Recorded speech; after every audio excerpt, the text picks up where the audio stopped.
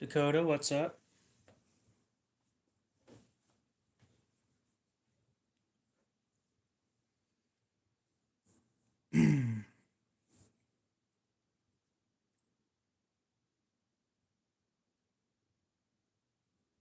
Let me type out a comment real quick and then we'll get started.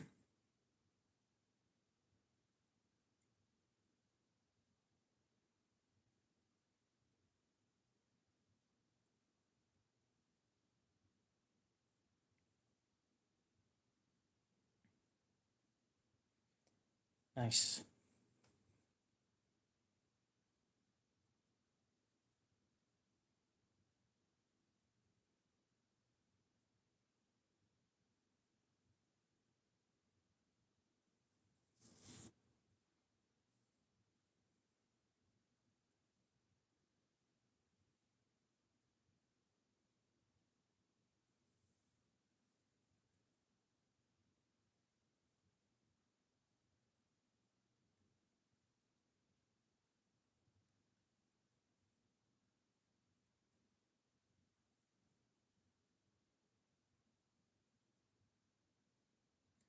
Damn, I really don't like I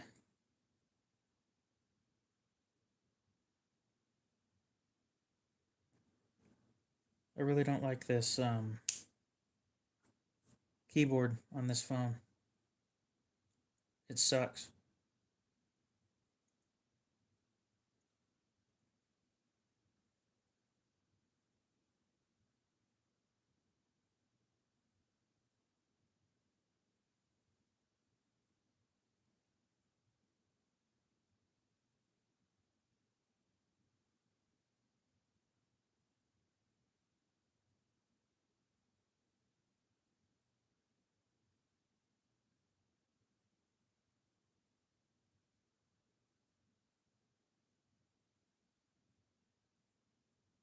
There we go.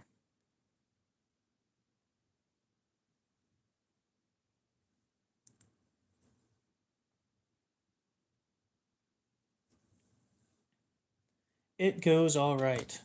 I got a new knife today. I have a feeling I'm not going to be owning it for very long, but I got a new knife.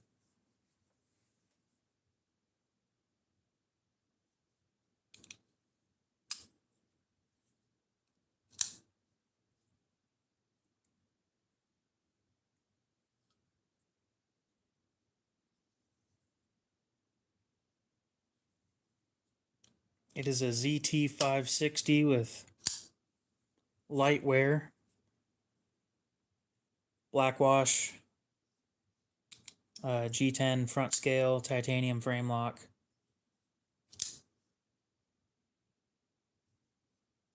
In LMAT. So we're going to take it apart to clean it first, which I did myself a favor. And yes, we will be sharpening that as well. I did myself a favor and loosened all the screws earlier, just to make sure that I could do it. So, weird thing about this knife, usually when you look at these compared to these, since this screw is smaller, it looks like this hole is smaller than this one. In this case it is. These are T10s. This is a T8, which, why the hell you would do that, I have no clue, but they did. Super, super special people.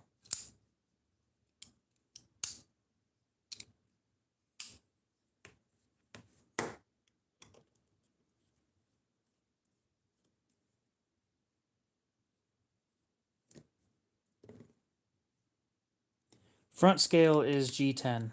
The backside scale is titanium. It is a large knife. It's heavy too. Coming up on, it's like an ounce and a half away from being a half a pound.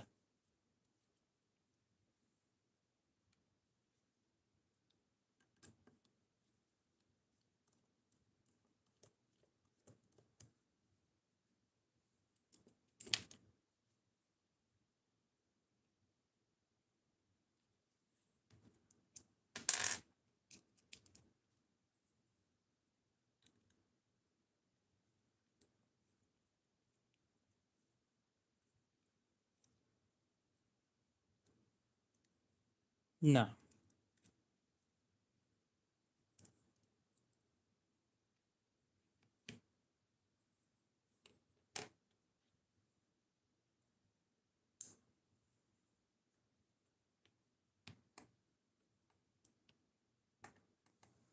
Where is my pry bar? There you are. Apparently it's magnetized too.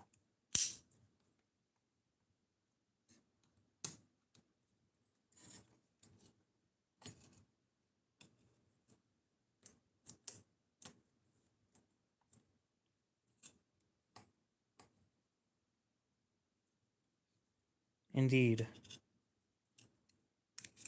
That's what happens when you buy used stuff, though. You have to clean it. Or you don't have to, but you know, it looks better when you do. Holy shit, those bearings are huge. The fuck?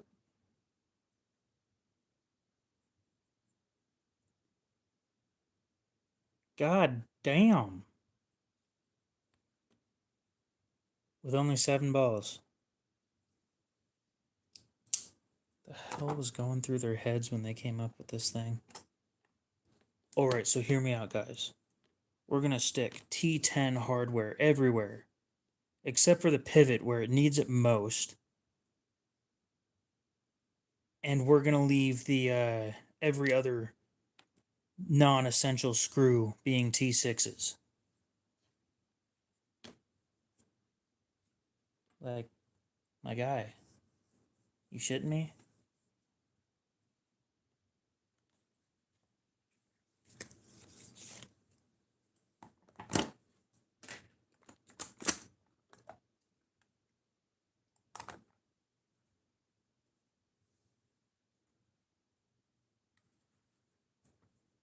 We're gonna need a lot of these.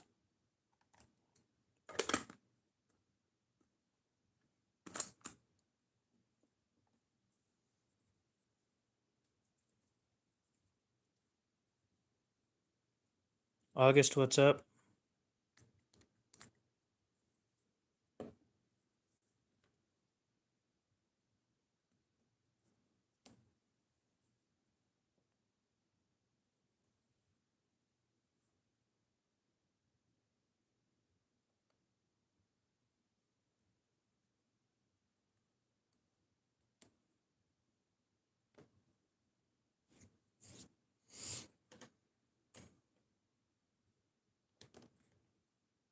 Is the 18 smaller than the 24?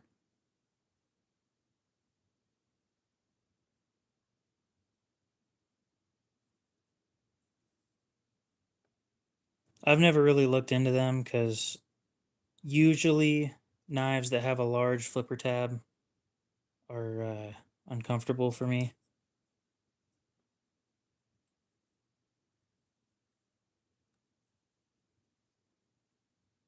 This one surprisingly wasn't that bad, but a lot of them are. Do you have blade length restrictions where you're at, or... Well, that's permanent.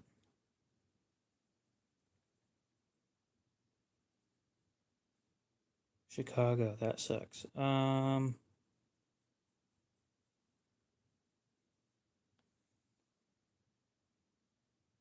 Honestly, I'm not sure. I haven't looked around. We can look around once we're done cleaning this, if you want. That'll be a bit, though.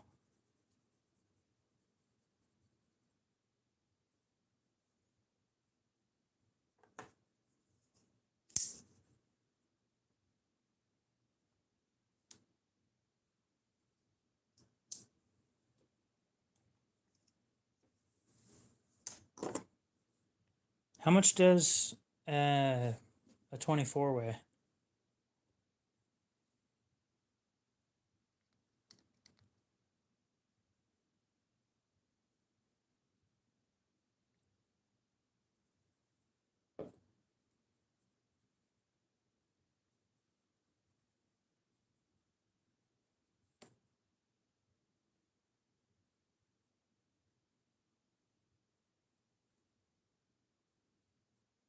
You know, before I send shit flying off the table,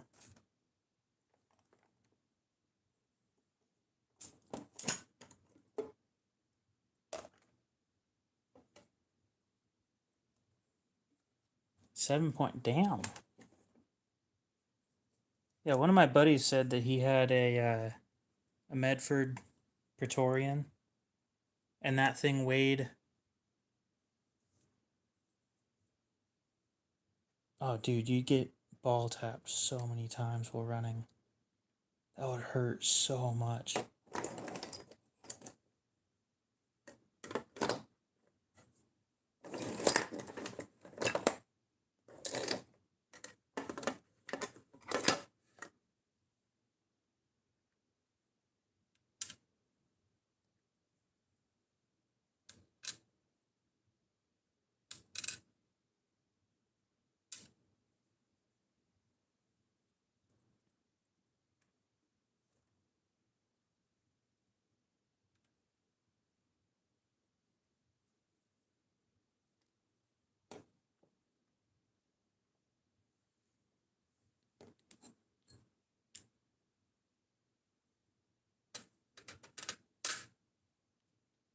I'm just tired of dropping shit. I dropped something last night and I pulled something in my back trying to pick it back up.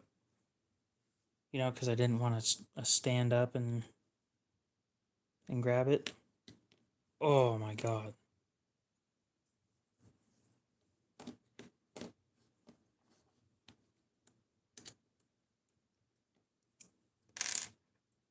Yep, sitting here cleaning the ZT. Getting it prepped for, most likely for sale.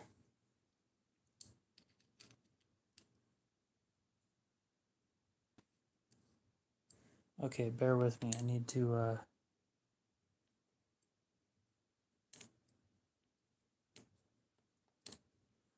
hello from America. The fact that it took me a second to figure that out is sad. Oh, there they are.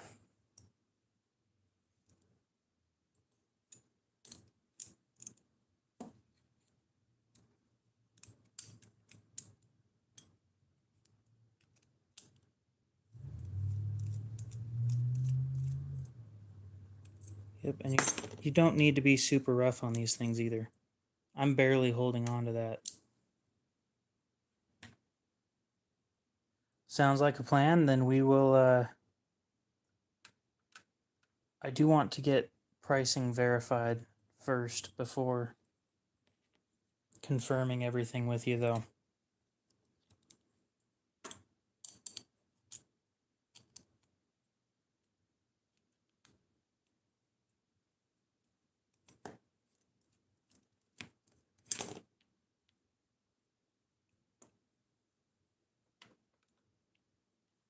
We will get this all hammered out once this is all clean and sharp.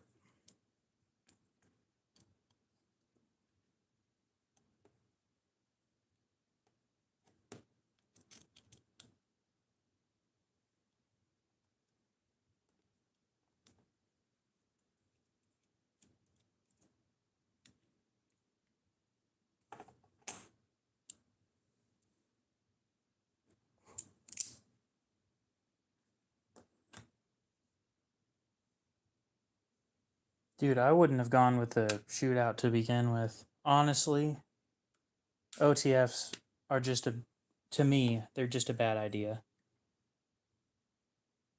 Well, now that we have all those off, we can just kind of... Lucas, what's up? We can just grab a microfiber and wipe all the dust off.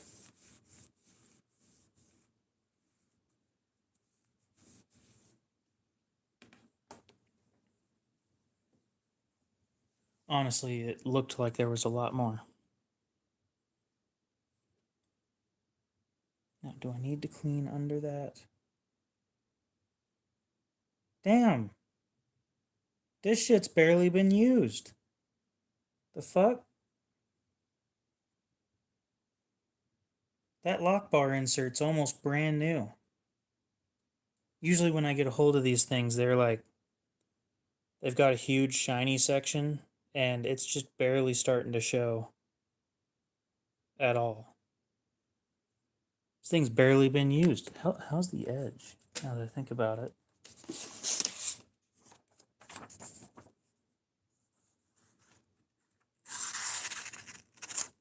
A little trashed up towards the tip. Damn. That's not bad. If it wasn't so damn heavy and expensive, I wouldn't mind keeping it.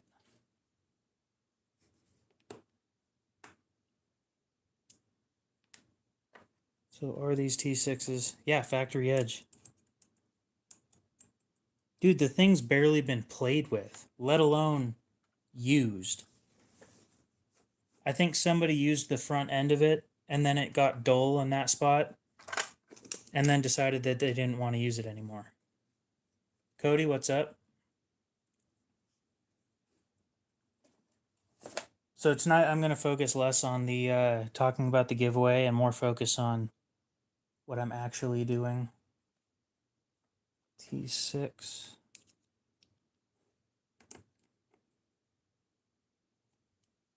Okay, come on now.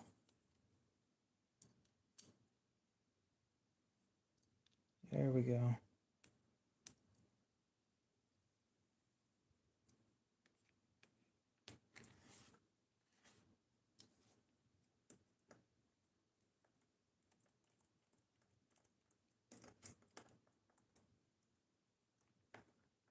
Honestly, if I get lucky,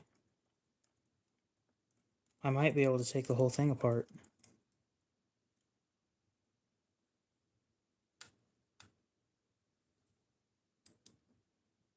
This right here is the one that I'm worried about. And that one, but this one more than that one.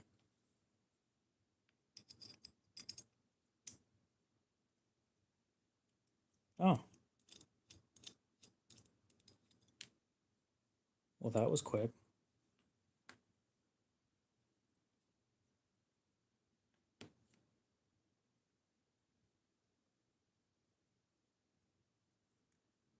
Well, shit, if that's going to be that easy.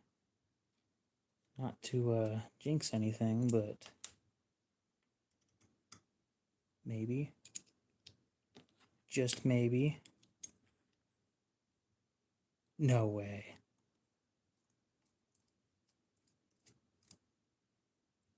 Dude, that is... Oh, that's so nice.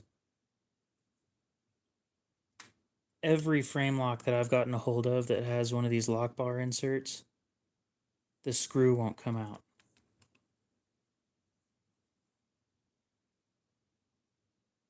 Now, I don't think I'm going to be able to pull this thing off.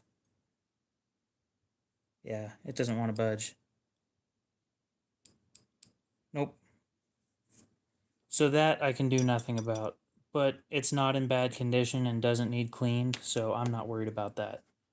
What I'm more worried about is dust that gets in under these screw sections.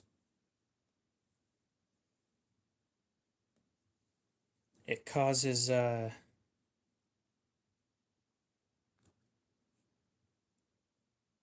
clean freaks to be annoyed. It's not any actual issues, but a little bit of discoloration on there.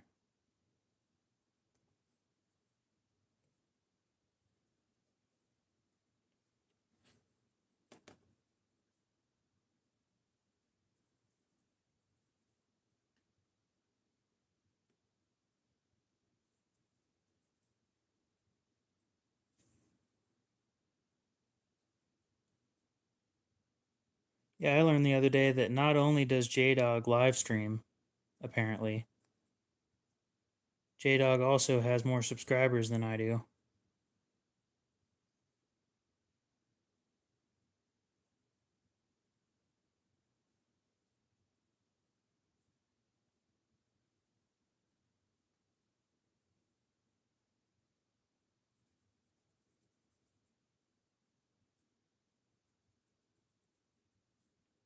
Yeah, other than some light scratches on the blade and the front edge of it being dull. This thing's almost brand new, if not actually brand new.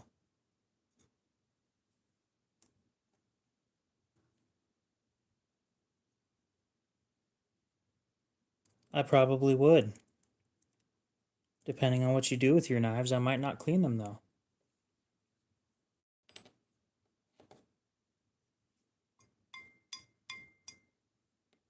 That makes fun noises. Okay, we'll set that aside because it is finished. Yeah, so what I haven't told you guys about because it's not important, but oh, it scared the shit out of me earlier today. I bought this thing, right?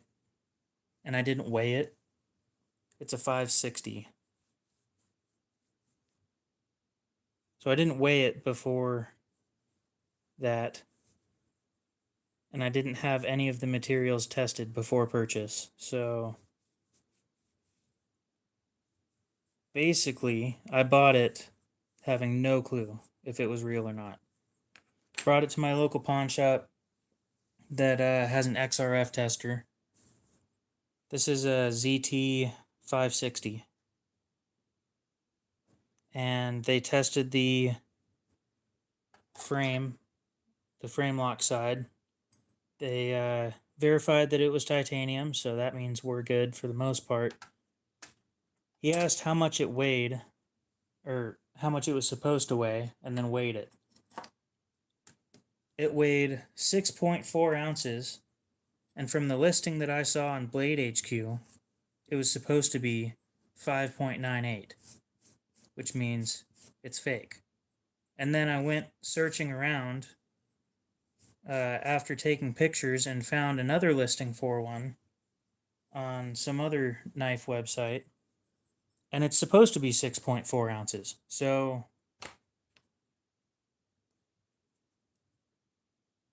yeah, but I looked at all the things that I could have looked at, and it all looked good. So next time I'm definitely just going to say, let's meet up at said local pawn shop and get things all worked out.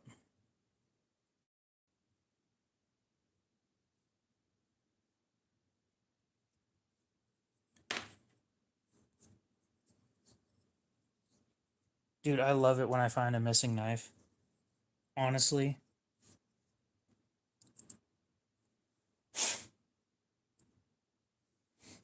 A knife that's been missing for like months, and then out of nowhere you're just like, no shit, that's where I put it.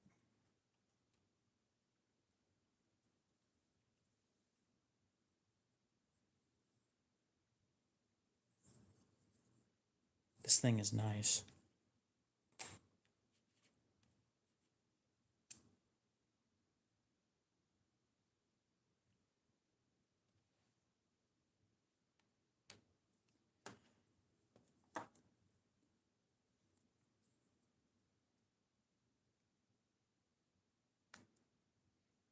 So I'm a little different. I always stick them in my pants pocket so that I don't have that problem.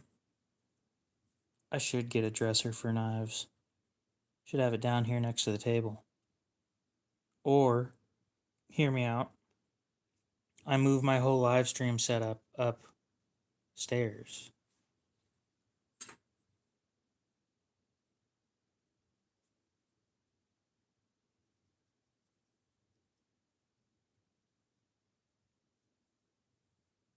God, that would be cramped. My room is not that big.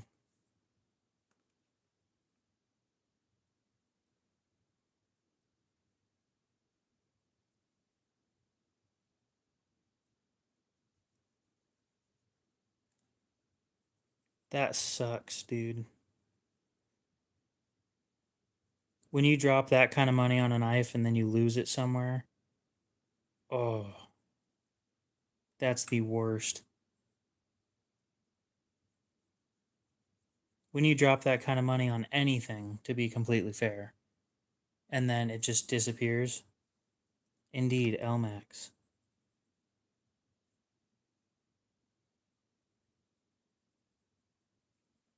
I mean, considering this thing came out in 2011, it was the good shit back then.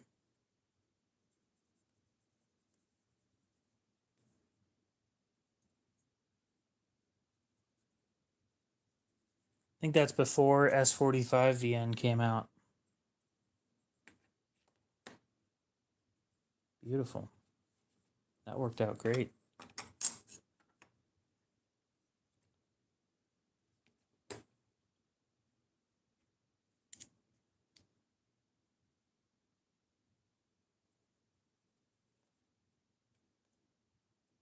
Yeah, so that's when you carry a neck knife.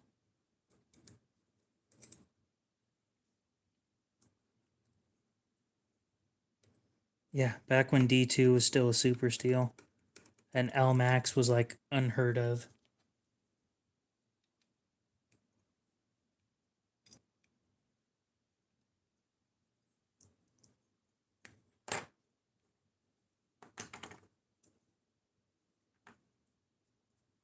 Stick it over the coat.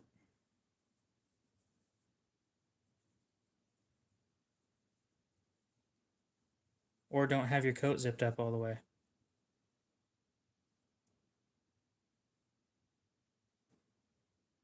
I like videos not typically because I actually like the video, but more so that I remember that I can come back and look at it. Appreciate that.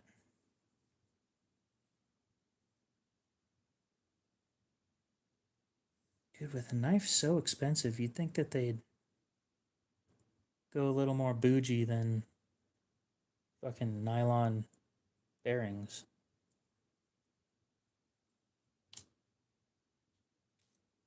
Ooh.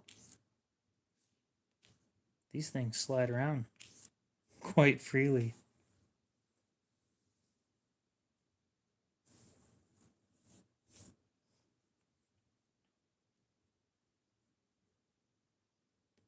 Nah, I don't know what material they are. They feel like nylon. So I said nylon. I know what Delrin feels like. They don't feel the same. Skiff wasn't around back then. Dude, that would mean shit. I'll bet you everything back then was it might be Teflon, but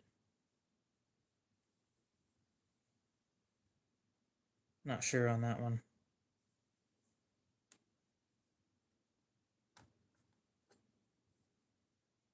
I'll clean off the blade with all that crap that's on it. When dust gets wet, it likes to stick to everything. Except for the thing that you're trying to wipe stuff off with. So, top recommendation, wipe this shit off while it's dry.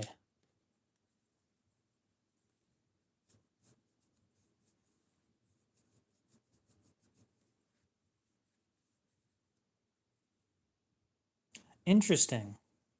I just noticed that. This has a cutout on one side of the blade, but not on the other.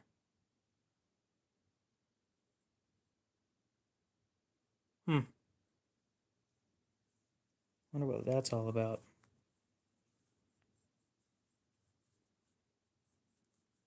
Oil. Just a little bit.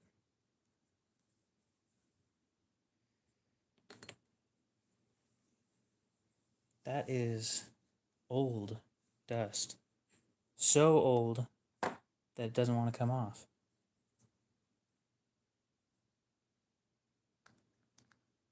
Yeah, this was released in Blade Show of 2011. That's when it was announced and shown off. Oh, probably.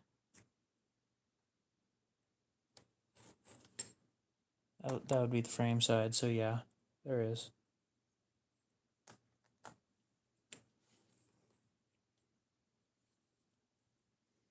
I don't.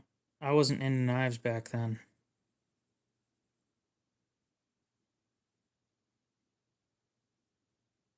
I was 9.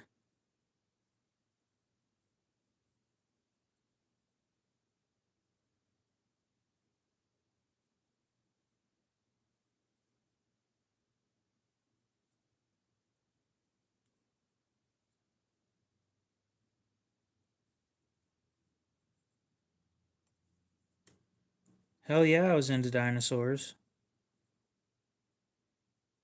Dinosaurs, Legos, the shit back then.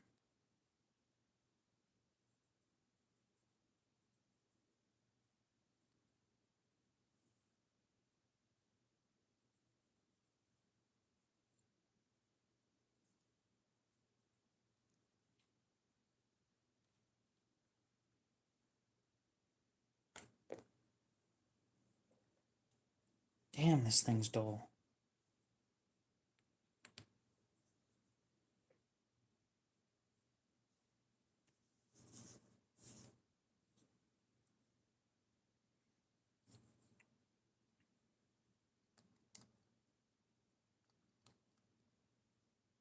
I have no clue what this stuff is heat treated to.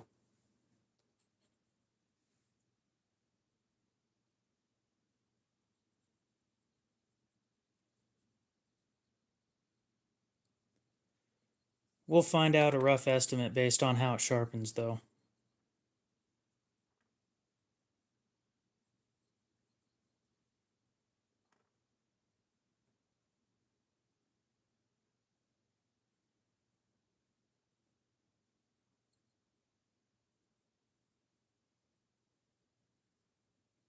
This is mine at the moment.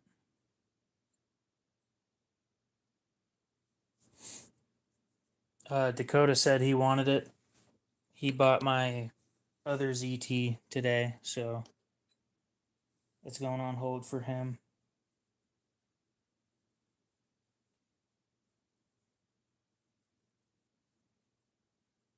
When I cleaned the Arius, that is still somebody else's. He wants it sold, but it's kind of hard to sell something like that when apparently the knife market isn't doing well.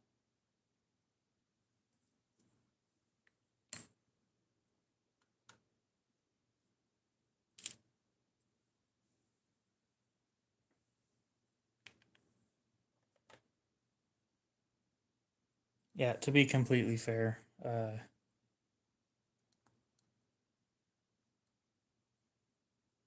the world is indeed suffering a little bit.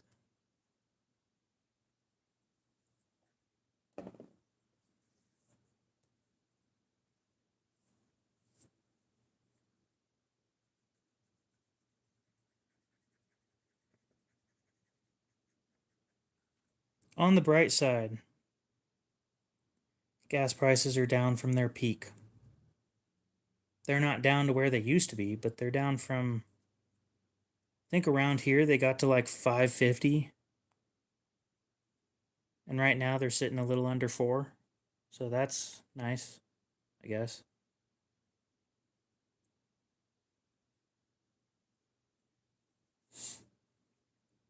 Nope, 560 blackwash.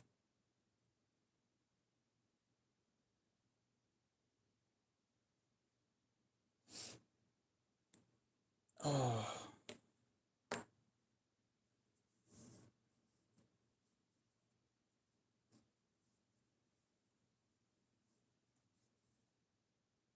No, but you'll drive less, or I'll drive less, depending on how much gas costs.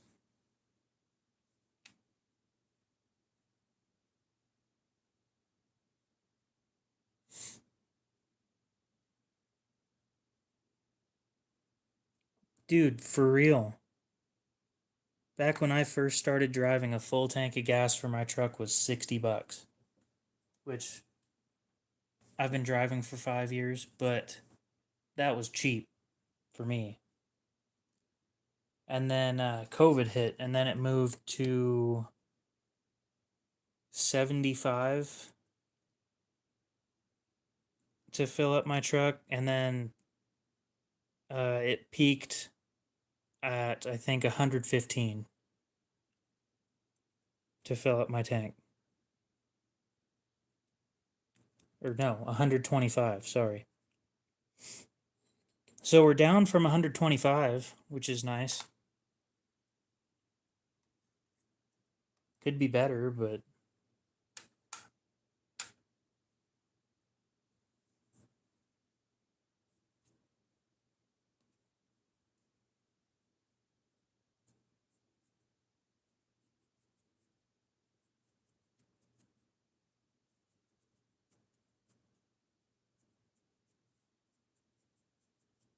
Yeah, mine's 26, so.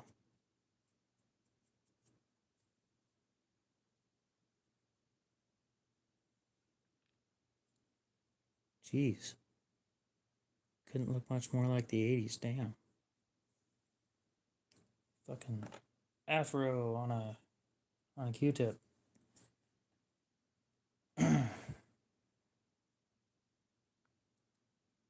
Yeah, so mine's a small block Chevy, so at least it's not like the worst mileage, but it is so much less than an LS.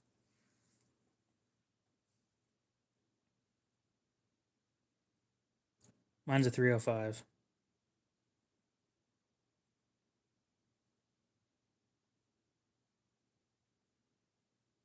So I got displacement, right? I got a 5 liter with no power and shit mileage. So I got the best of both worlds.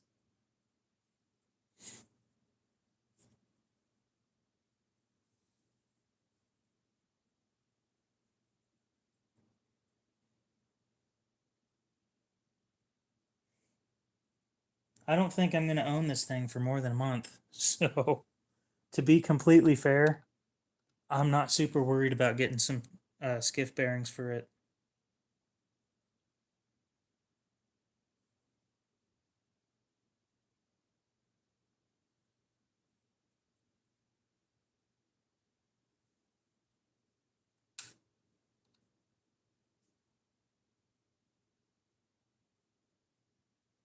Yeah, mine's a 96.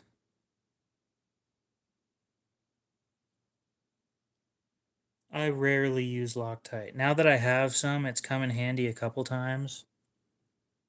But it's mostly on the knives that the pivot backs itself out. Yeah, mine's a Silverado 1500. 2-wheel drive. It is literally the step up from a work truck.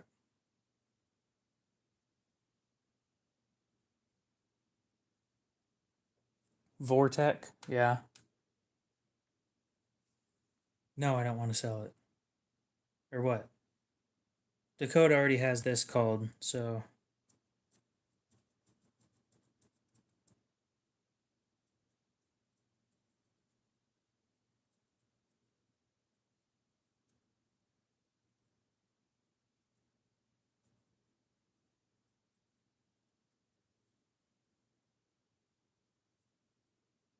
Screws backed out.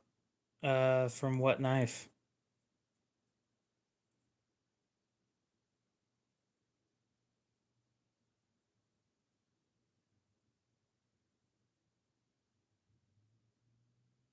Mine's been through me as a teenager.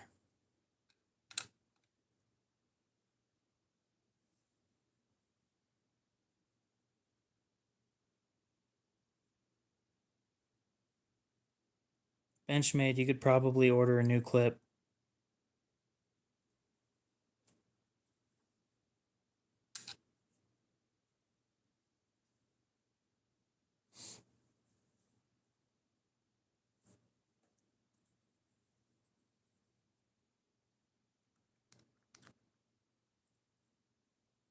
I think I owned mine a couple months before I started driving.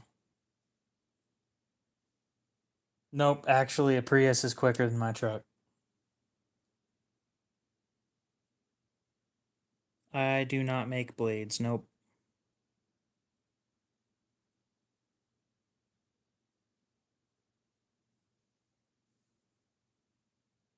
Yes, I plan to sell this knife.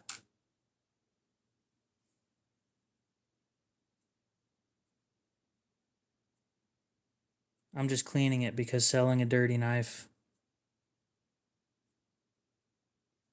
isn't what I do. Also, because it gives me something to do on these live streams where I have nothing else to do.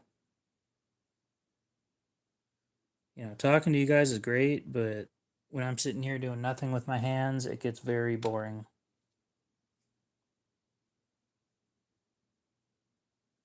I'm going to sharpen it right after I'm done cleaning, so you want to wait a minute.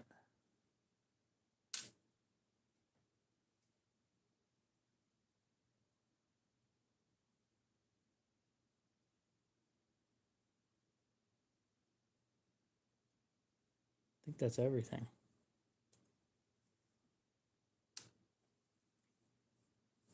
And off we go putting this thing back together.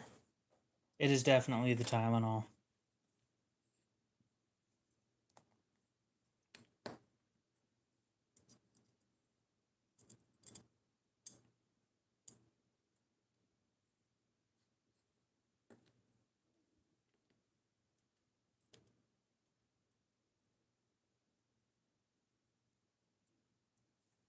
Yep. The only knives that I don't clean are ones that I can't take apart. And there are very few of those. One of them is the Terminus XR. They use T6 pivot screws, and I'm not able to take those things apart. This blade is fucking heavy. Damn. Picking it up from over here, and it's leaning that way.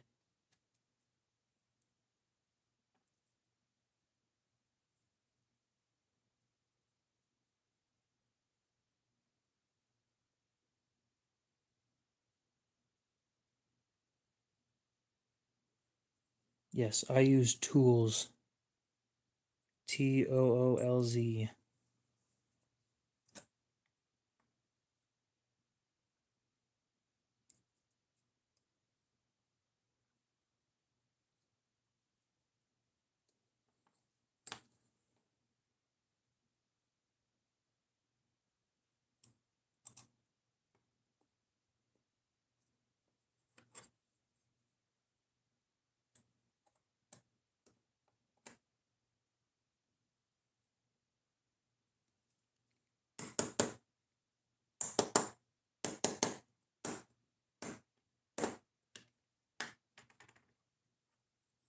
Yes, that works too.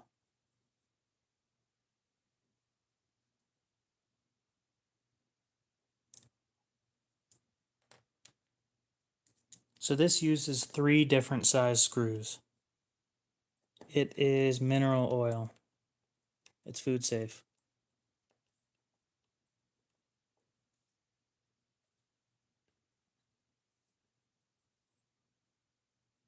So the pivot is a T8.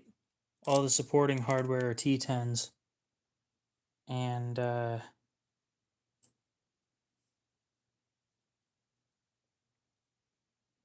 what else? And the pocket clip is T6.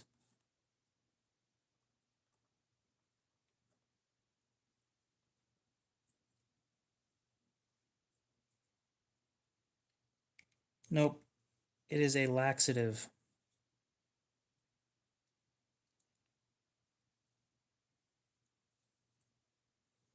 It is food safe, but in large quantities it will make you shit yourself.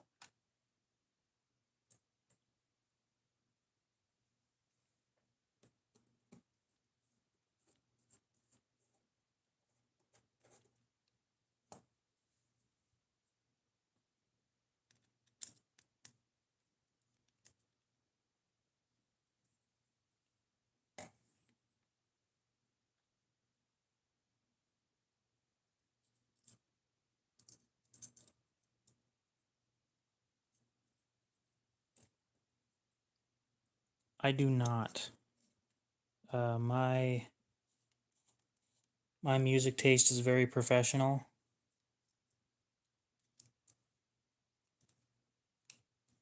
It has a lot to do with screaming and yeah.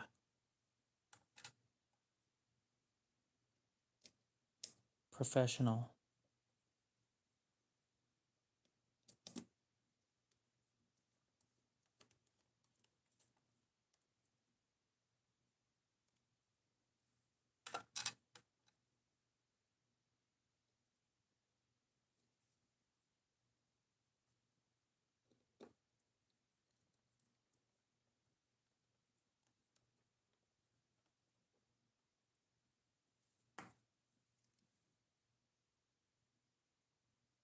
Interesting.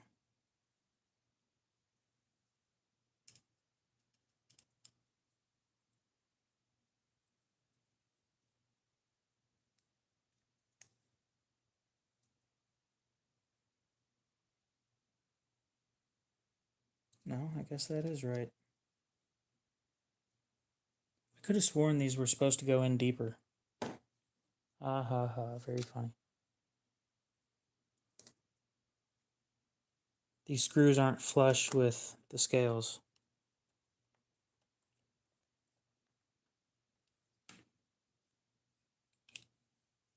That's loose. Got to be careful so we don't smack the edge up against the liner. Really don't want to do that.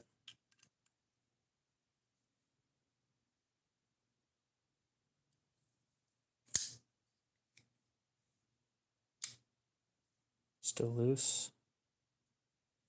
Sitting off to the right, so we'll tighten it until it's sitting in the middle.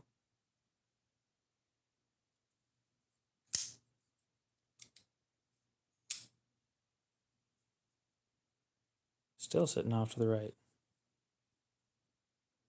Yep.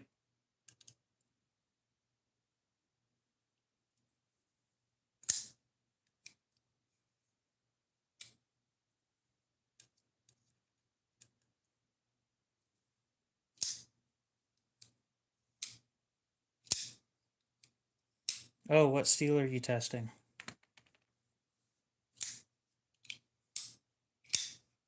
Oh, dude, that thing is smooth.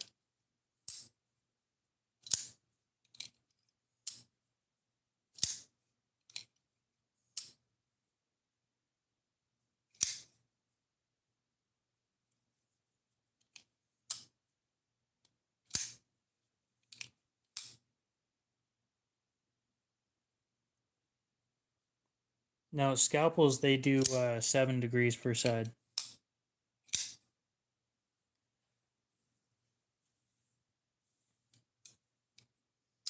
Dude, this thing's so much smoother than it was when I got it. Holy shit.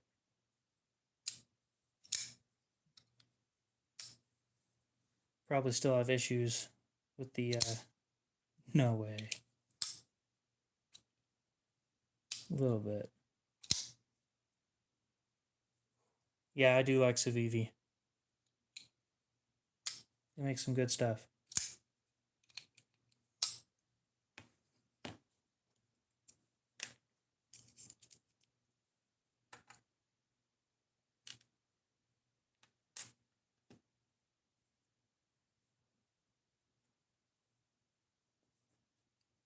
Whoa, whoa, whoa, whoa, whoa, wait a sec.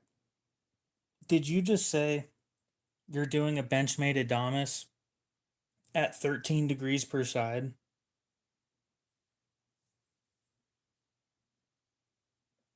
Holy shit, dude. Oh my god. That bevel has to be huge. Well, I didn't realize he was doing it on an Adamas. That's insane.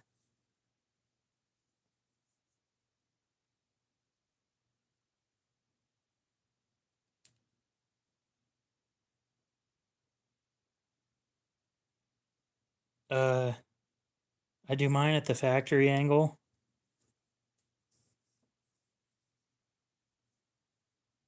How far up the blade does it sit? Like, so this one's a mini, but what's it sitting up to? Like this?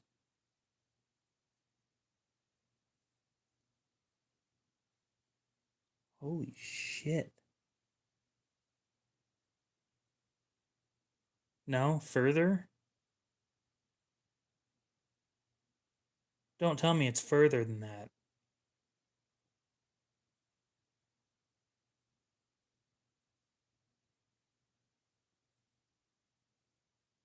Oh, okay. So, like, double the factory bevel, maybe? That's still a lot. Damn.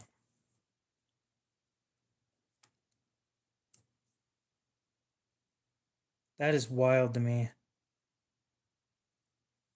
I wish you luck in your testing, but that apex is not going to be stable. That was a mini Adamas that I was showing.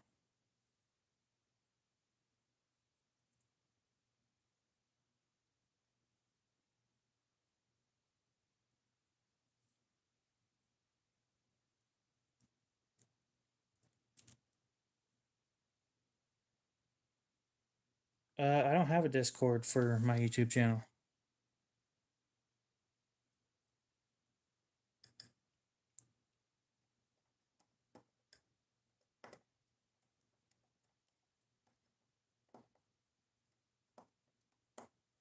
I should build one, but I haven't yet.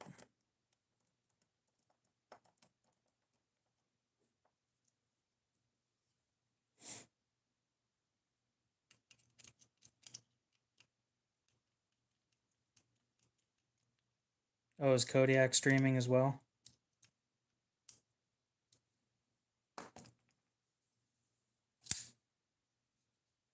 Oh, dude, this thing's gonna be a beast. I already know that. In LMAX.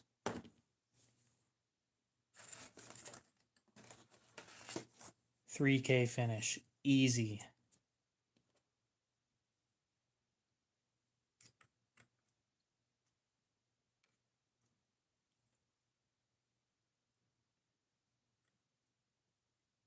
You fillet fish with an Adonis.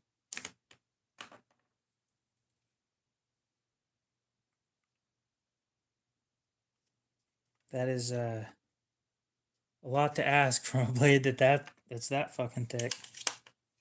God damn.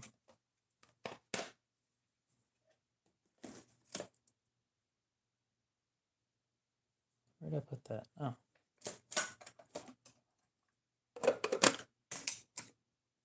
That worked out well. 10 out of 10 would do that again.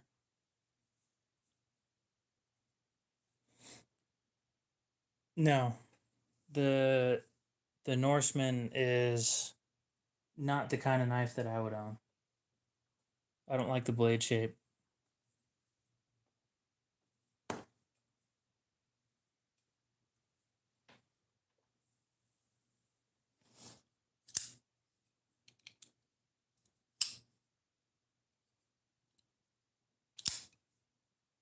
You got to hold it in a specific way to use the thumb studs. You have to keep your hands or your fingers off the frame lock.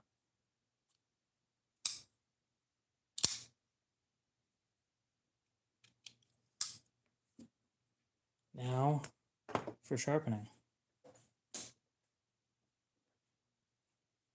We will start with a proper sharpening. Oh yeah, this thing is smooth.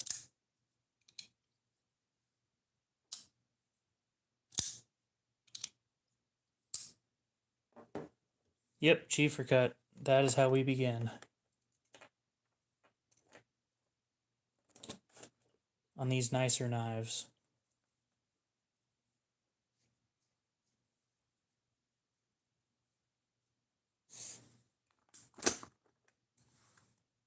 So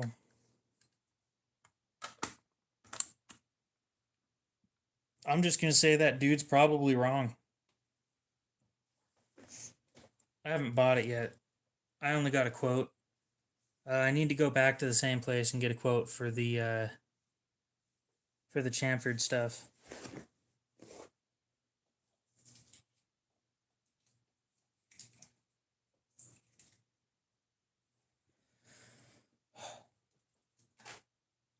Favorite brand at the moment is Spyderco, but this thing is it's getting me interested. Yes, China has some good knives. My carry today was made in China. Titanium S35VN. Nice and smooth. 113 bucks.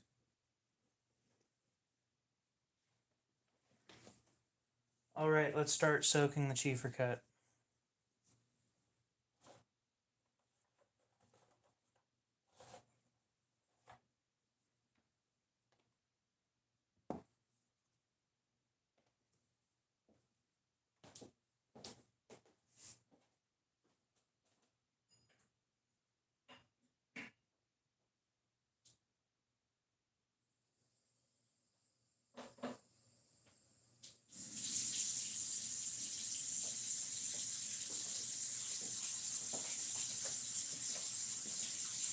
here pretty soon that, hey, you should flatten your stone thing isn't going to be a suggestion anymore.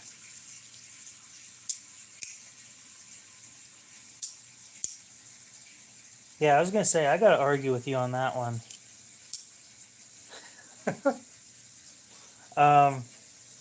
There's a lot of those higher hardness, higher vanadium steels that just won't take anything from a natural stone.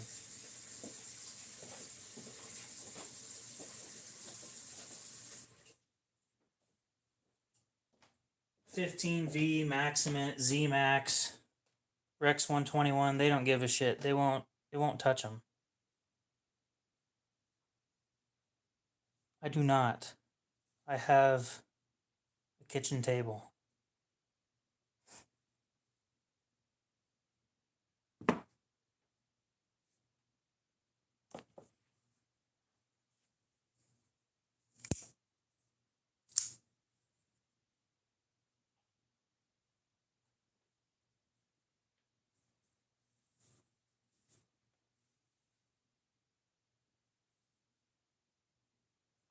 Yep, we're waiting for a stone to soak, and then we're gonna start sharpening ZT.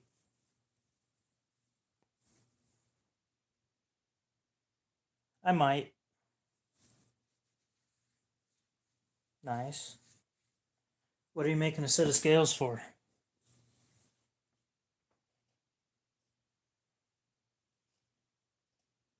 If there are any small brands watching, I just thought of this.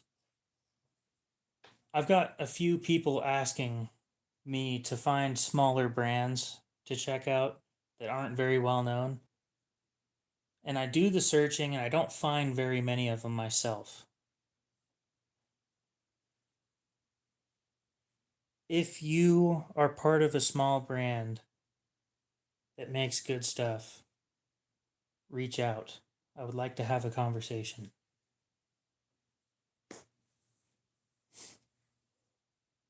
Yeah, 14C is fine. It depends on the heat treat, just like everything else, but I don't think I've ever gotten 14C with a bad heat treat before.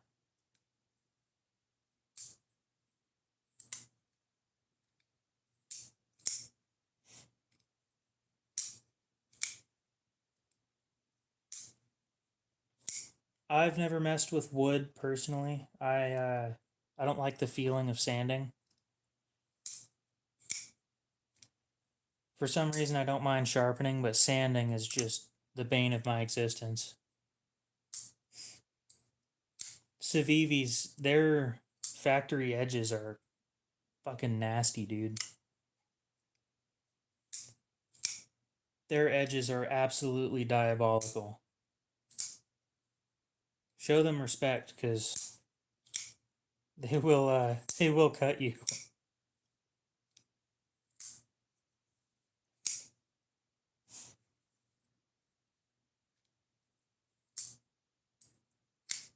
Well, I'll see what I can do to find another ZT. That one was just on Marketplace, and I was lucky. The dude just dropped his price today, and I went and snatched that shit up as soon as I could.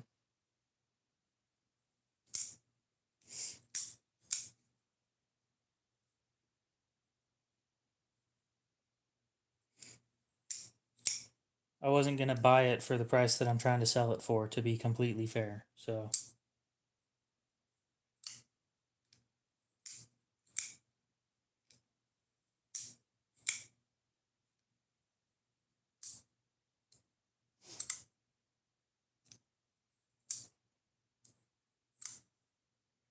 So I don't finish on a stone. I don't finish on a diamond plate anymore. I've started finishing on diamond lapping films, and those things leave the cleanest, most premium looking edge for the price that I've seen in a while.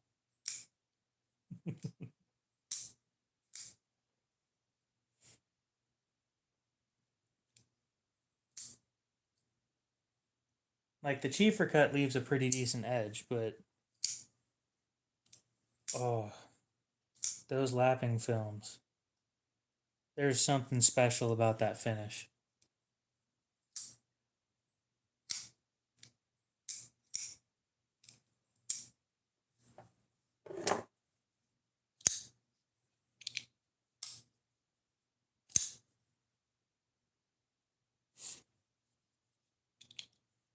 Well, let's get some stuff out of the way so that I can actually sharpen properly.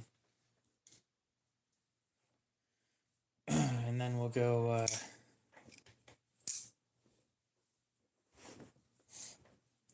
grab the stone and get going.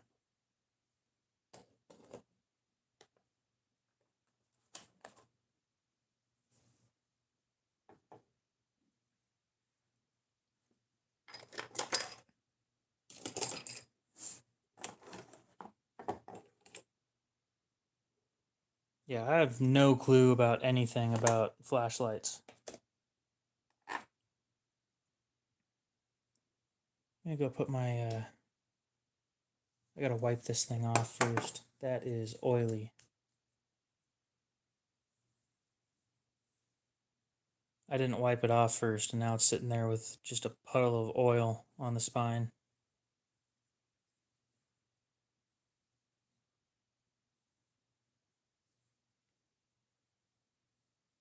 I don't need oil everywhere in my case. Yeah, it rained really good last night, and sitting here in the house, humid as hell. It was bad.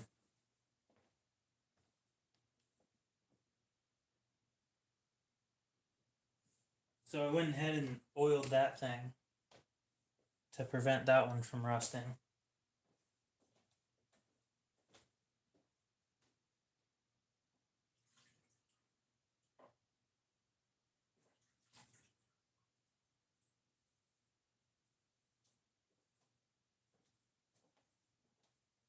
Yep, this is starting to be to the point where it is no longer a suggestion that I need to flatten it. So I do appreciate the reminder, Aiden, because I need to get that glass pane sometime soon.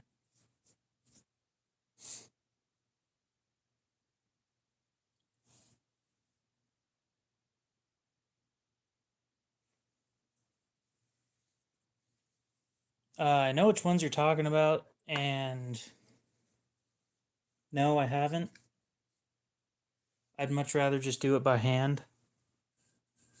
I've said it before, I've developed this skill. There's no point in not using the skill that I have developed.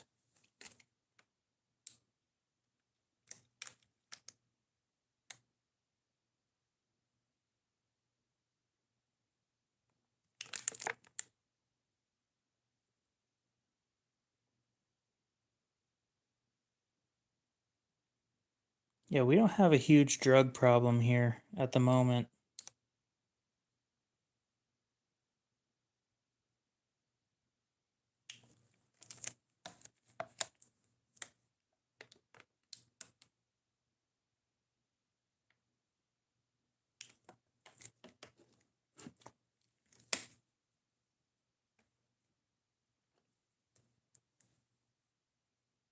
Here for just a second, I'm going to look something up real quick.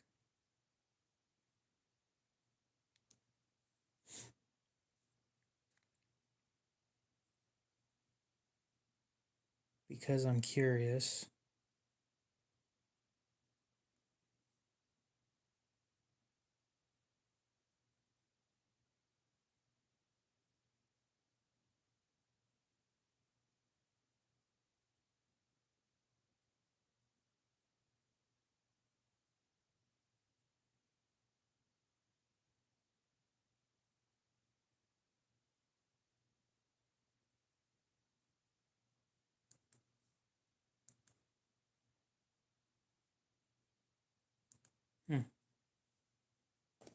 Okay, where were we?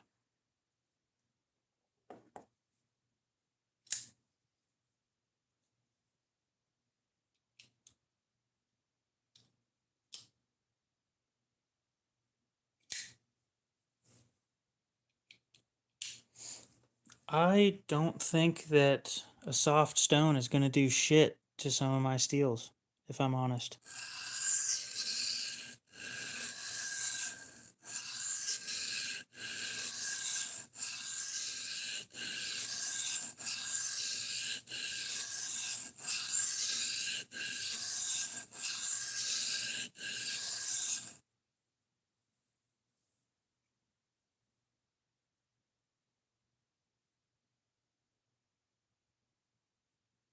Oh, that edge is beautiful.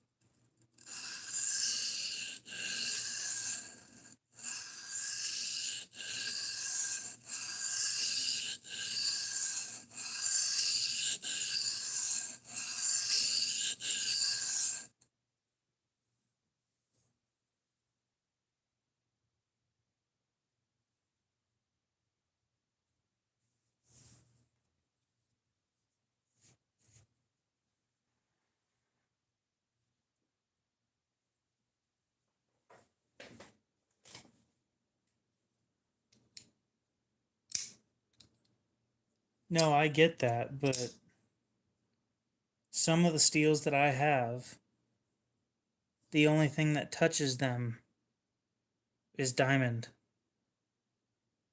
Burr removal doesn't even happen with, well, to be completely fair, I don't have any natural stones.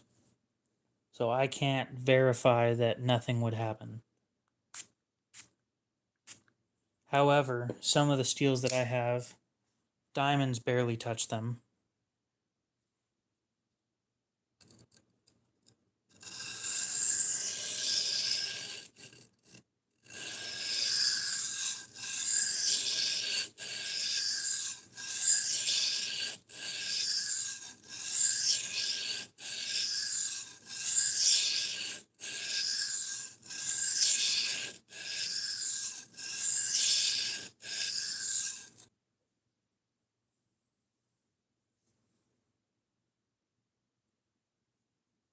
And I do completely understand that we are talking about burr removal, right? I do get that.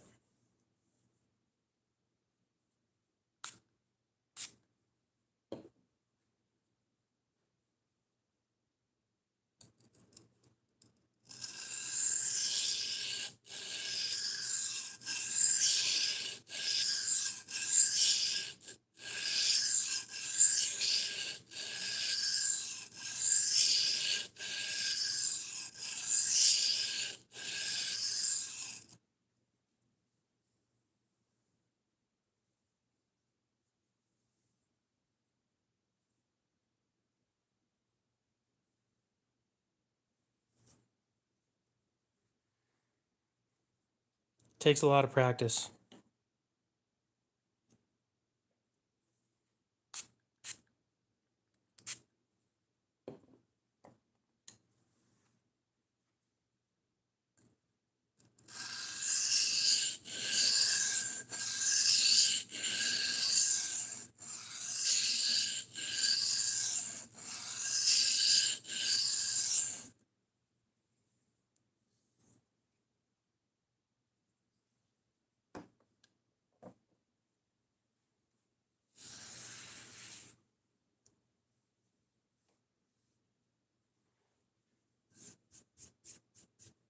This has diamonds.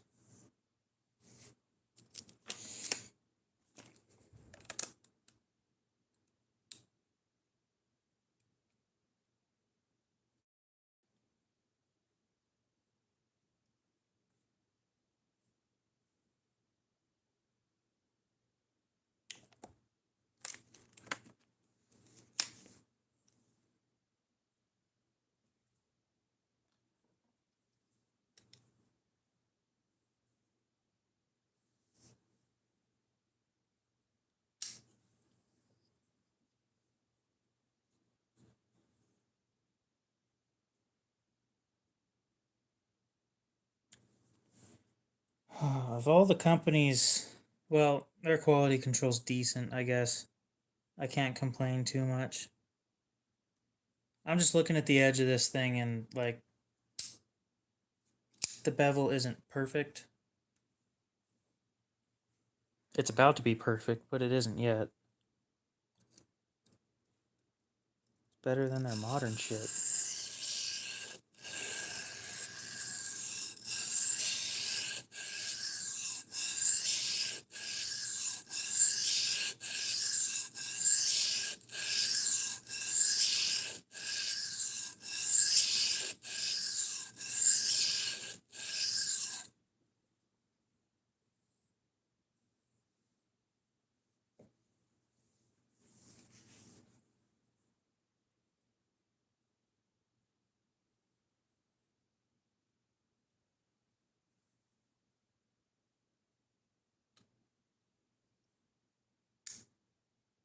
There's a slight recurve on one side. The other side there isn't, but on one side there is.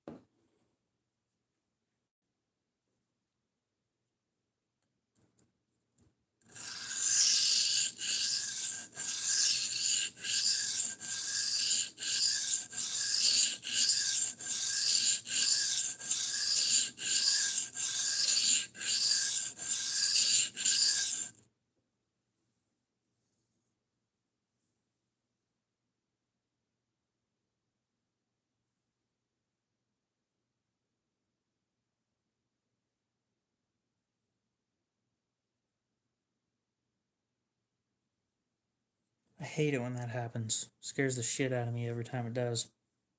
My hand slipped slightly and I just about completely fucked up the blade.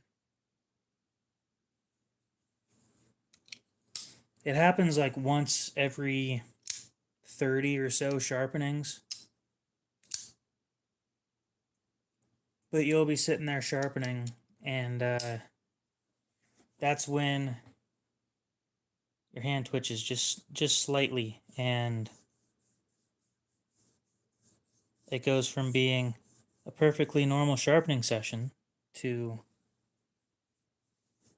oh my god, I just about completely ruined. I had that happen once. My thumb twitched, and I lost grip on my thumb right here, and then it just flat and went a full pass all the way down the. Oh, I was pissed. It was actually my first knife in Magna Cut, too. I was not a happy camper.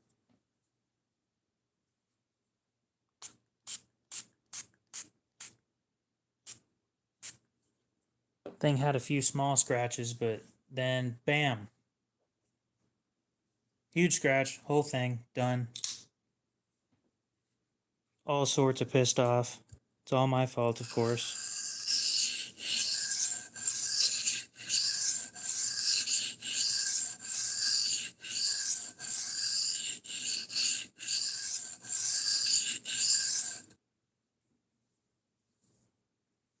I haven't had an actual incident happen since then, but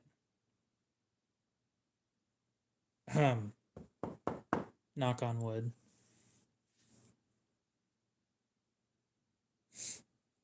But still, every time that I get one of those slight twitches, oh my god. Because it's only ever happened on the expensive knives, right? If it happened on something that was 30 to 40 bucks, I wouldn't really give a shit, but it's always something that's like 150 plus. It couldn't be anything cheaper.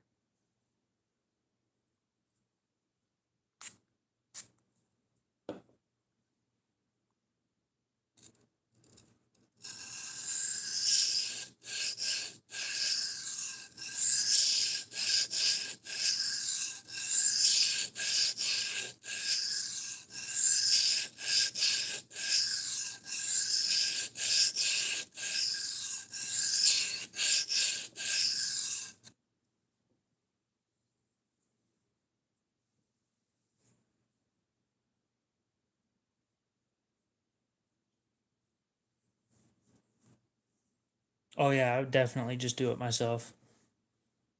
It takes forever, and it sucks to do it, but the one time that I did it on this one, I left a gouge in this thing, and I was not happy, but it happens. There's small scratches, but the gouge is like, I don't know if you guys can see it. Right there, that black spot right there. That's a gouge. I can feel it too.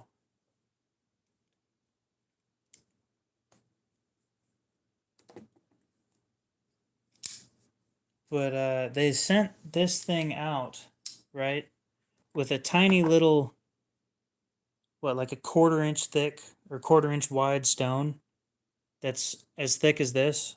Okay, a quarter-inch long, this wide, and about a half-inch thick maybe. And they expect you to dress this stone with that thing. Are you shitting me? That's my only complaint with this whole system is that. I'll show you the thing if it's in here.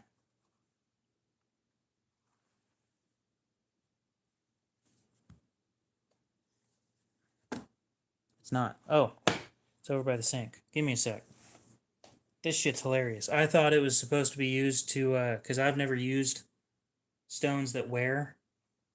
This is my first stone that actually wears. And when I got it, I'm like, oh, cool. A little thing to remove burrs. I was wrong. Never used it for that, but it's more useful for that than anything else.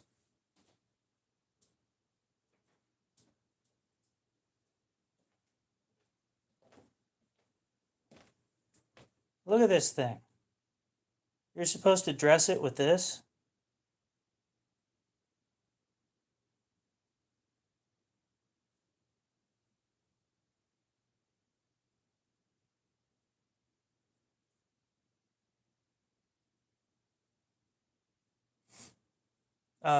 Took 45 minutes to dress it or to flatten it, and I still didn't get the gouge out.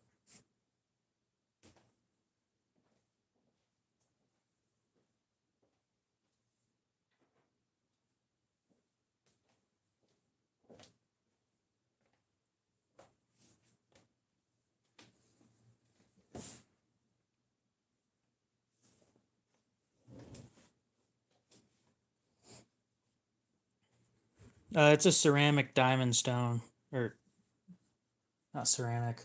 What's it called? Vitrified diamond stone. It's kind of the same thing as ceramic, but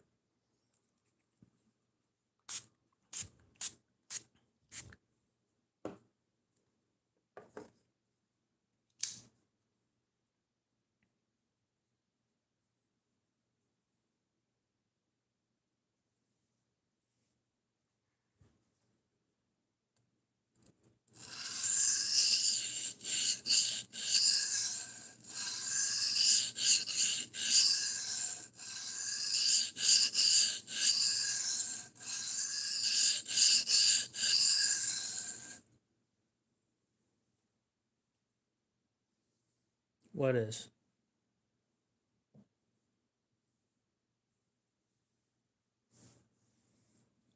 One grade up from zirconium? I don't know what you mean by that.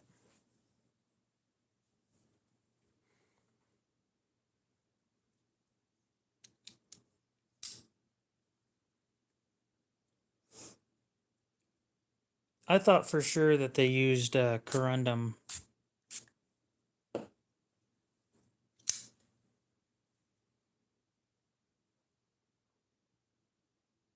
It's $100.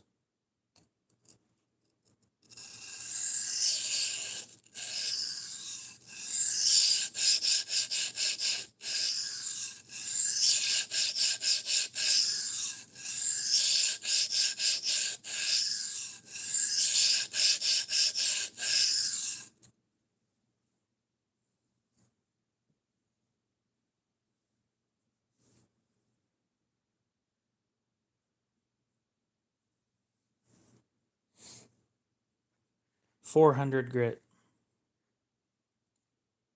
Oh wait, 20,000 grit what?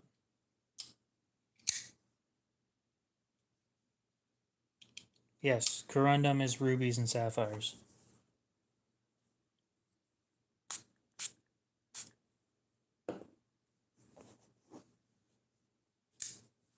No, you spelled it close enough. People can sound it out.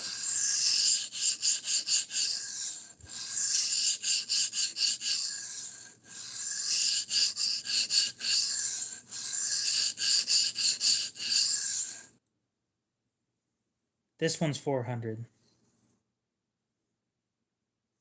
We're doing a slow reprofile on it. If I really wanted to rip material off, I'd move over to the 140, but I don't need to do this quickly. Yeah, one of my subscribers keeps telling me to try that out, but I don't have an overly flat surface to do it on yet.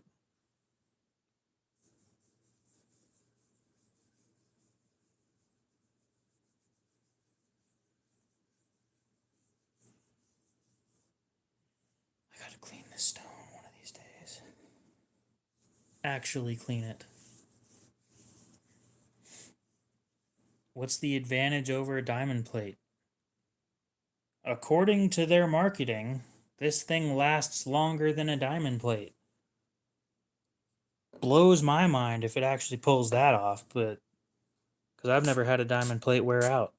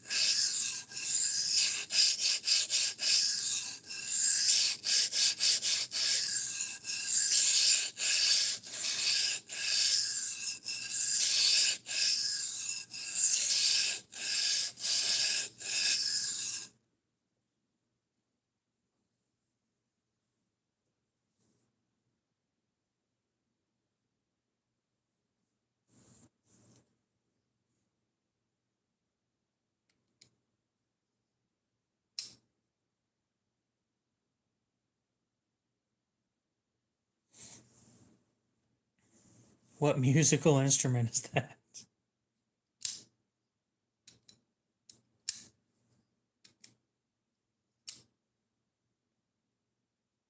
All right, you're going into timeout. We'll see you in a minute.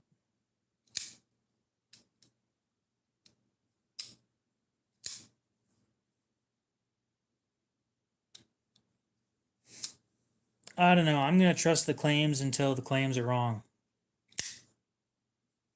I'm not going to repeat the claims as if they're true. I'm just going to, just trust them until it's not true.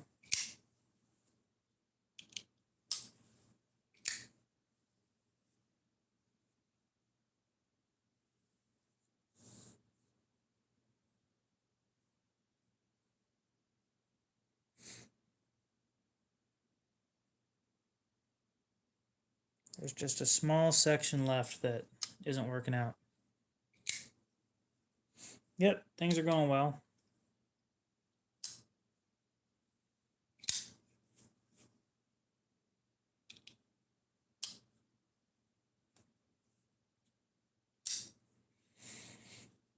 I can't speak on that because the leather that I use is made from what was supposed to become a belt.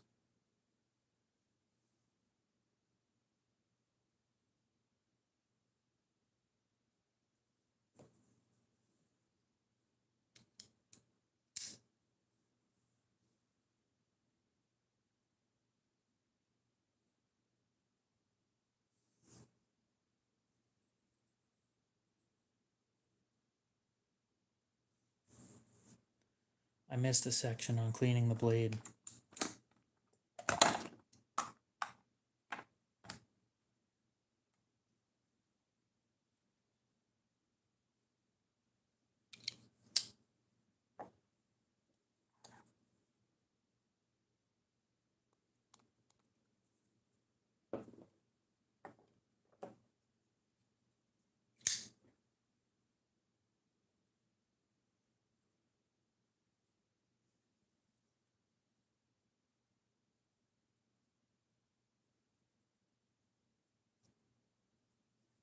There we go. That's better.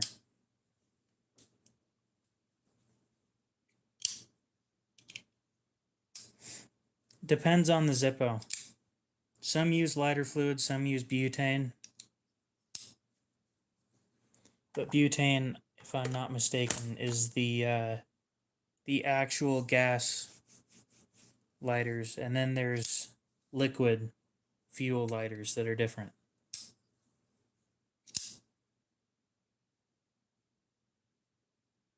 Oh, I go in both directions. Takes a lot less time.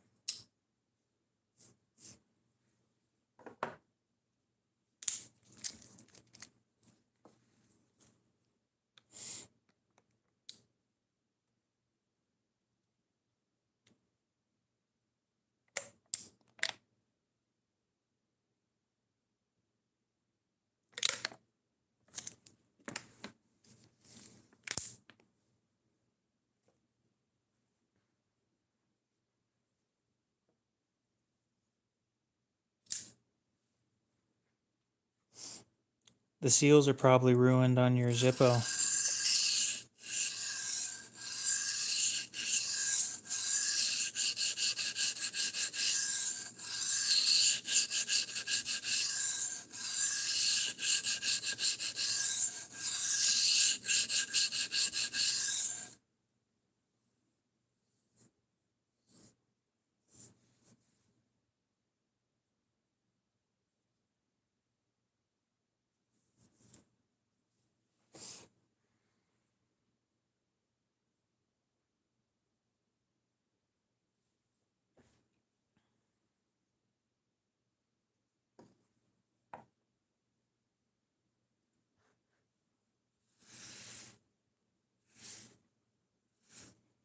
I don't know anything about the topic.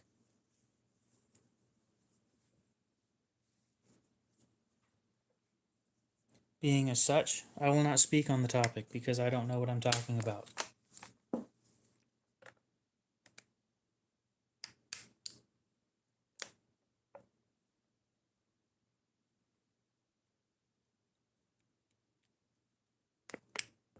Yeah, when I'm done, this thing is definitely getting a good rinse.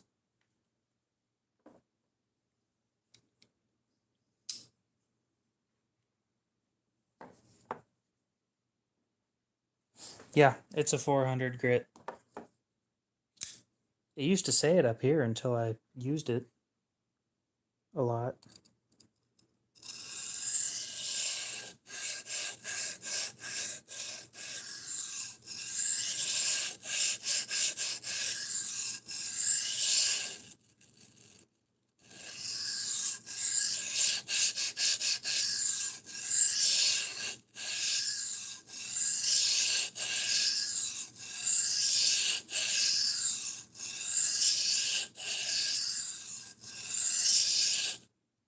It's fine for you guys to talk about Zippos. I just don't know what you guys are talking about.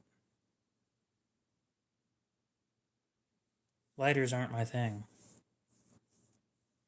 This is your chat. I'm not sure about that. It's my channel, and I'm sure about that one.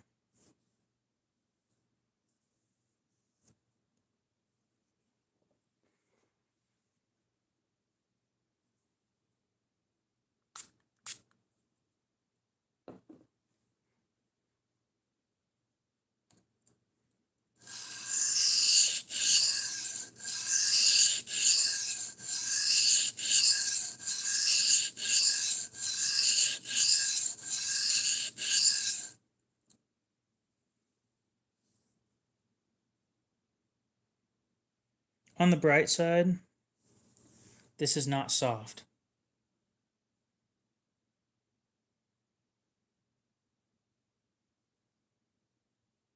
So that's a good thing. It's not a low hardness steel.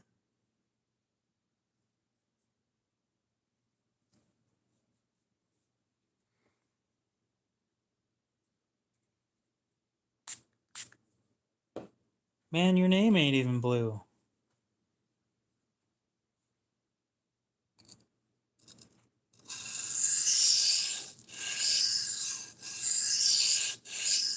Let alone yellow.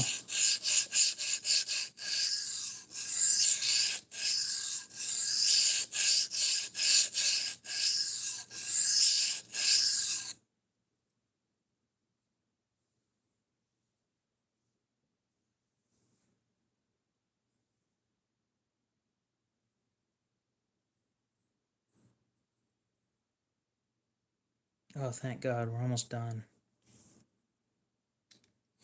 Yeah, but the wrench emoji's wrong.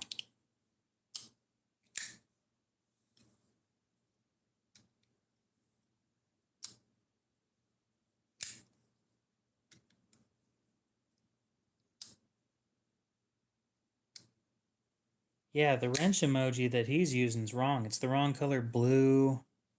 It just doesn't look right. Bobrick, what's up? How's it going? I don't know what to tell you, man. The dude definitely doesn't own the channel. Yeah, can you take his wrench? Just hold it for me so that he doesn't have it.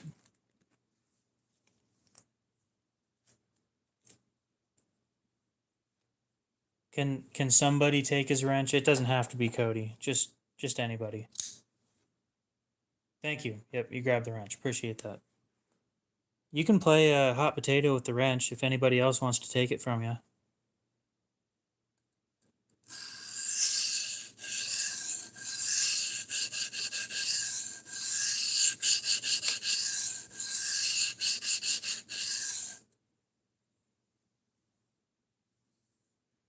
Look, if other people are going to troll me, I got to troll them back.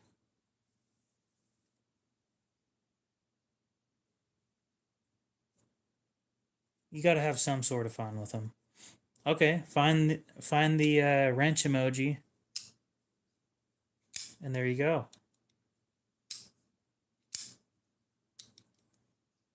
Oh, Cody threw it. Somebody else grab it. Don't let not sure grab it again. Oh, thank you. Appreciate you getting that, Dakota.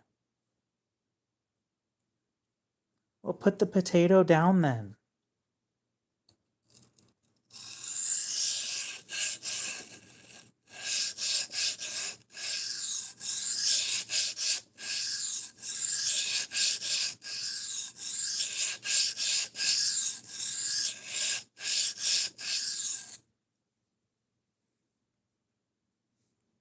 B, that's a spoon.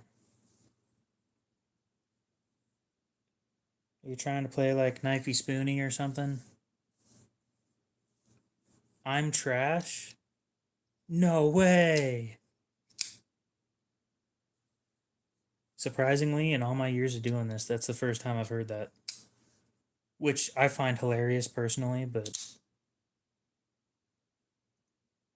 doing this for as long as I have, you'd think you'd heard it before. I was gonna say that's unique, but I was right. That was unique. Congratulations.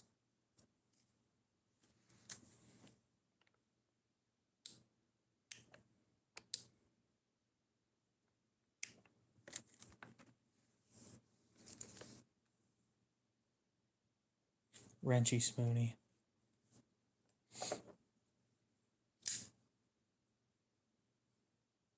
I swear, Knifey Spoonie was just hilarious.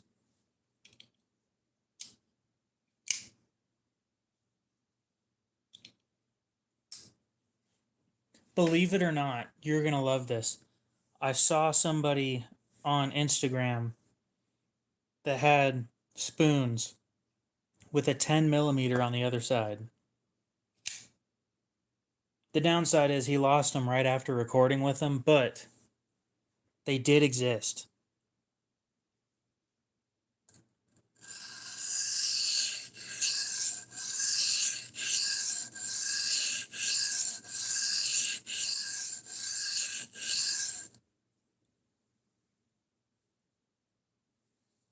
No, no, no, no. It has to be an actual wrench on the other end.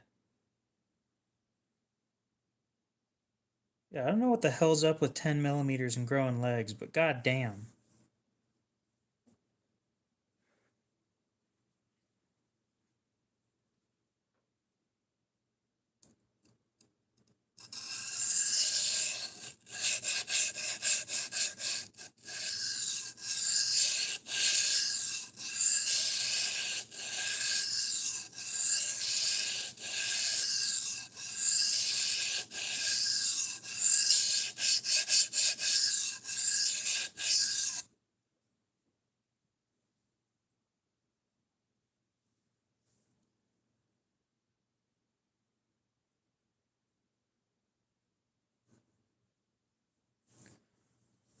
Oh my god, we're so close.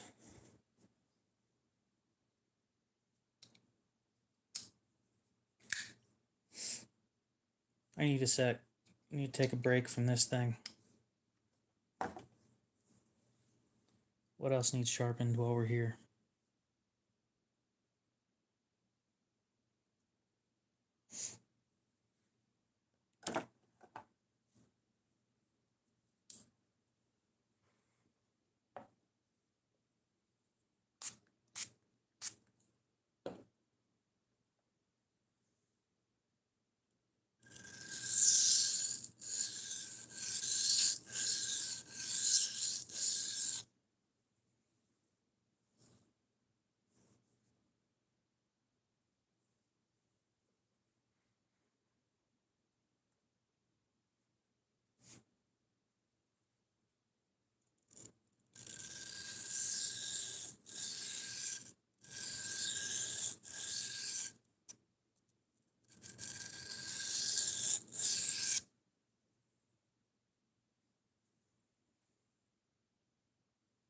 At least all the rust is off this thing now.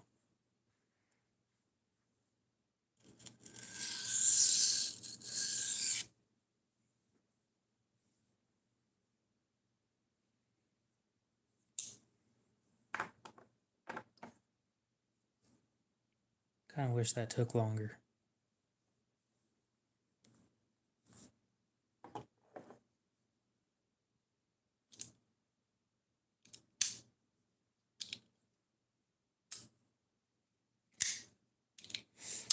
It's bananas. Oh my god.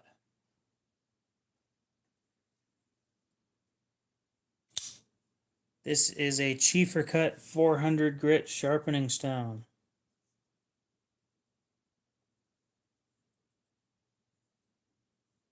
I'm working on sharpening a ZT.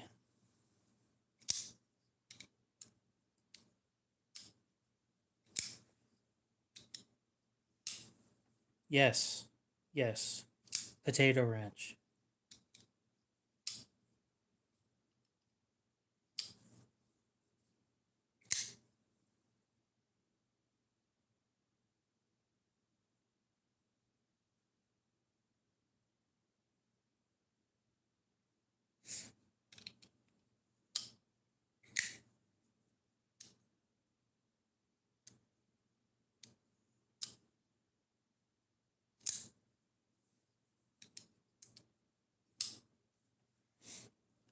Be right back. Everybody go get some water.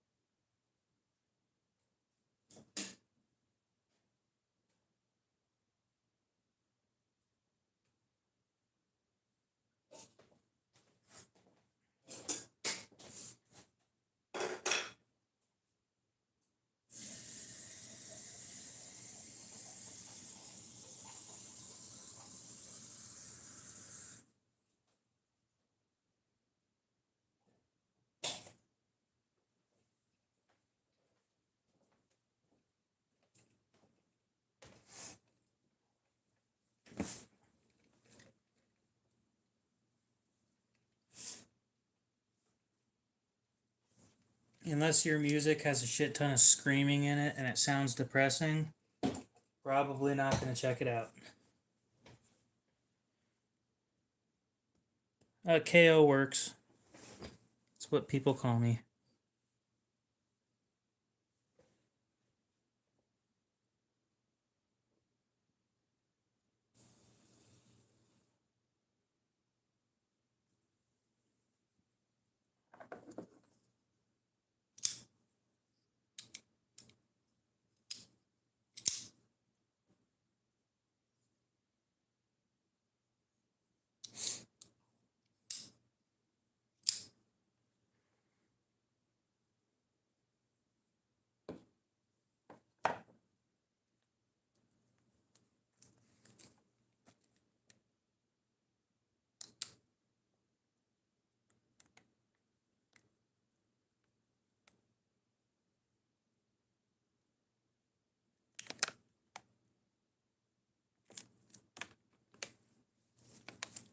Okay. Off we go again. Nope, not a new stone. Just haven't used it in a while.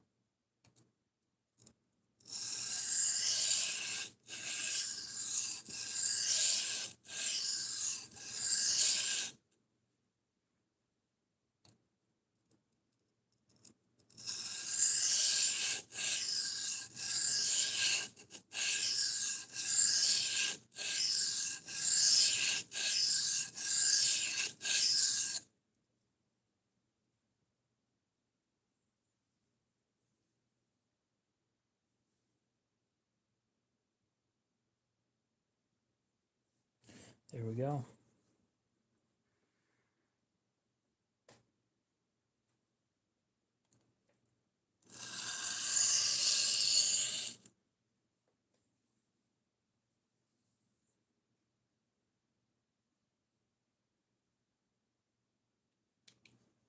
Beautiful. On to the next one.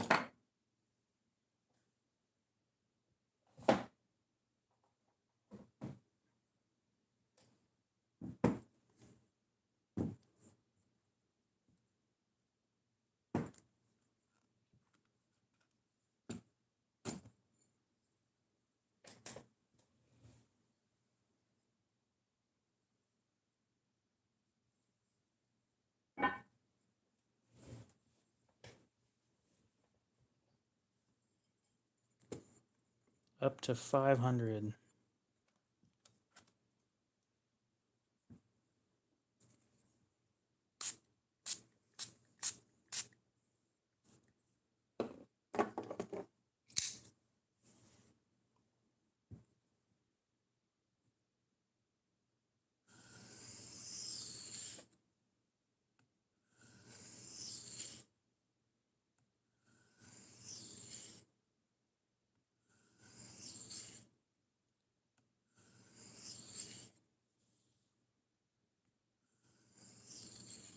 Oh, dude, this thing's gonna be beautiful.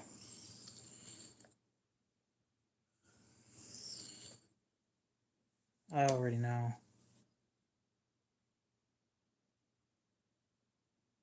The edge that this stuff leaves behind is just amazing. 68. 69 even. Nice.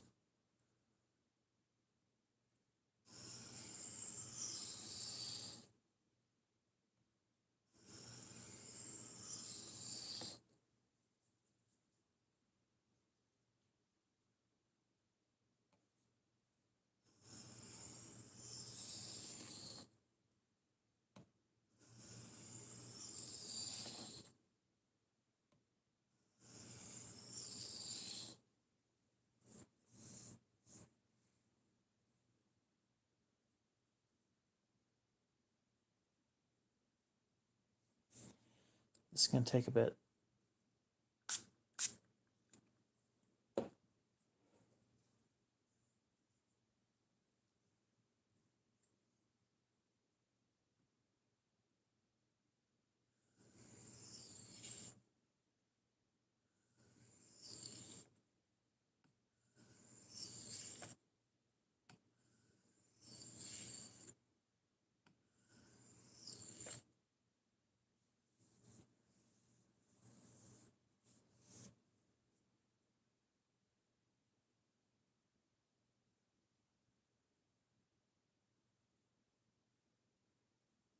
Oh, yes, the smell of sweat.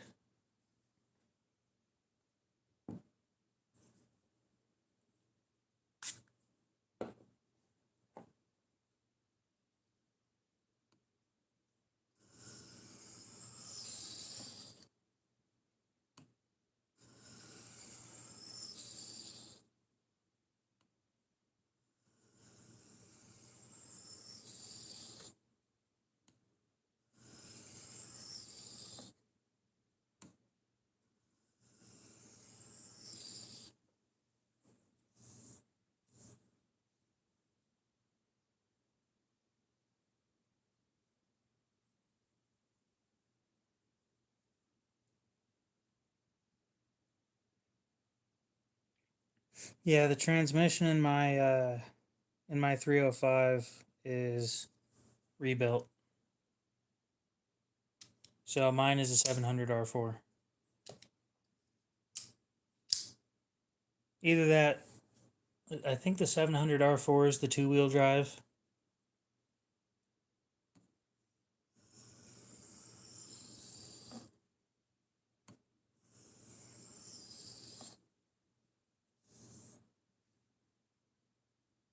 Oh, if 93 was the last year, then mine's a 4L60E.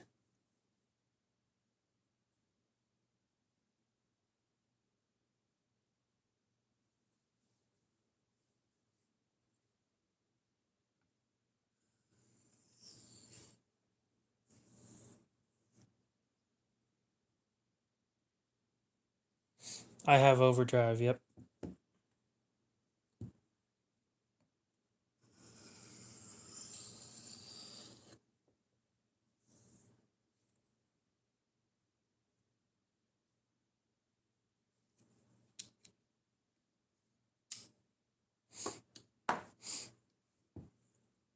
So I personally don't mind talking about politics, but it makes a lot of people uncomfortable and it makes a lot of people leave. I choose to have civil conversation where I can. Helps people with to talk about differing opinions without fighting. The upside of having a live chat right here is it takes people time to type. So they kind of have to listen to me say what I want to say. Which is typically me asking something along the lines of why, how did you come to that conclusion, and blah, blah, blah, blah, blah.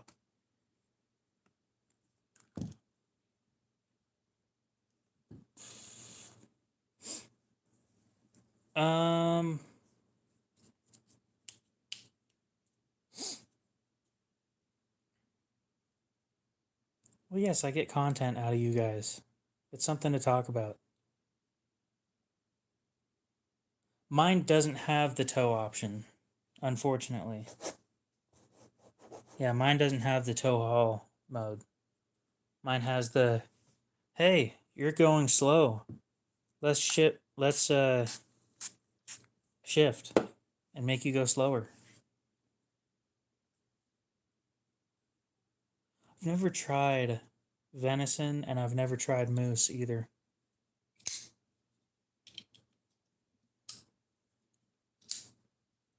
Strange guy, that literally makes no sense.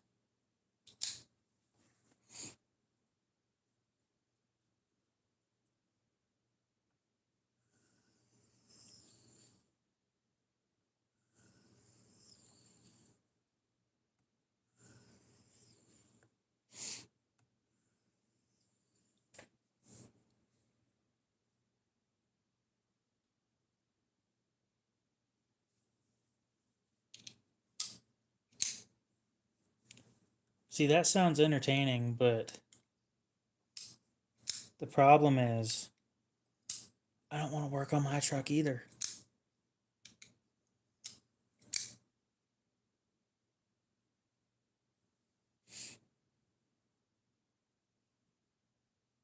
I think I had a solid explanation of this a while back where I said,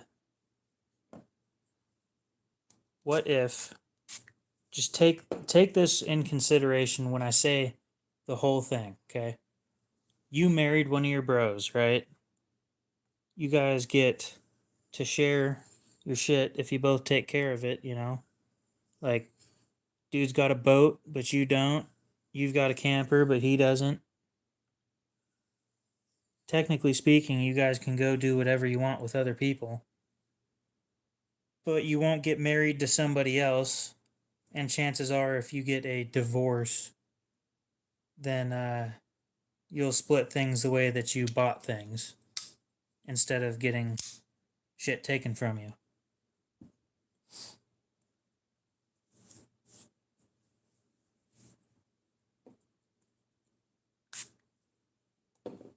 I don't remember who explained it that way, and I was like, dude makes way too much sense.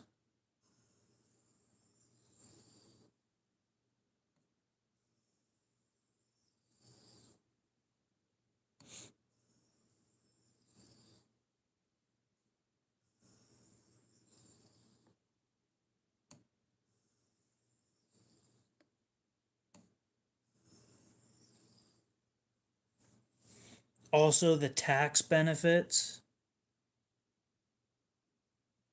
on top of you both get nice shit.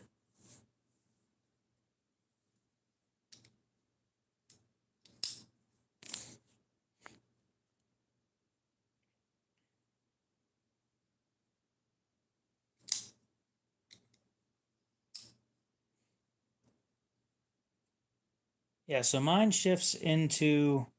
I typically leave mine in the third gear option, which is first, second, and third. As long as I'm going slower than 50 miles an hour. But if I'm going faster, then I shift it up into overdrive and it drops the RPM by like half. So I'll be going 60 at like 1500 RPM or less.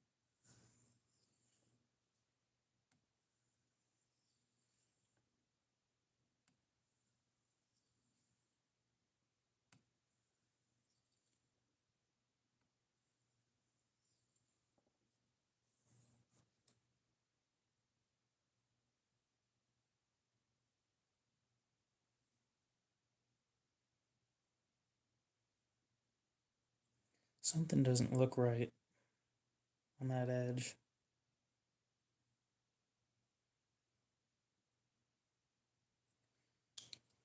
Damn it. Nope, I don't. Damn it, damn it, damn it. Okay.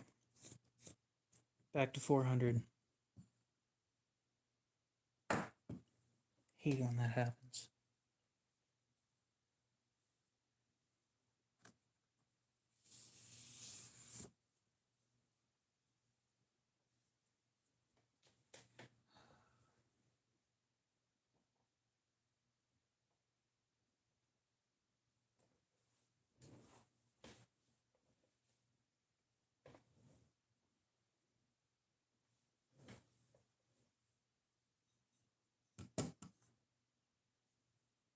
Slightly wrong angle. Yep, I'm not apexing on one side in one spot. Instead of going back to the chiefer cut again, because that I know needs reflattened, we'll just go on to something that I know is flat. Which that is completely my fault that that other one isn't flat, but you know, we gotta do what we can to try and fix the issue.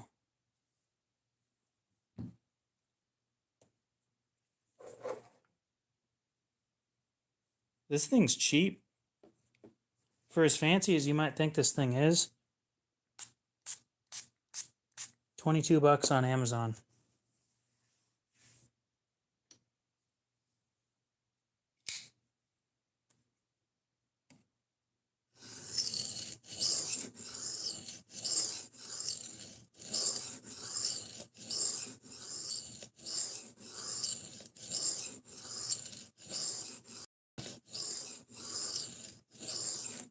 On the bright side, this heat treat feels great.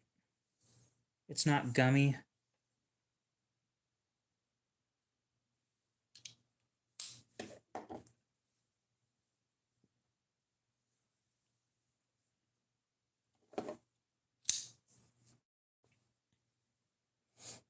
Water with a little bit of oil in it.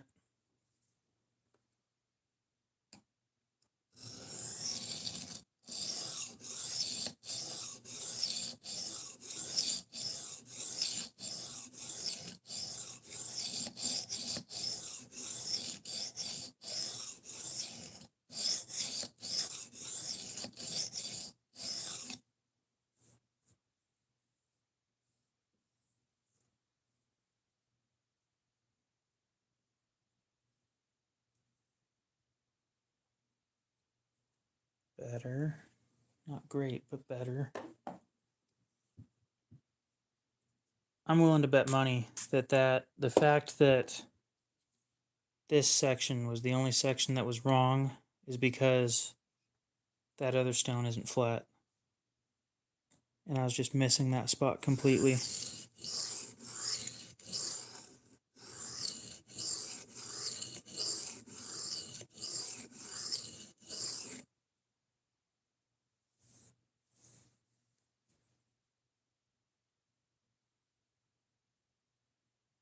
Dude, my dad treats his Civivi mini Praxis like shit, kinda. Like something I would never do to it.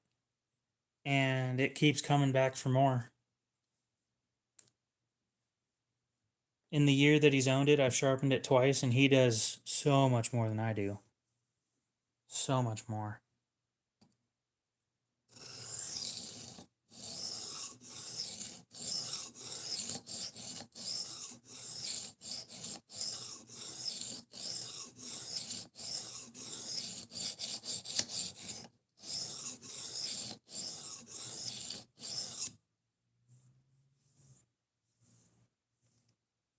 Nope. I've never. That's not true. I made a sword when I was a kid out of mild steel, and when I was profiling it on a bench grinder, it got stuck in the grinder and completely destroyed it. So when that happened, I decided I'm not using power tools anymore. And here we are.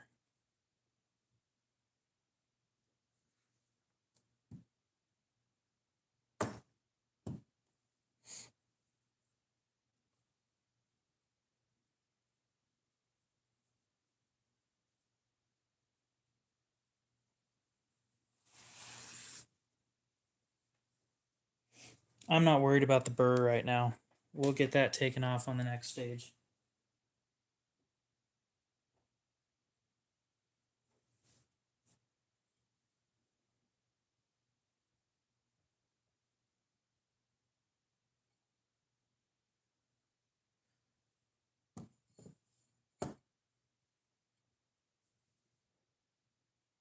Oh, I didn't read it.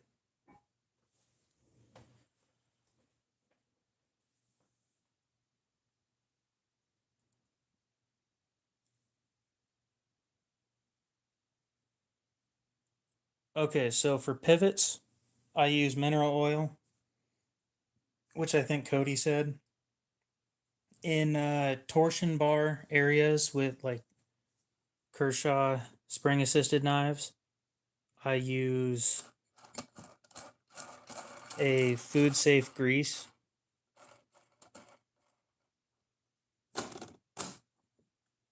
So,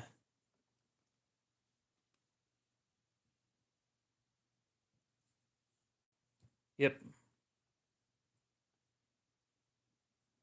No, the burr comes off on this stage anyway, so. Very impressed with this set, by the way. I don't know what kind of grease I use.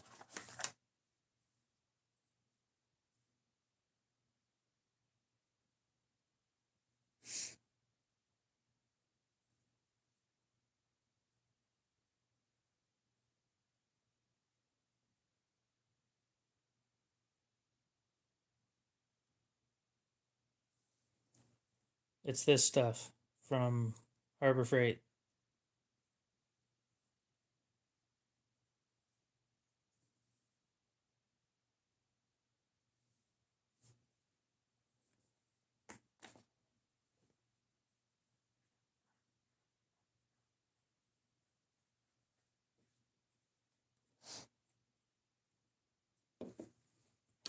Okay, they say food grade. I don't plan on shoving it in my mouth, I'm not going to take a tube of grease and eat it.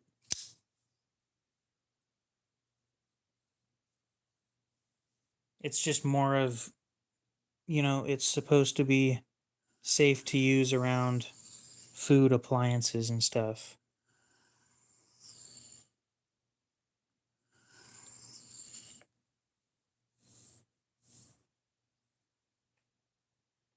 Okay, you continue scrolling, B. We'll see you later.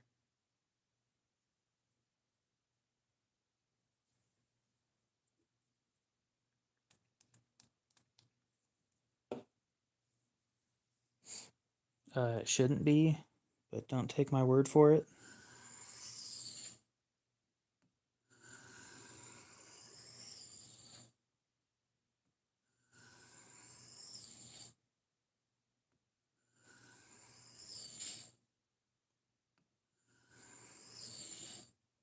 I'm willing to bet that if I went to a pawn shop with this thing, they'd give me more money than I paid for it. Which, I paid more than I wanted to, but.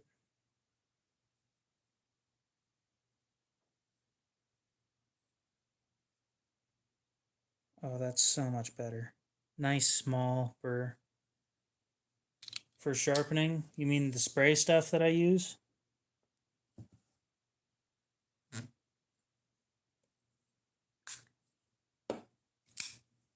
It hasn't changed since last week, but I haven't showed it this week. Current recipe is this.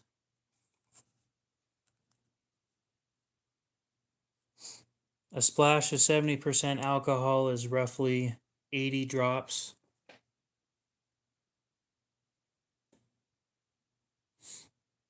Not that everybody wants to count that many, but I did, so.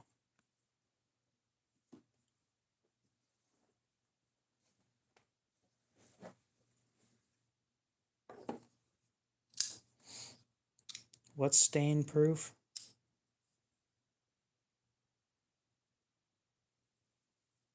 I don't oil my stainless knives. Nope. I barely oil my carbon steel knives.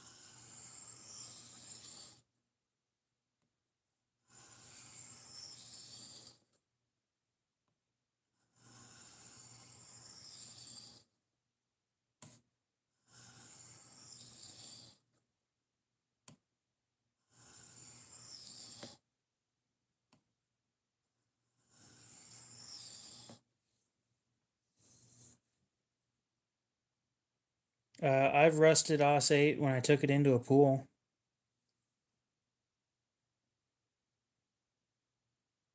Definitely wasn't supposed to do that. Chlorine does a special sort of thing to iron, by the way.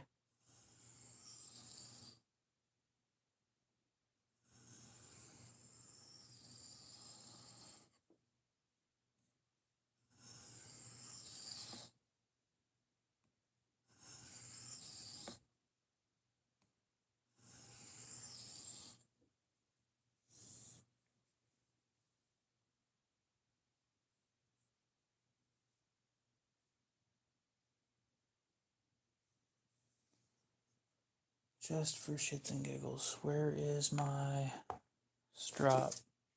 There you are.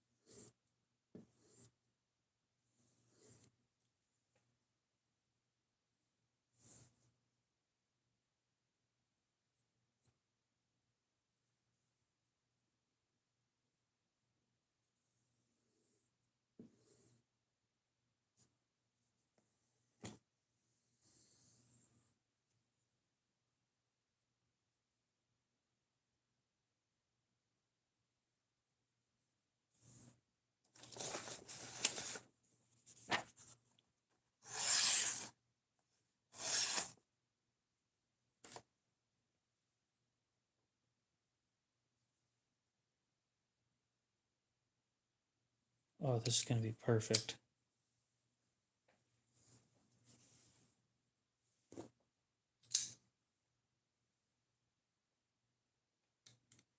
No, D2 is a semi-stainless. They call it stainless, but it's not. It's really close. D2 is 12% chromium, usually.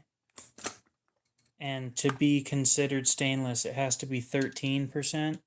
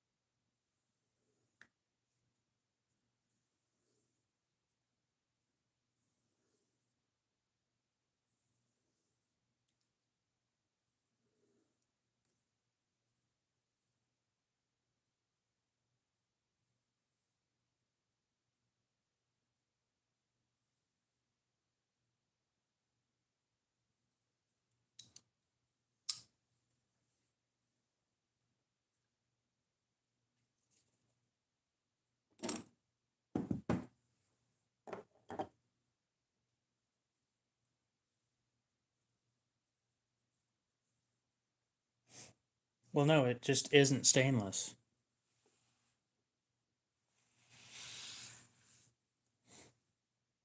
It's semi-stainless because it doesn't have the full amount of chromium that it needs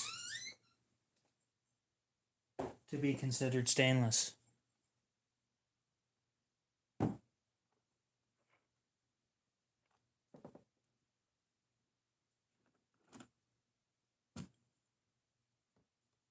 What's on the stones? The same stuff as last time.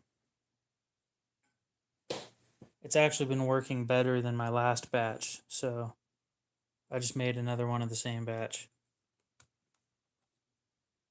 The 15 drops of mineral oil, 2 drops of Dawn dish soap, 2 ounces of water, and 80 drops of isopropyl alcohol. Works out great.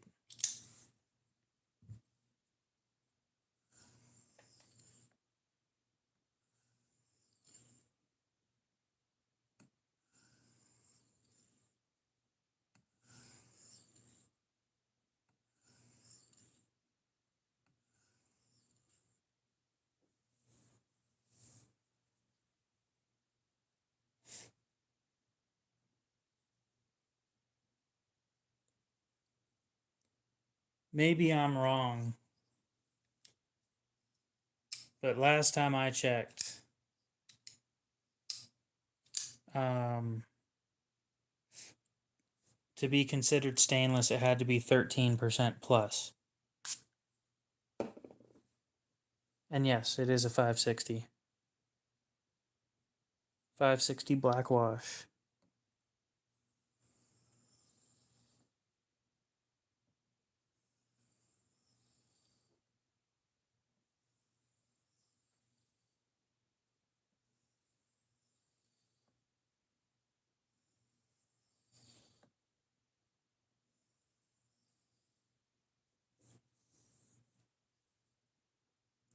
Yeah, I don't know why CPM D2 is expensive as it is. It's really not that special.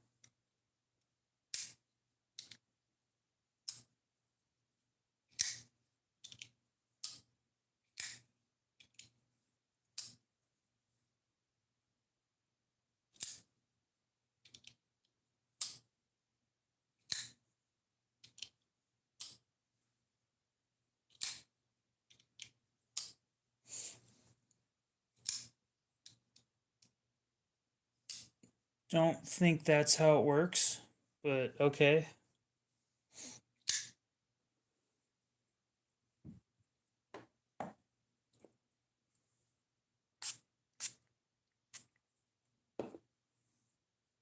$8CR13 MOV is stainless, and I'm pretty sure it has 13%.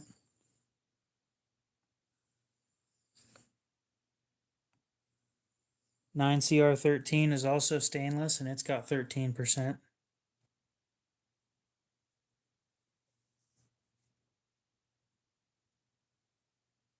$9CR13 isn't common.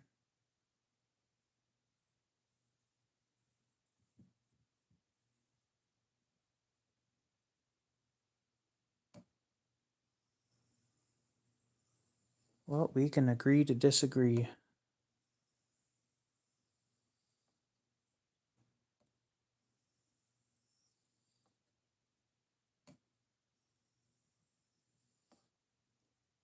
In my personal experience, knives with less than 5%, no, less than 7% chromium rust in my pocket.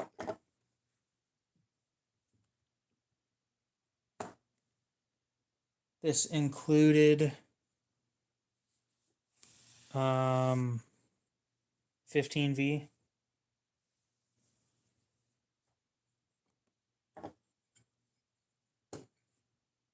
Maximate was included in that as well.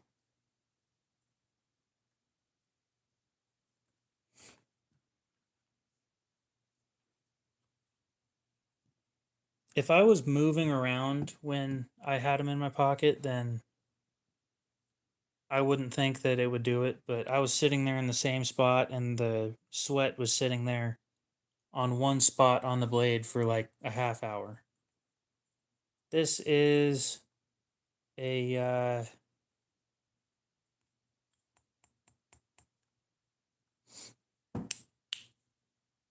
what's it called?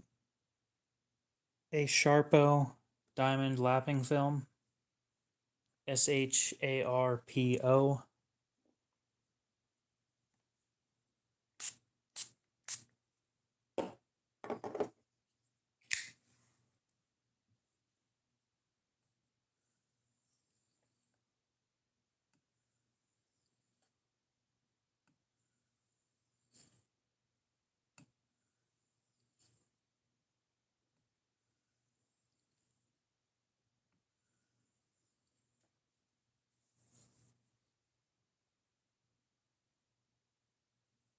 Got a little app to look this kind of stuff up.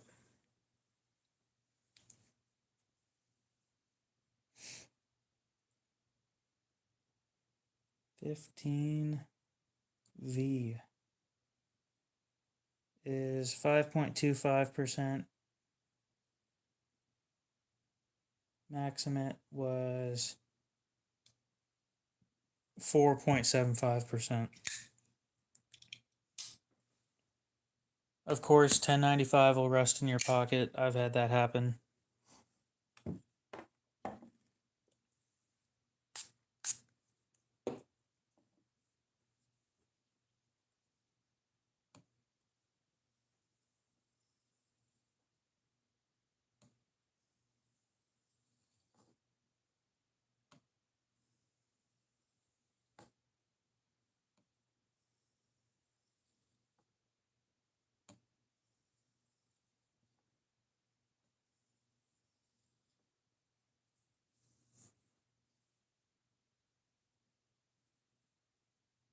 Unfortunately, that'll happen when you don't cut them.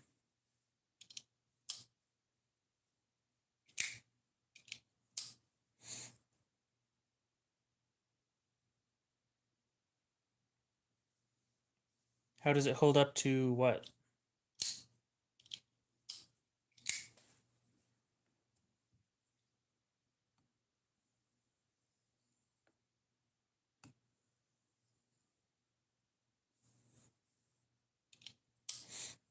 So I've talked to a company. We've talked about releasing a knife in DC53. It's simpler than D2 and supposedly has like a third more edge retention and is actually stainless with double the toughness of D2. I need to look into it further, but according to manufacturers that use it and have done testing with it, it's actually very impressive for how simple it is.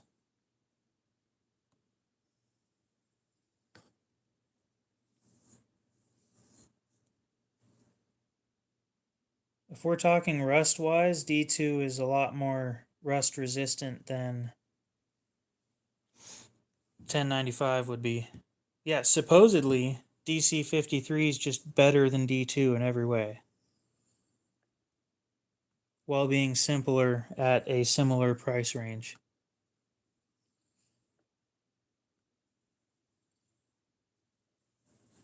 Again, I still need to do more digging, and I haven't done any first-hand testing, so I can't verify that. Oh, this edge is just beautiful.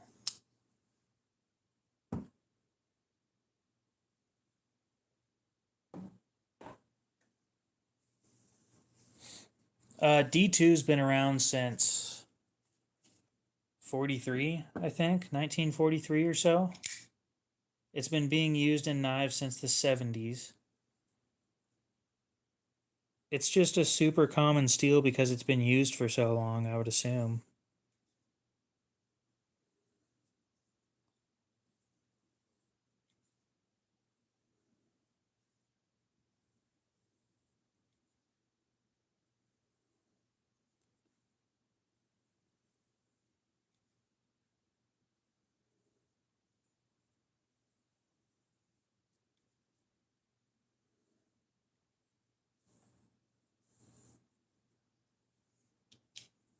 It can rust, yeah. Crewware can definitely rust.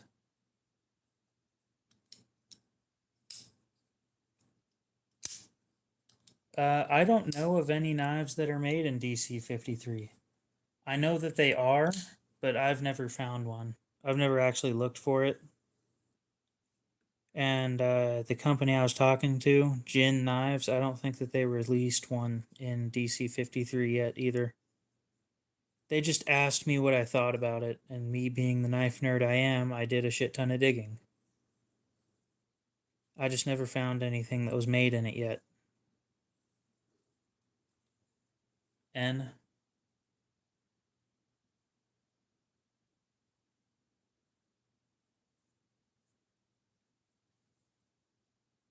oh, this is looking amazing.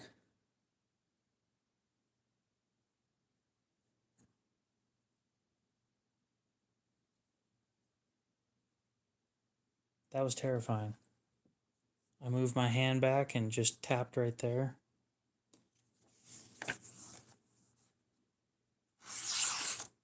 I thought for sure I just cut the tip of my thumb open.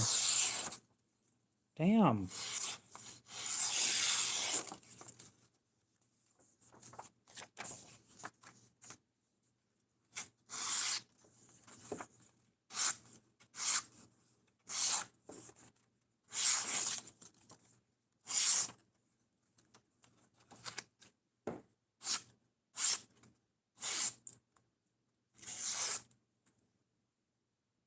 Well, I'm happy. God, I couldn't have done that like 2 months ago.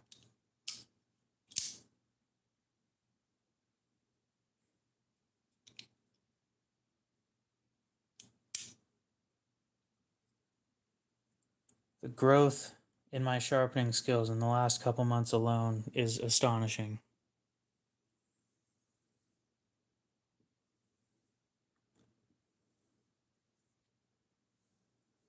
And Aiden, if you're watching this tomorrow, I greatly appreciate the contributions towards the channel because none of this would have happened if I didn't receive any of those.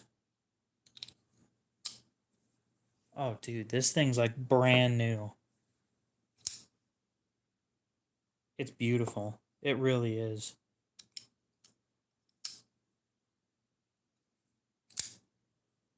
Nice and smooth. Insanely sharp.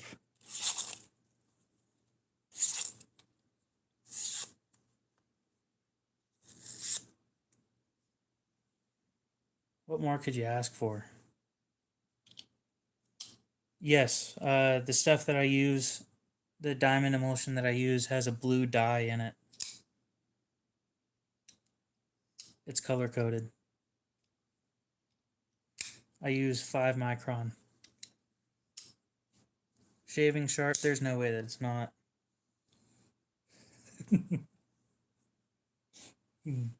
That's great. That's crazy.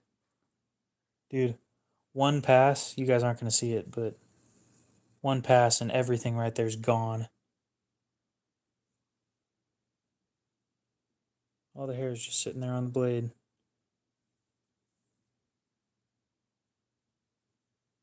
Damn. Is it?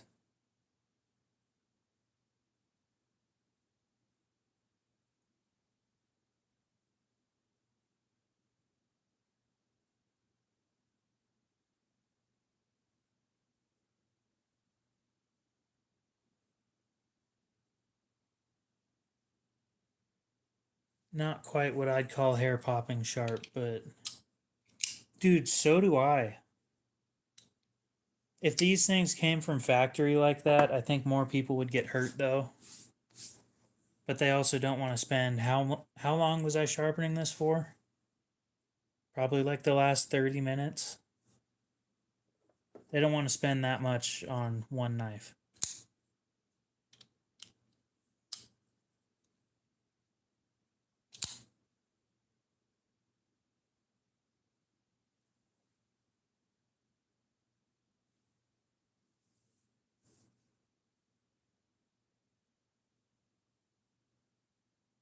Oh, it's beautiful. I almost want to keep it. Almost. I have something else I'm saving for though. So, real quick, we're going to look on eBay, see how much these things are selling for.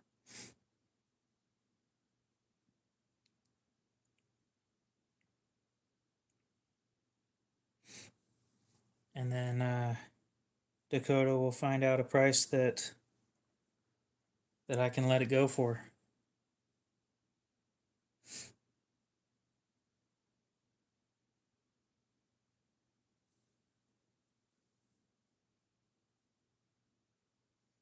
I'm not buying a custom. I have something in mind. It is not a fish. Nope. It is a knife. I just want you guys to see what people have these things priced at, because that's not the right one. But 700, 625, 550. That's not the right knife. Not the right knife. Nope. Nope.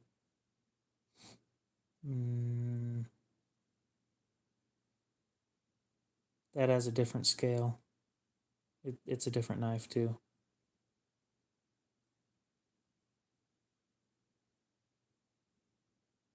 So it looks like those are the only ones that are sitting up on eBay right now. There's none on Blade Binge, which I did look before. And then we'll go and filter for sold listings to see how much they're actually selling for. That one sold for under that. Basically 500, 232, 322, 203, one that sold for under 250, and 400, under 400 actually.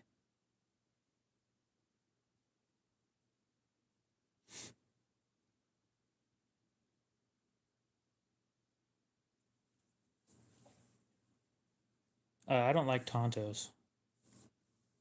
Yeah, that's why I'm not pricing it as high as those, is because it doesn't have a box.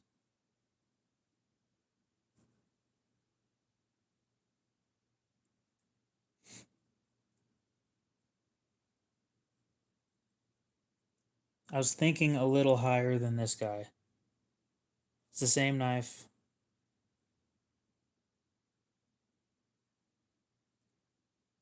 I was gonna say 230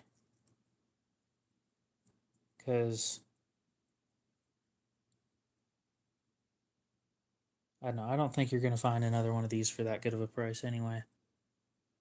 Considering everybody wants $600 to $700 for theirs, which is blowing my mind, by the way.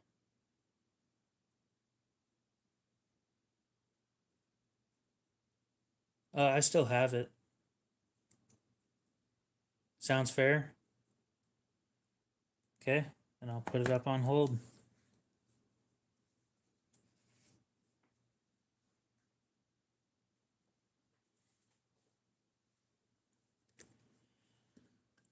Yep, it's still in a box down by the table.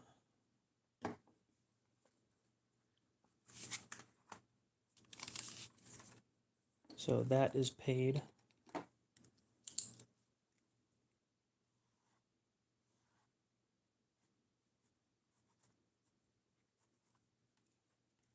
Woodinator still needs to get the kiss.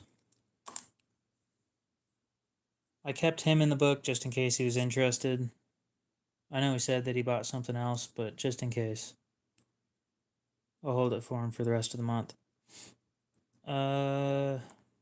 Michael's got a while. Cody, you got a while too.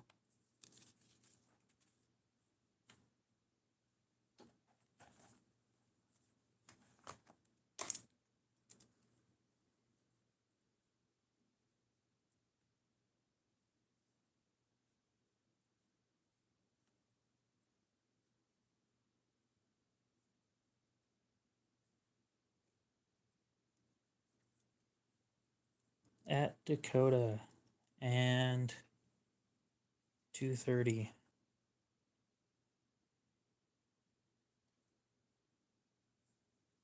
Holy Hedgehog, what's up? We started out with Holy Cat, now we have Holy Hedgehog. It's getting better every day, I swear.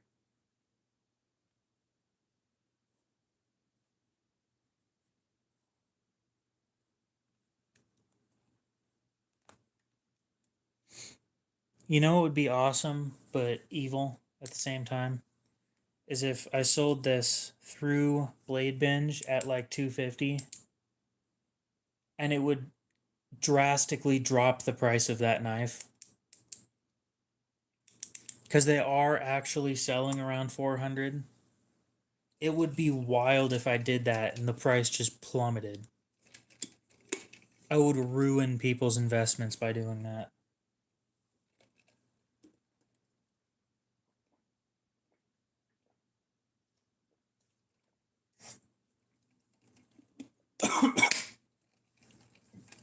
Just public verifiable evidence that it sold like at that price, the way it is, cleaned and sharpened.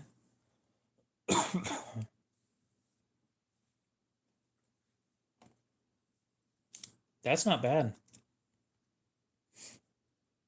All these people that have them sitting up there for 700 and they will never sell.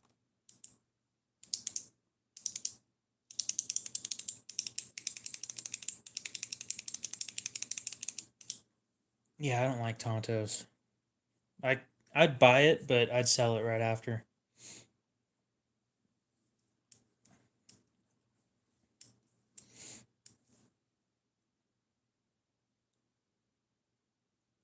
A knife with mammoth tusk.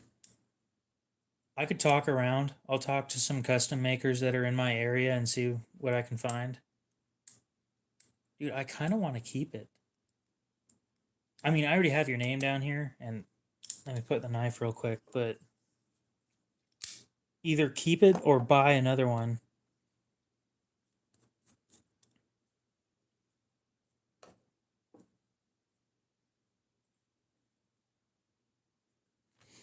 Once this thing ships, I will have 0 ZTs, zero tolerances in my collection. Oh, 560 black wash.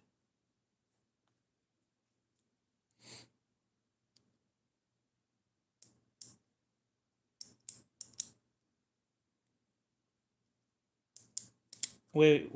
Are you talking about sharpening it to where it's not a Tonto anymore?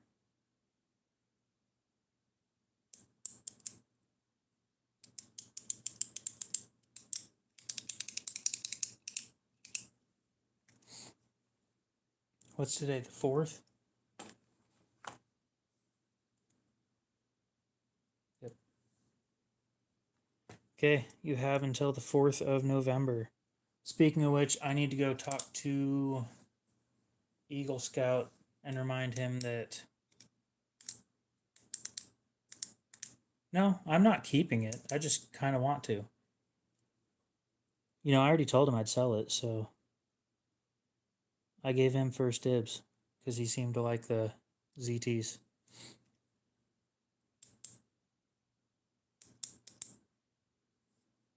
I'll look into it real quick. Give me a sec.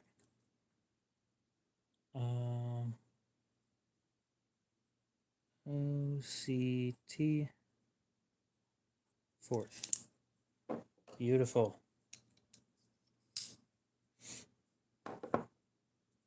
Who do I need to get in contact with?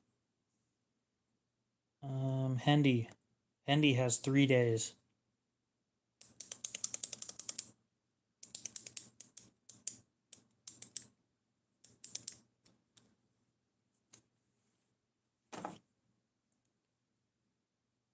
You guys are gonna hate me.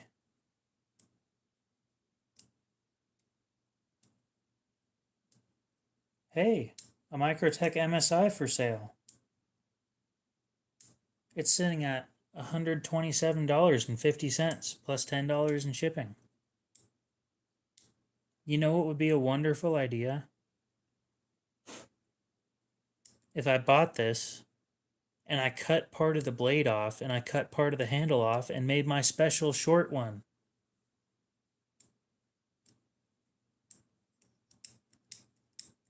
Speaking of the MSI Mini, they said they were going to drop it today. Oh wait, it just turned the 4th. Shit, I thought the 4th was yesterday. Let's go to the Microtech website. Microtech.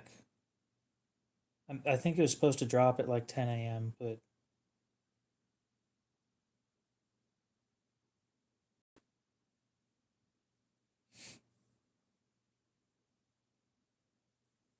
oh, fuck you guys. They don't have it up yet. Oh, wait.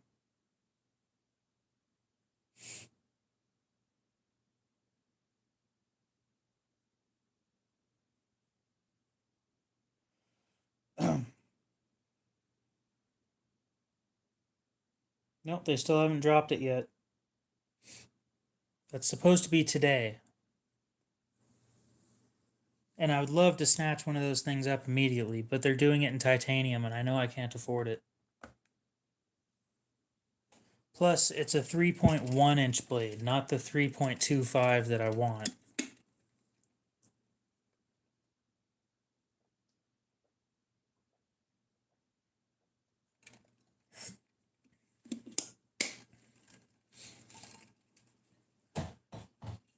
Well, I was asking because if somebody doesn't want their Tonto de-tontoed, I will sharpen it, but it's like a heavier fee than usual.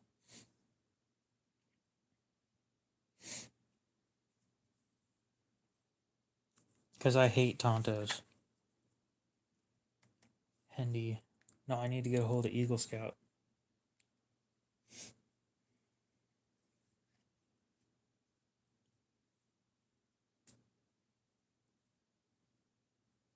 Send him a reminder that his Spyderco is still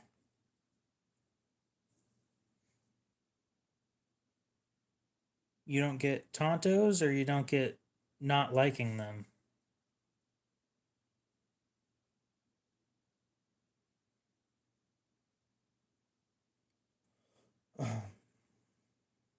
Just a reminder.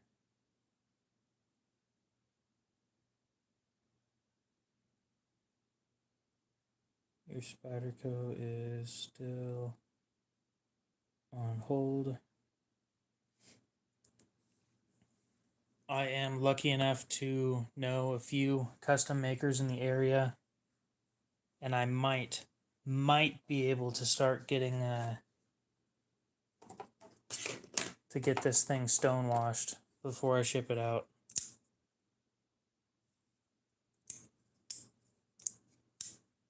But the guy I've been talking to about it, he's got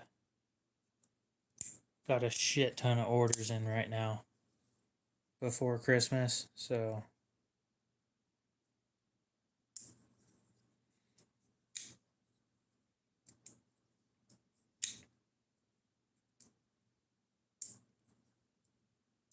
you know what?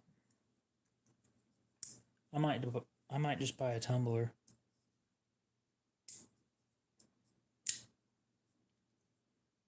Should I buy a tumbler? Do custom stonewash stuff?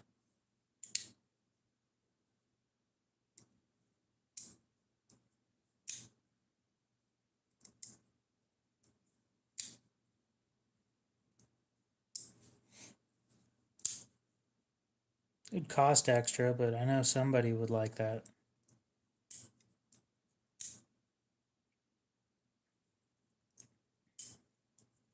Because I'd have to resharpen it afterwards. You know, the nice thing about me is if I do start making custom knives, they're going to have an immaculate hand-done edge. I was just thinking about that the other day. That I'm not going to do those belt finished edges because I don't like how that looks. They're going to be immaculate, hand done. And by immaculate, I mean as close as I can get, but you get the point.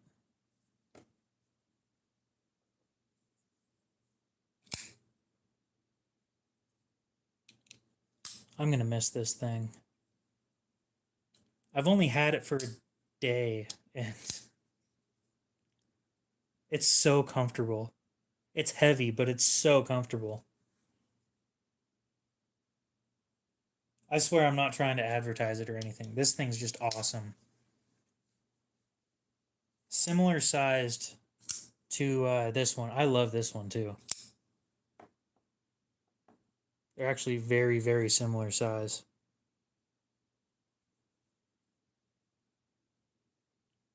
But this one being a little thicker, it's a little more comfortable than this one.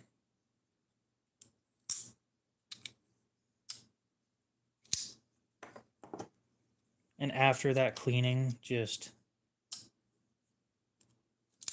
no effort.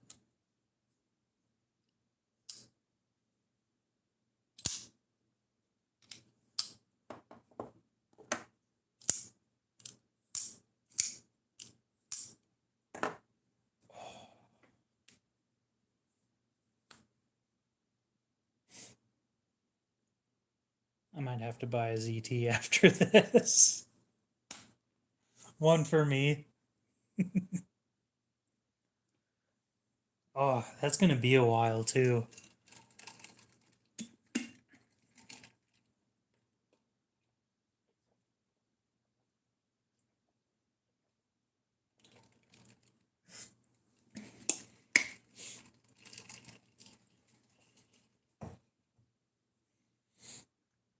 the part that sucks is I have two knives that I want to buy right now that I've had on my list for a little bit.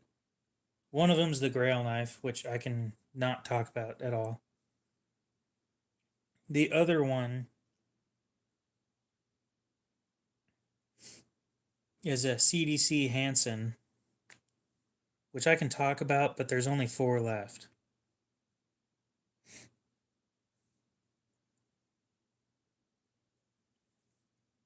And like I've been thinking about it, but I'm not 100% sure.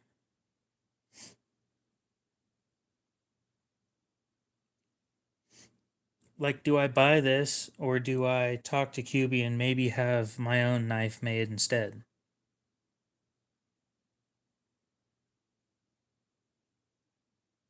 I don't know. I don't know how much it's going to cost to have my own stuff made, you know?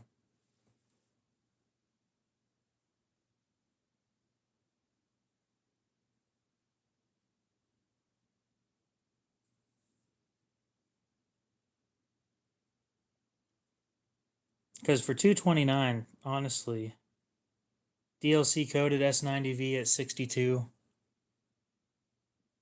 titanium frame lock DLC coated,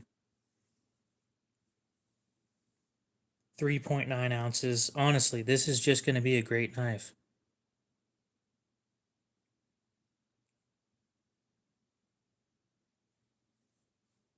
I'll talk to QB about making a knife just because I'm curious. I think it'll be at least a year before it comes out, though.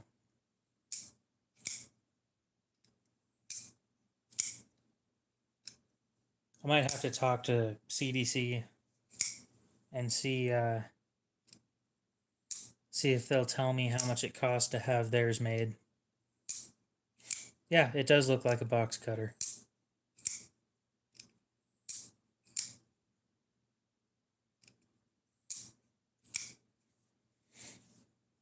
Hey Cody, have you ever heard the term cardboard slayer before?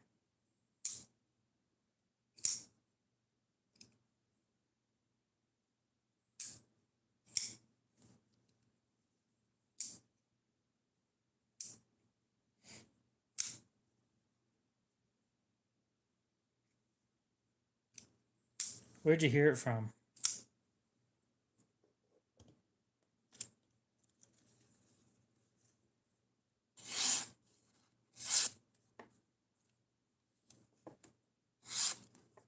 Oh.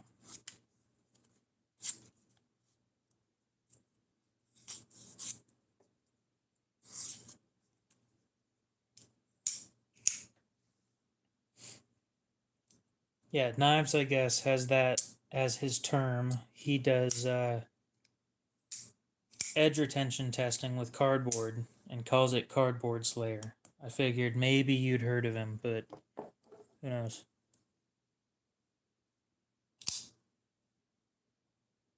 So if you hit the flipper tab and the thumb stud at the same time just right,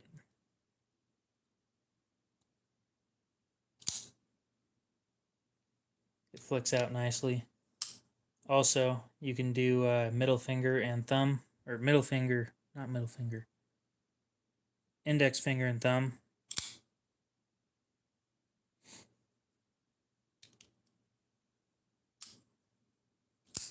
Now I know who DCA is.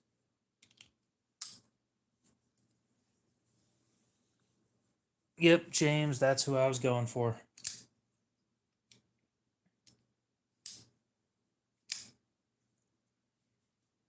I haven't talked to him a bit. I should talk to him, make sure he's doing all right.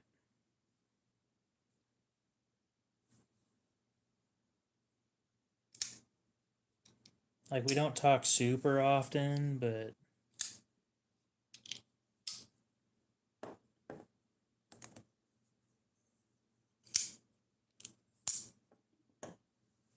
I'm gonna go send him a message.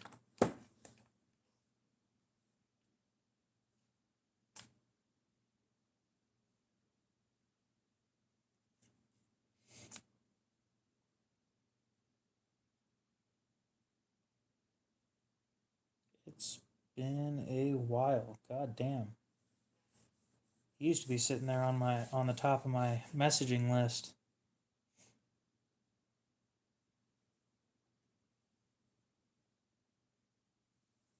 Well, let's get the today's special knife out.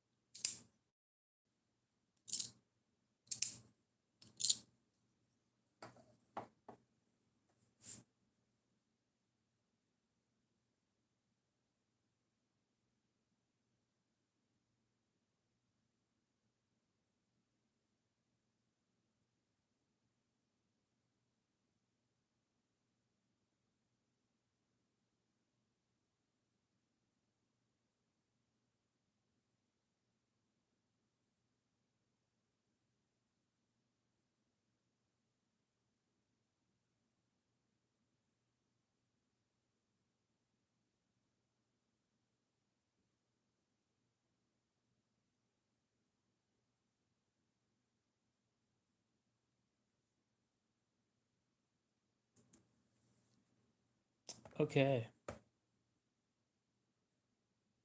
I don't. I have two of them. So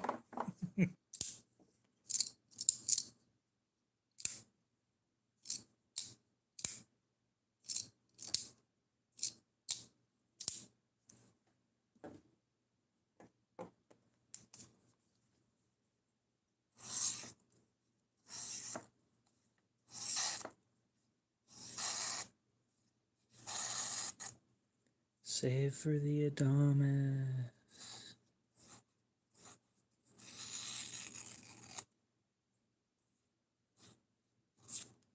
The Adamas is better than the Terminus. Ooh, you need the Adamas. Who the hell am I kidding? You don't need shit.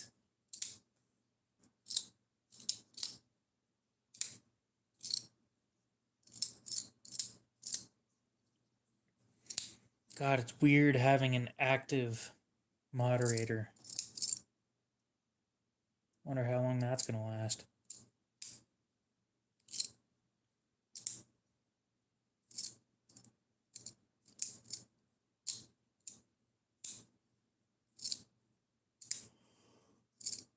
No, it's just interesting.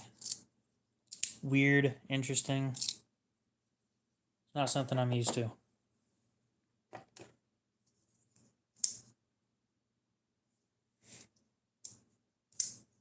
Usually my moderators are very quiet. Lou. I'm not targeting anybody.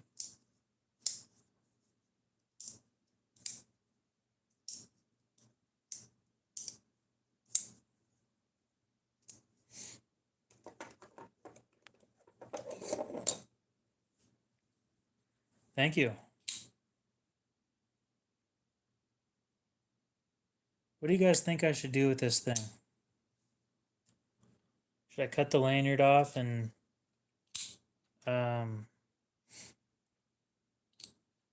sell it to a pawn shop?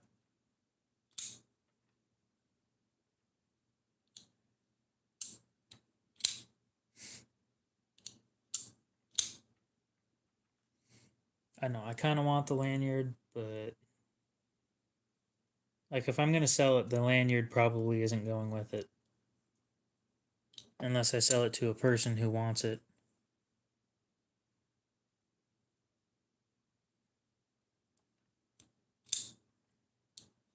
I don't know. I need to empty out my collection. I'm, as dumb as it may sound, I'm tired of having as many knives as I have if I can't carry them all. You know? I've got like 40 knives on the table right now. And the vast majority of them I haven't carried in months. So they're just sitting there.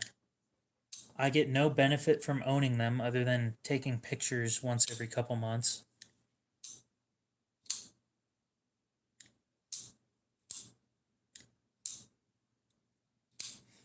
No. And then there's the other side of things where, you know, I own them, big whoop. It's just kind of cool that it's got a titanium bead on it. I mean, the bead's like $3, but yeah, but I'm moving past the inexpensive stuff.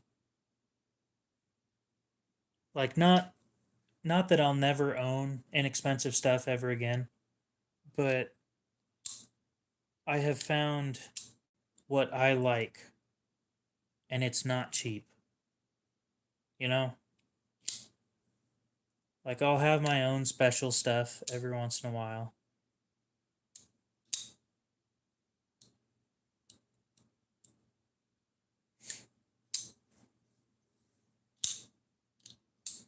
But I'm kind of tired of having 80 knives that I never carry. Half the collection I don't even look at anymore.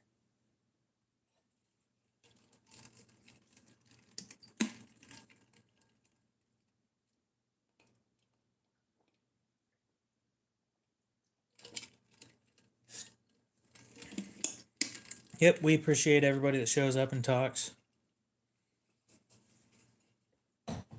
So I've thought about it, but here's how things go, okay? My best explanation.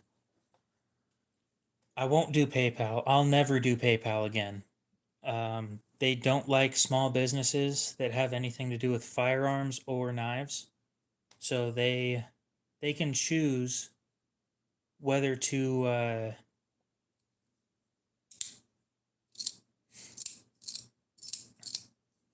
Zelle I won't do because I think I have to put a phone number up to it. Google Pay, never even thought about that one. My biggest concern is I don't want money sitting there that I forget about. I can't transfer between accounts. Drew, what's up? How's it going? Like I can't transfer from PayPal over to Cash App or you know, stuff like that. I also don't want something where somebody can decide to be an asshole and do a chargeback on something. Nope. My Cash App account has nothing to do with my name.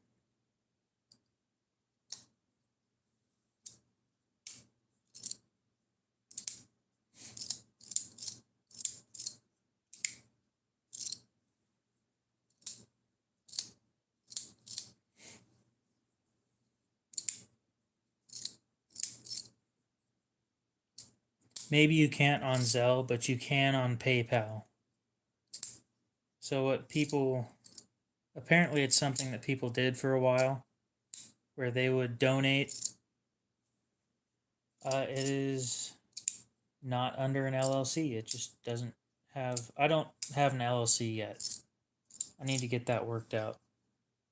That's going to be a couple hundred. Then I have to choose what the LLC owns and keep them separate.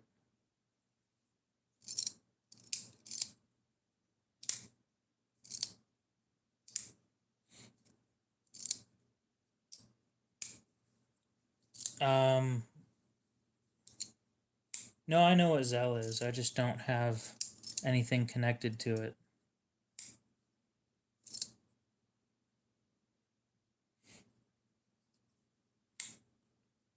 Yeah, but if I'm going to pick knives that go into the LLC, they're going to be knives that I don't mind losing in a lawsuit. That's the thing that I need to keep in mind when doing this stuff. Total value of the LLC has to be based on knives that I don't care about losing. Paying myself through the LLC, that's going to be fun. No, they'll have value as assets, but You know, just basically stuff that I buy for the YouTube channel. Where the channel stays separate from my finances as it currently does.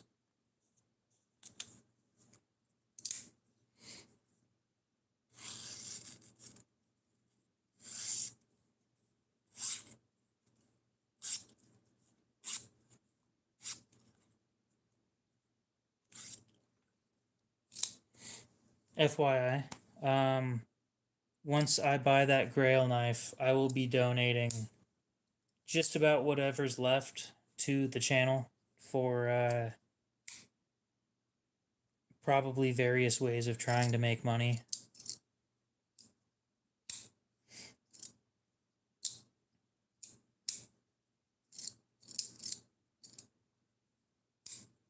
We did hit 60 likes, didn't we?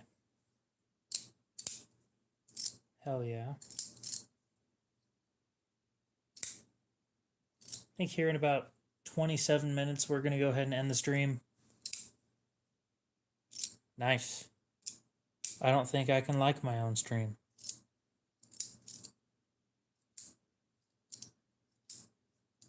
Not on the phone that I'm recording on, anyway.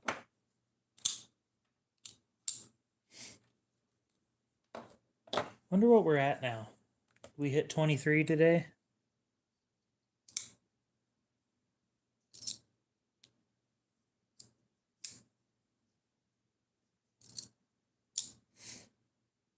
God, at this rate, it's going to be a 3K giveaway.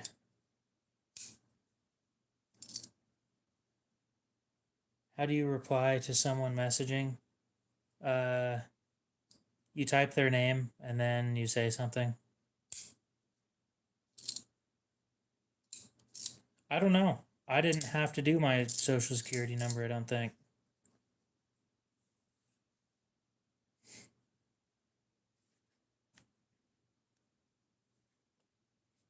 We did hit 23 today.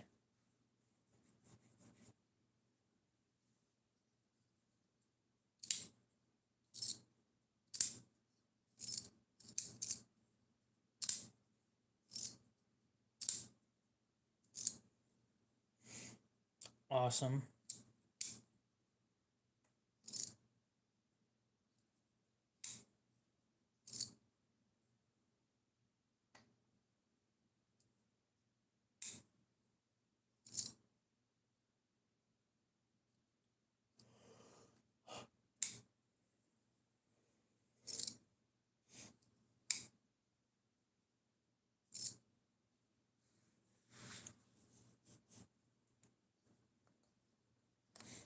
I do have nice blades. I appreciate you for noticing.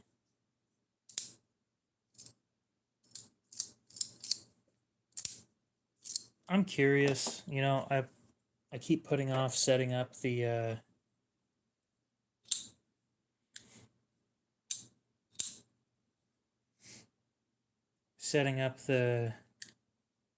channel payment stuff. I need to talk to somebody before I do it. That's my main issue.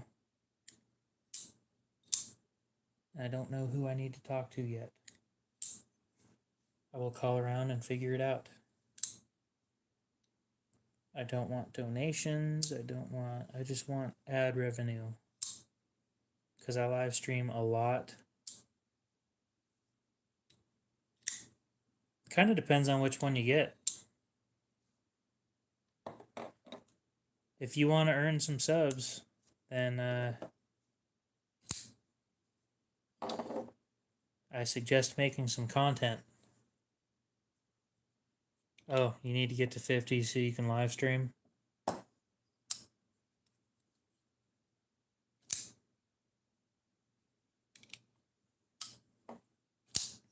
This one I like a lot. I almost regret that I'll be selling it. But yeah, it's comfortable. It's a little heavy. It's pretty thick. It actually feels a lot like an Adamas, just heavier.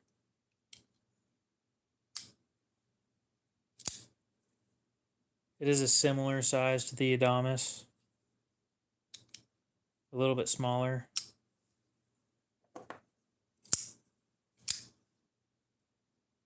This isn't the Adamas. This is Defcon Mako. They're pretty similar size though. Dan A, what's up? Drew, what kind of content do you make?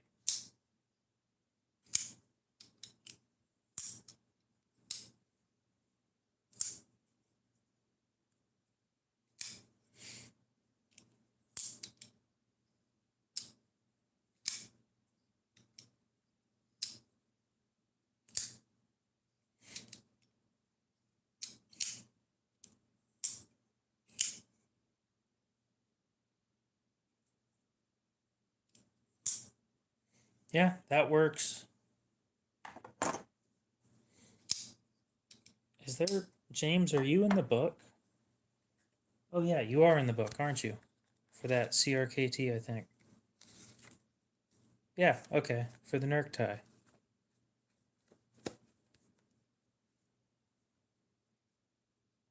Yep, I got a lot of subs from shorts at first. Then I moved over to making long form content. The long form content didn't do great, so I started live streaming, and then after I started live streaming, it just took off. Oh, my EDC. It changes fairly often. It used to be changing weekly because I did reviews every week. But today it was this, the Defcon Knives Mako in S35 and titanium. My wallet, my keys that have an Olight i3 and a pry bar, a Flytanium pry bar. I do not have a multi-tool on me. I think I use a Philips electric toothbrush. I don't know.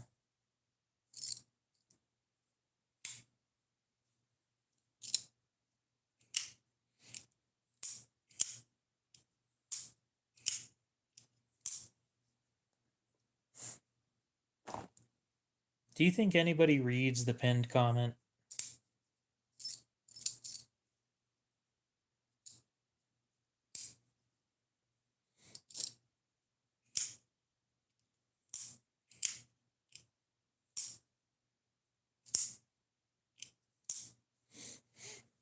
I don't need a multi-tool very often. No. Oh, people asked about it? I didn't see that.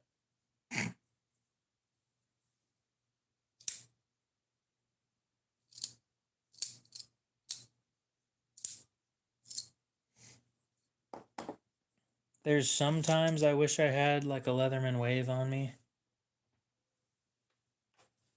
But I don't know, I don't find that I would need one very often. I don't recommend a stone for X-Acto blades. The thing that I would recommend is pretty expensive for just sharpening X-Acto knives. I do knife content. I sharpen knives, clean them, take them apart, teach people how to take them apart and put them together.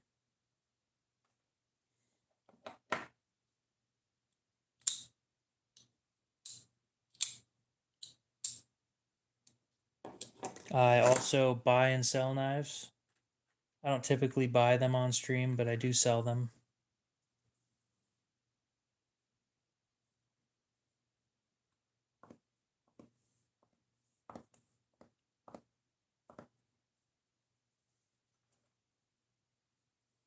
All right, we'll see you later, James. You have a good one.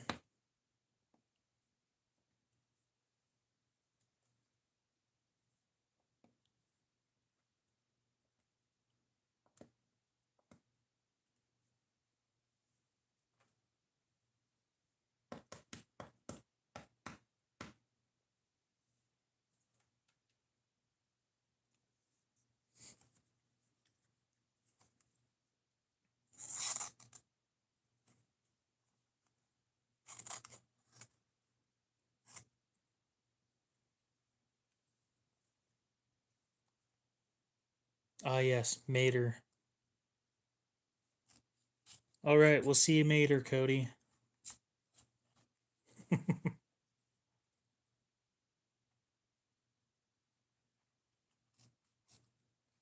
You carry a buck toothpick. That's an interesting choice. I don't find that karambits are useful in my everyday life, so I don't like them.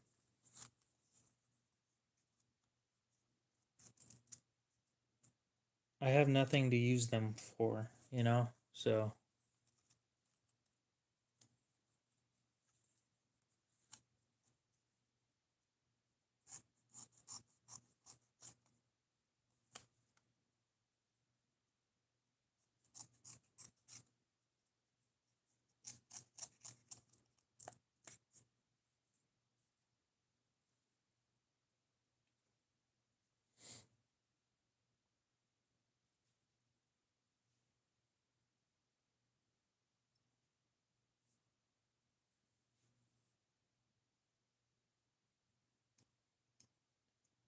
I own one trainer, Balisong.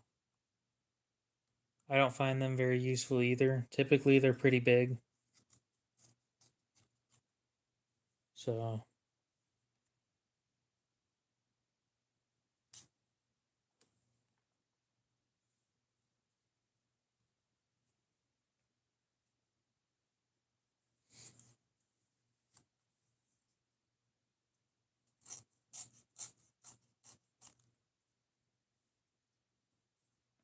plus, I really don't need to show off when I'm pulling a knife out. Stop playing with that. It's inappropriate. We're sitting here in a college. Stop. It's typically at a restaurant. I'm sitting there playing with my knife. And everybody I'm with is like, stop doing that. It's inappropriate.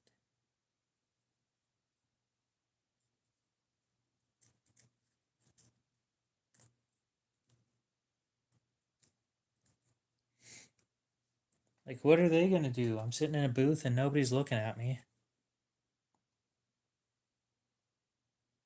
Just because they're too scared to look at me doesn't mean.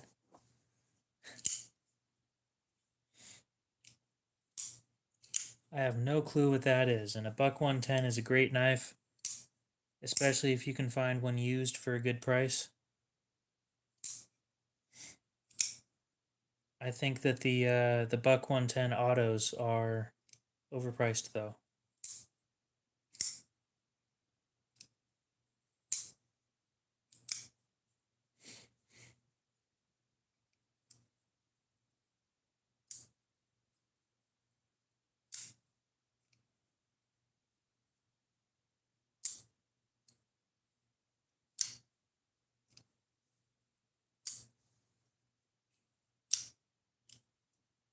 Yeah, I don't play that.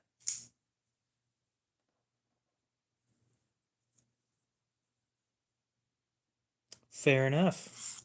I can understand that. Every once in a while I look around for one, but I don't ever find one that I'm actually interested in. Because typically, let's see, there's that one Russian dude at the knife show that he does every once in a while. And it's all OTFs, nothing I'm interested in. Yeah, I don't have my cat inside for various reasons, but having my cat around me while sharpening, not gonna happen.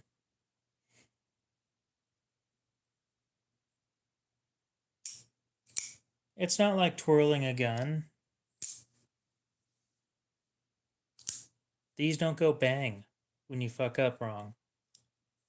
They go clatter and make that sound. Then people look at you like you're a moron. I also don't live in a place where knives are uncommon, considering a few of the most prolific custom makers are here in my state.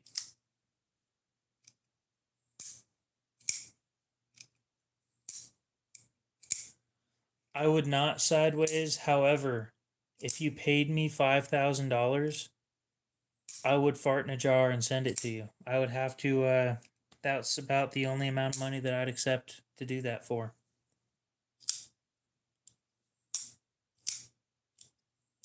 That sucks. You should have glued it back on.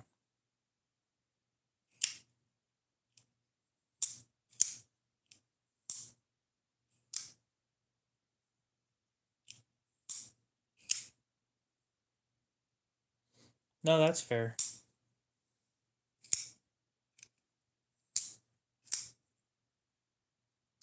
Actually, the X-Acto knife's the dullest one on the table.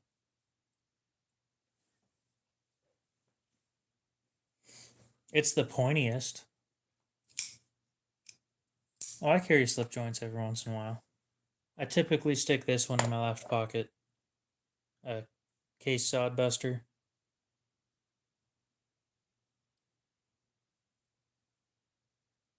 Well, this one needs resharpened, but it's probably still sharper than the X-Acto knife. That's not great.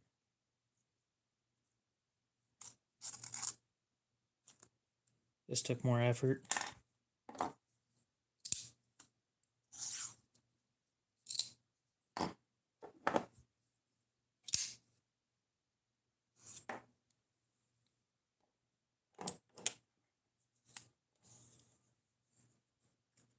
Oh, I'm running out of paper. Yeah, it's carbon.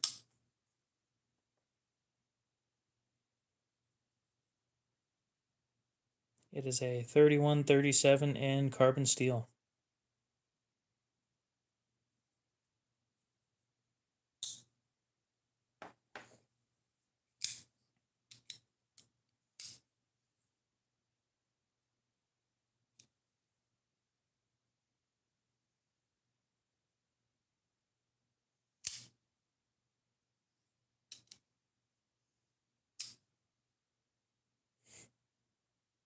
Oh, sure, I'm not saying that a slip joint's a bad thing at all. I just don't usually carry them. Unless it's this one sitting there in my left pocket. The problem with this one is during the summer, when I'm sitting there sharpening for extended periods of time, it rusts in my pocket.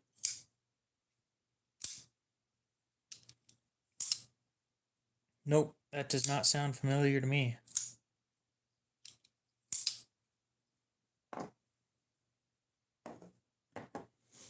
But yeah, I've got a full size, got a trapper,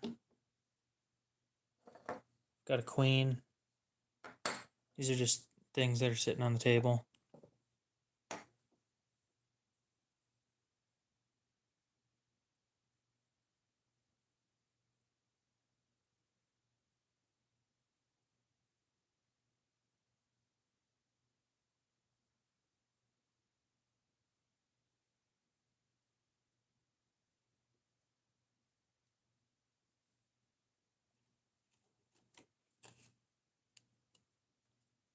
I tried this.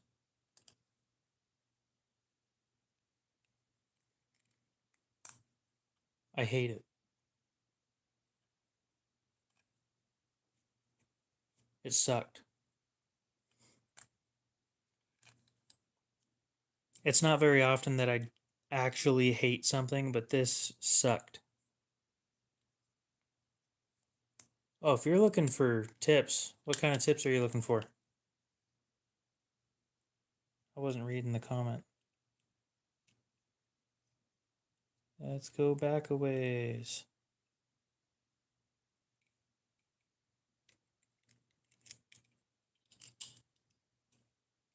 Oh, I just don't see the comment in general. Okay.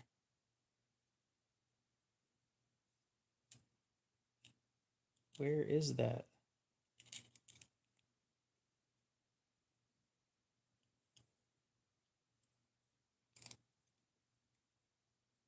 I didn't see Bob's comment, by the way.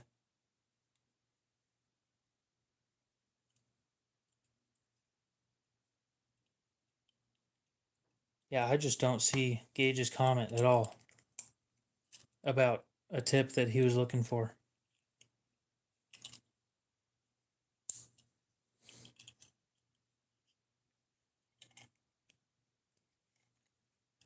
Oh, that's fair.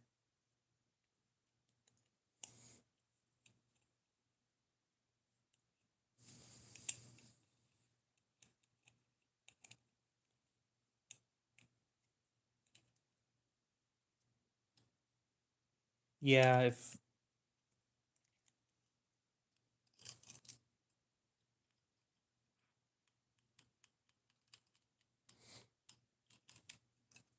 I have no clue who would have made that either if it was a if it has the skull name on it.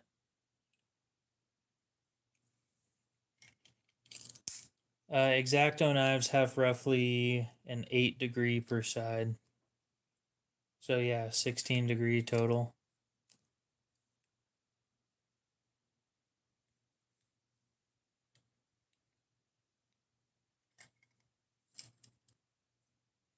Yeah, Milwaukee's fastback utility knife is a great knife. They're comfortable. Specifically, the one that has a a section to carry 5 extra blades. That thing's a great, great everyday carry tool right there.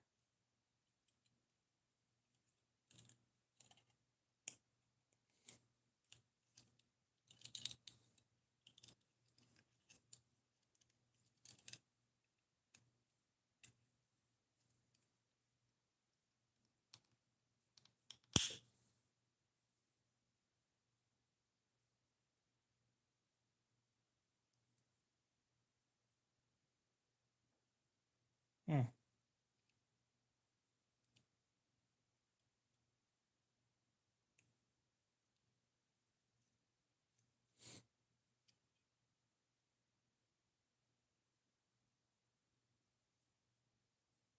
I wouldn't pick a knife for a self-defense situation if I didn't have to. And I don't typically talk about stuff like that on this channel.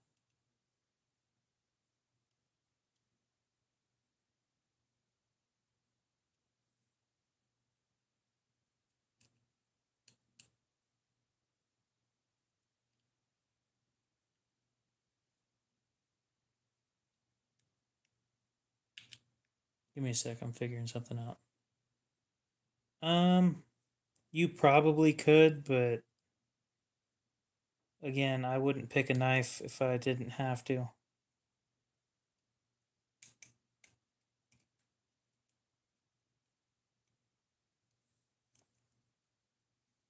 Yeah, probably. I'd rather run than get in a knife fight.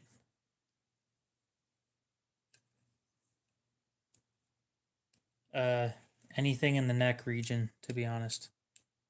Just in all open honesty. Is a small game season mode.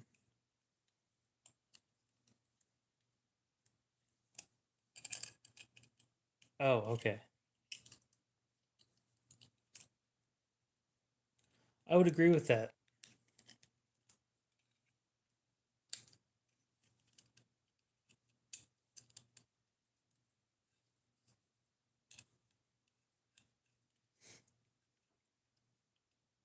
Wireless hole puncher, definitely a top pick.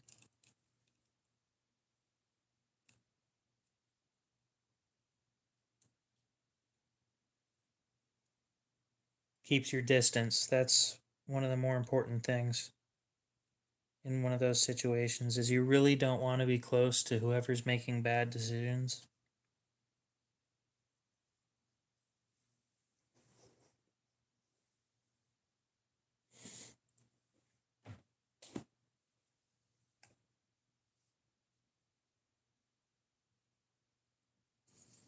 I carry 2 usually. I carry up to 3.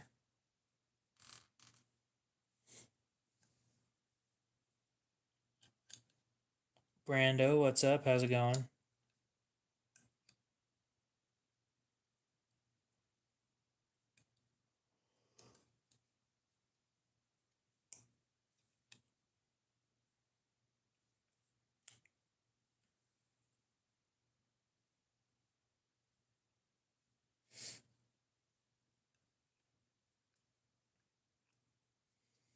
Oh no, Brando's sitting here debating on buying the daily special. Not. Brando needs more Civivis.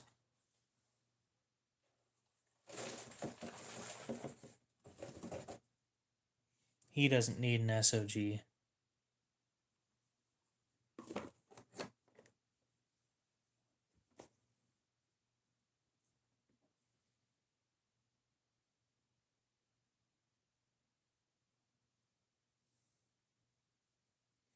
Yeah, it is.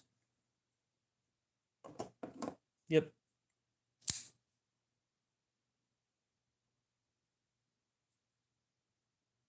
Freshly, freshly cleaned and sharpened. Got a piece of dust stuck in my throat. So that was fun.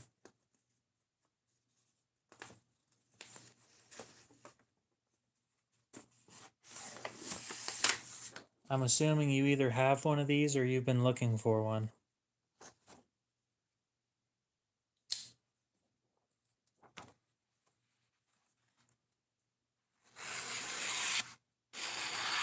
What was that?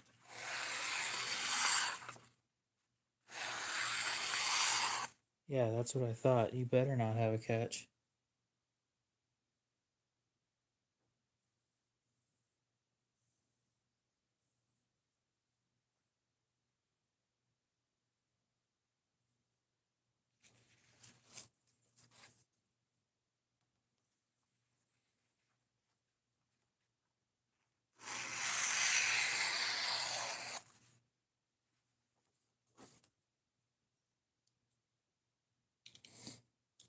Cost, shipping cost, mostly.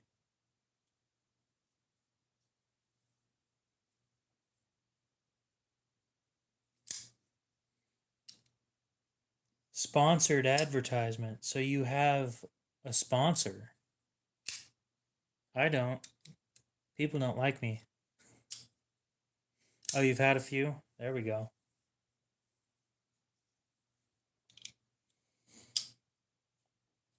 I need to learn how to do customs.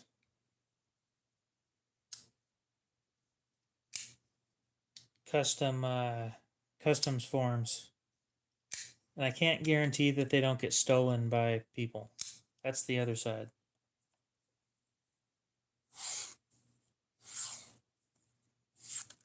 I might look into the whole customs forms thing tonight, just because I'm curious what it takes.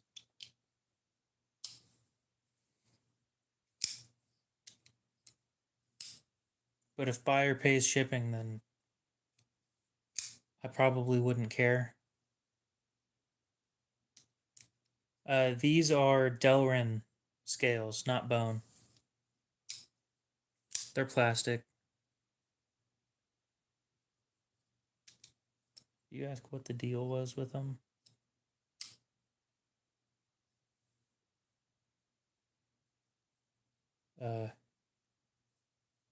They exist.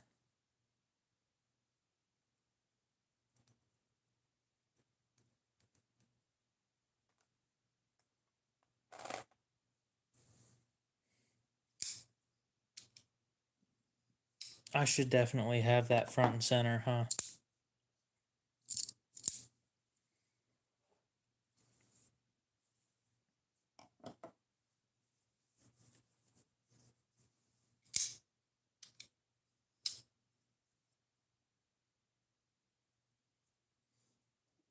Yep, Sodbuster and Sodbuster Jr.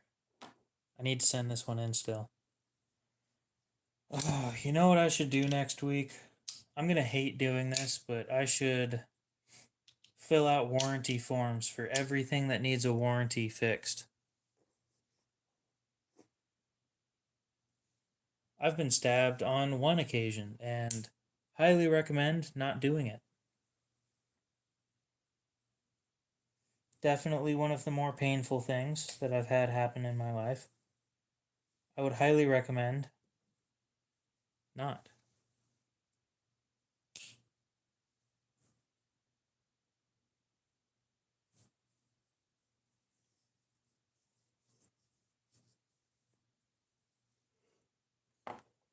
Ten out of 10 would not recommend doing it again. I don't know. Haven't looked at the medium toothpick.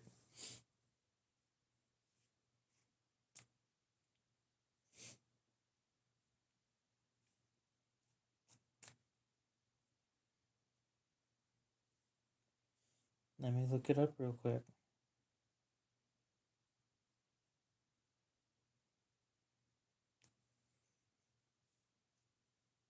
How long is that blade?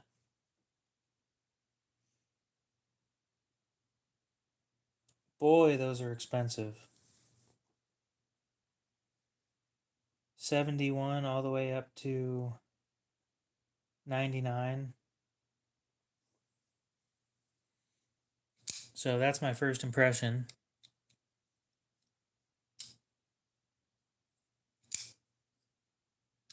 3.5-inch blade. And that's medium?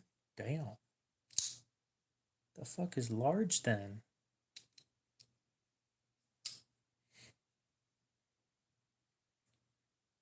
I don't know. Doesn't look like a bad knife.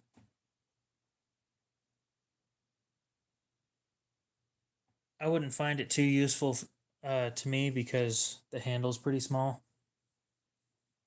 I like fidgety knives, and that just isn't gonna fit. Too narrow.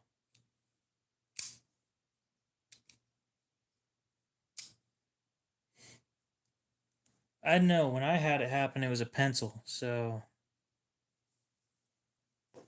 I can't imagine a knife is any better. Again, as I've said before, fuck you, Braden. Little shit. The guy who stabbed me, Braden. Bro doesn't even know I'm a YouTuber yet. Kinda hope he doesn't know.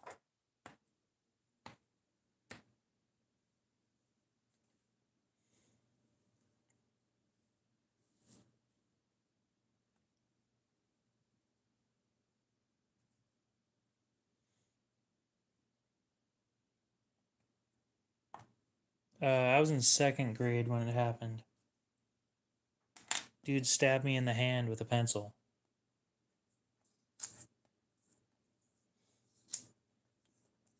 You should trade the Elementum 2 with your roommate and get the full size.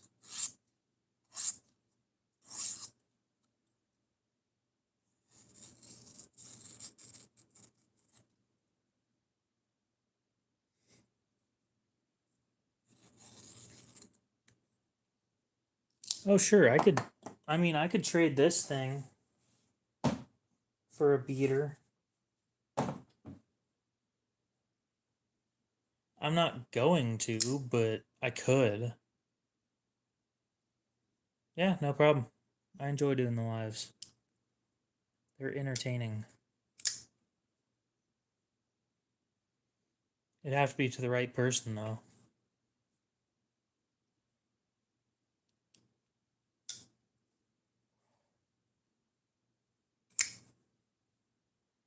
Yeah, it's pretty expensive.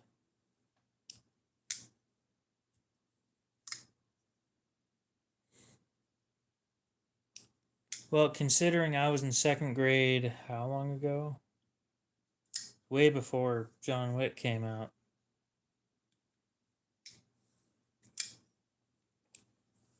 Let's see, I was 8, so 2010.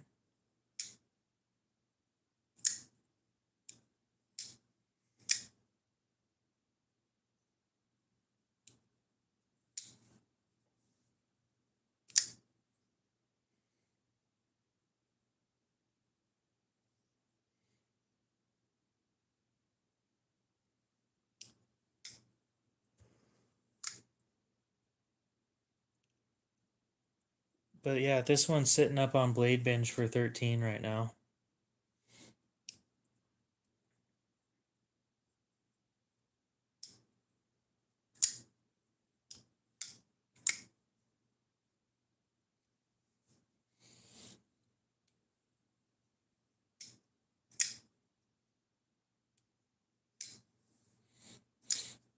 Yeah. Yep. It's got a story.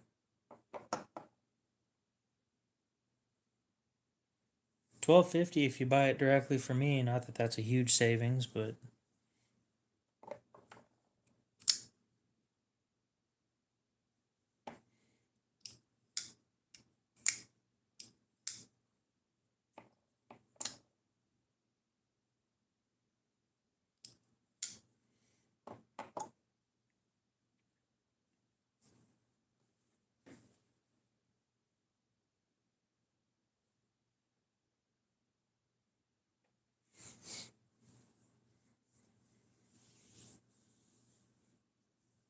yeah.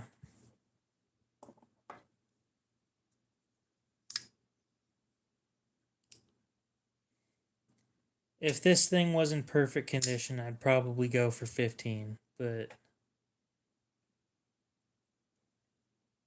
I don't know, it's old.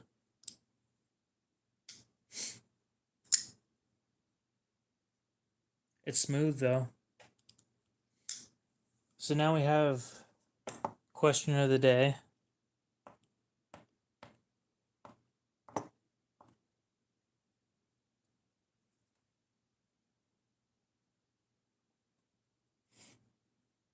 It was made by Koenig in Boise, Idaho. Question of the day. If you were to choose one, which one would you choose? Oh, yeah, no, that's very high. For me, that's insane, but it has value as a collector's piece. It's one of roughly the first 20s, or the first 20 made in-house by Koenig in Boise, Idaho. Y'all are picking the ZT? Really?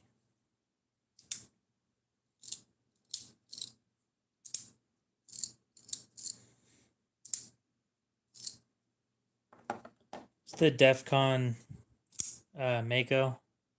They're all roughly the same size.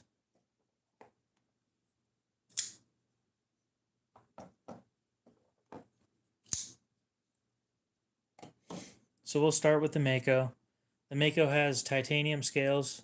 It's a titanium frame lock. They're all titanium frame locks. With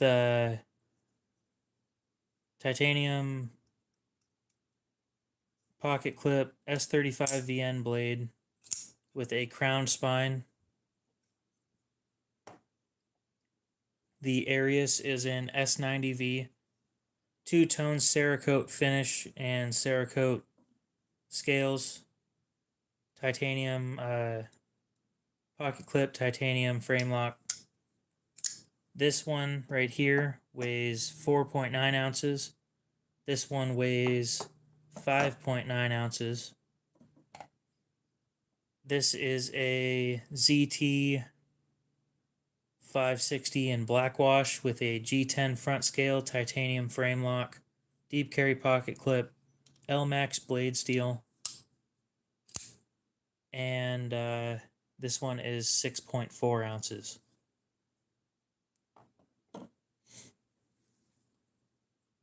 But yeah, they're all roughly the same size.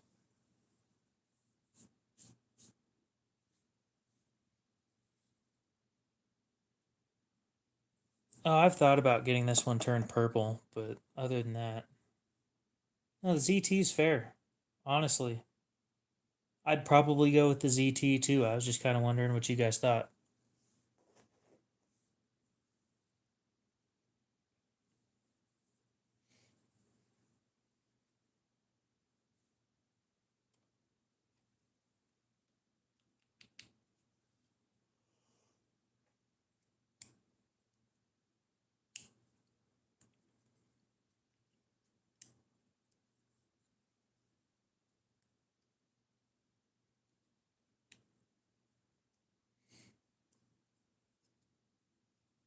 Dude, this thing looks amazing for the price.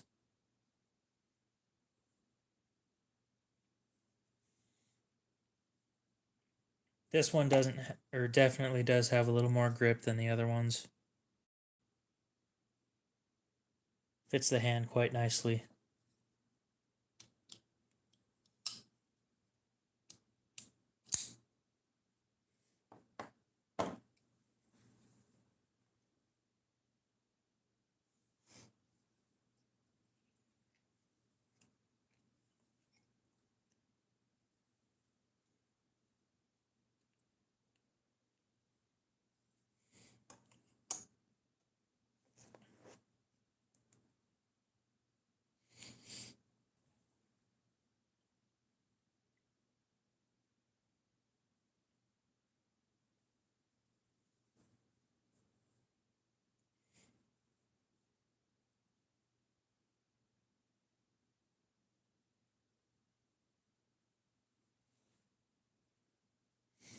It looks beefy.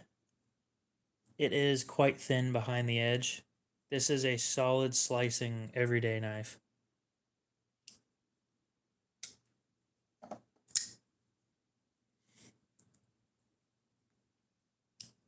And it's in S90V. So this one probably has the best edge retention out of the three. This one's just budget, and this one is probably the best beater on the table.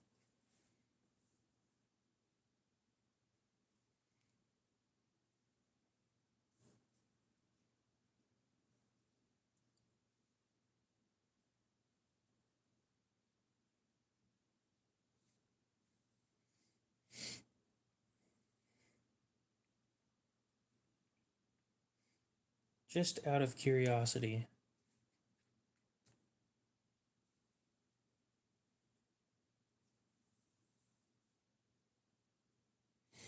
oh dude, this thing's gonna be an amazing knife.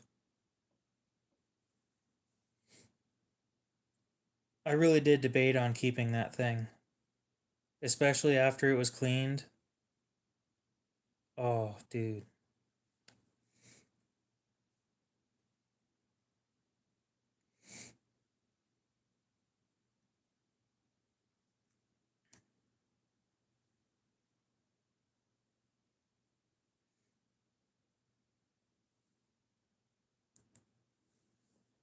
Oh yeah, so 2-bit is just a balisong collector. I can see that. Do you want to know why we have such good knife makers? Genuine answer, by the way. They all moved here. That's it. They moved here.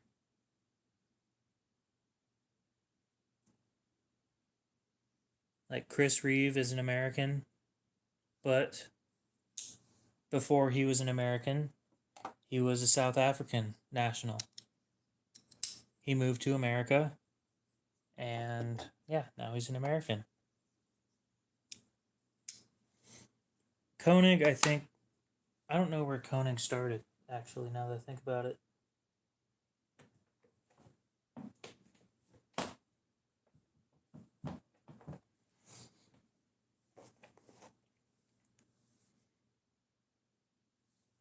I'm going to look that up real quick.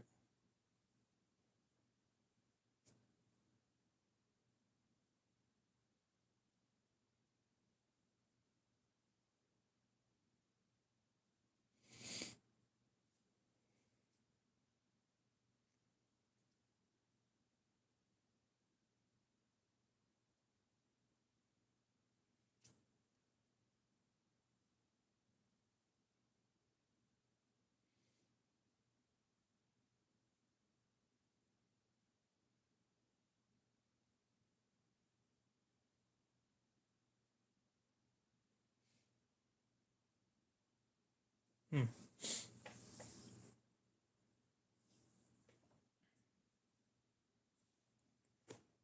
Balisongs are pretty complicated.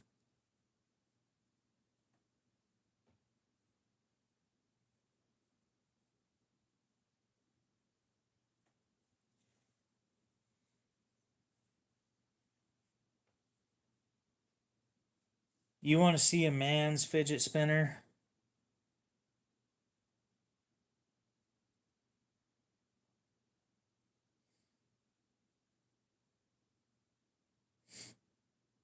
The JHO Joker. It's a fidget spinner knife.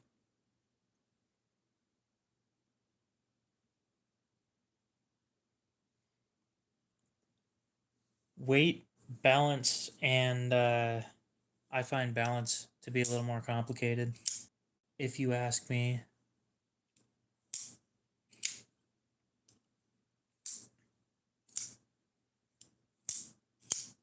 And there was something else that...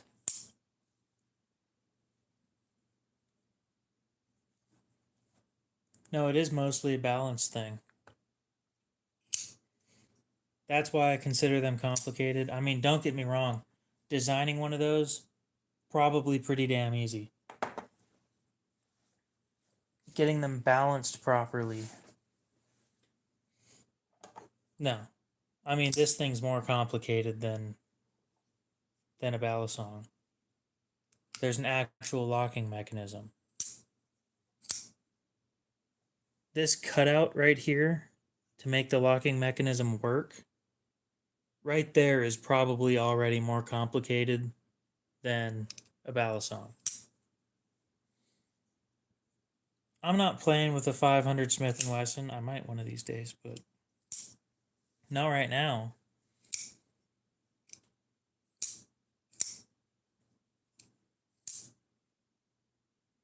Yeah, I'm not your average knife guy. I use the shit out of most of my knives. I buy most of them used. Most of these things, well, this one's not super expensive, but no way. Aw.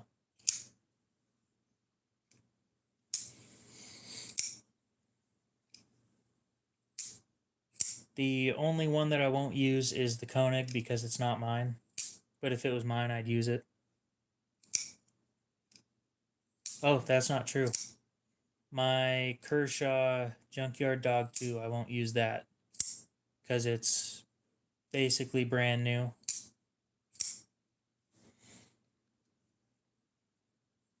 That sucks. 454. I think we played with 458 SOCOM and an AR-10. That stuff's fun. Yeah, I see 76 as well.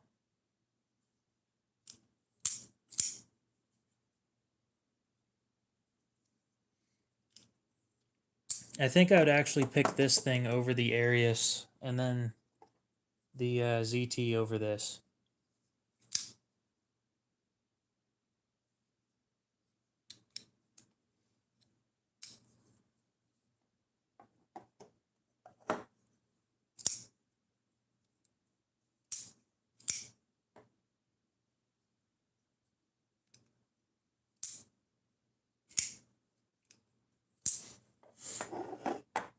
Where's my book? There you are.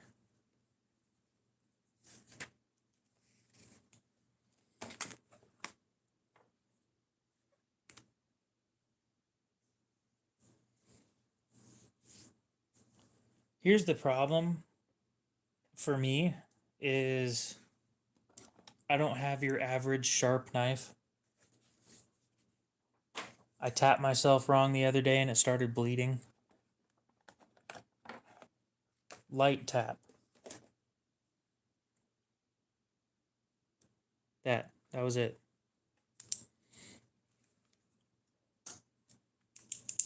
Yeah. 454 is whatever you want a big hole in.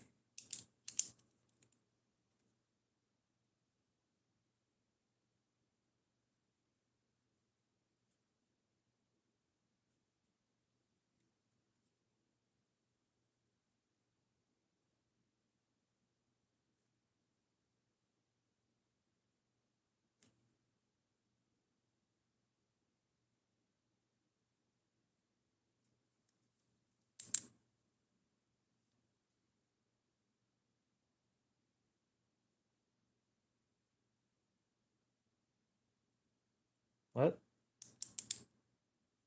No way. Did you say something offensive?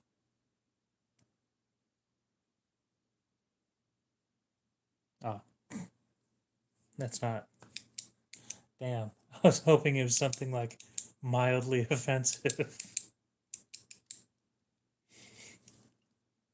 Oh,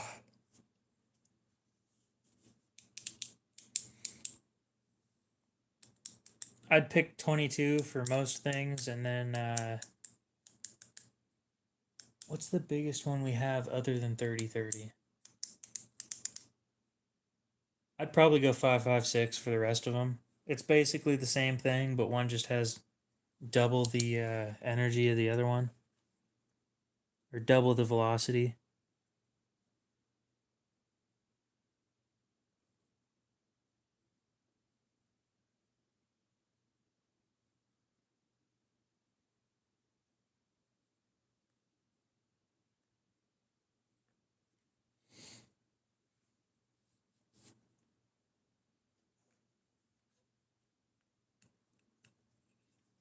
Okay, now you have me interested because I've never heard of that before.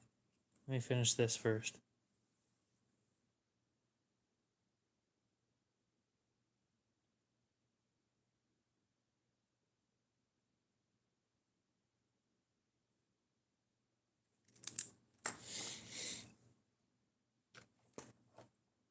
So what is that?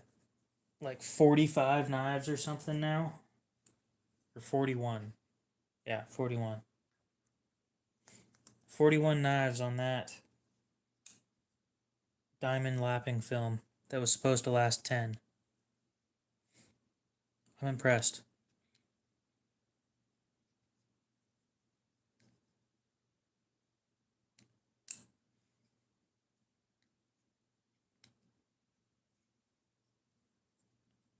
Oh, yeah, I don't have that kind of money.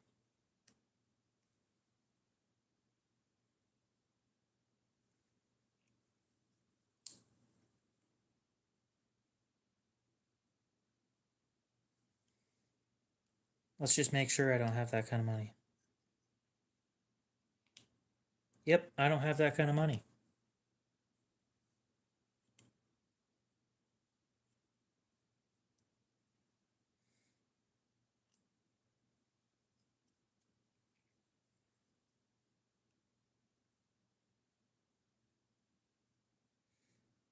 If they didn't have grip safeties, I'd be a lot less bothered by it. But you know damn well I'm getting a cotton candy colorway. Look at this shit. Hell yeah.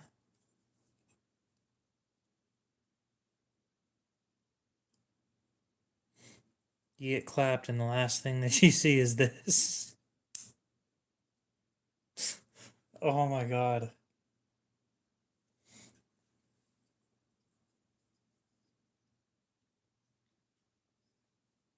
What, you're not picking pink and blue?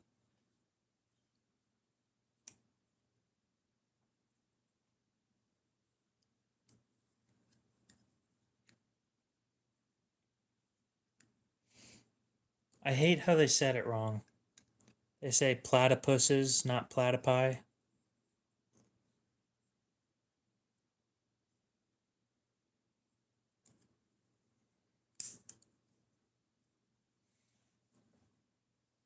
Oh man. Nope, I'm picking some funny colors, dude.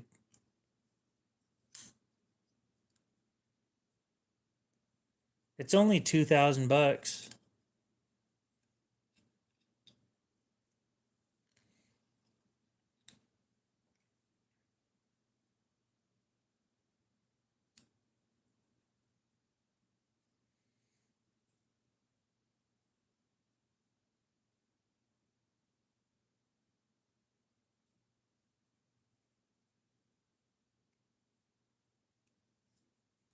Oh, you can customize the serial number too. This is great.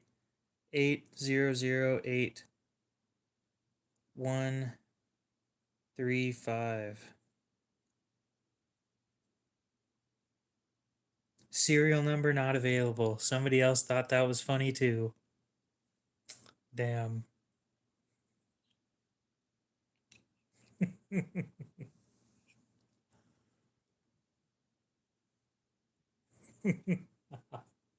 I had to try.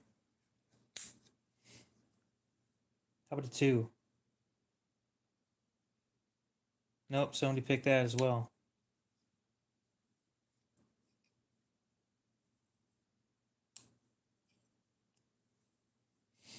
Oh, 8008 is still available. That'll work. Uh, we go out to the range and then we shoot targets and then we take the targets and we go home.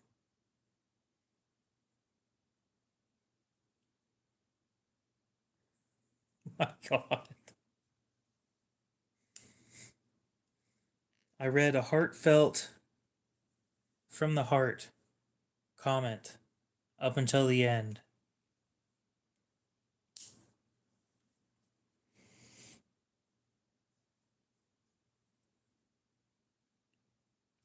Yep, somebody already picked 80,000 to 85. That sucks.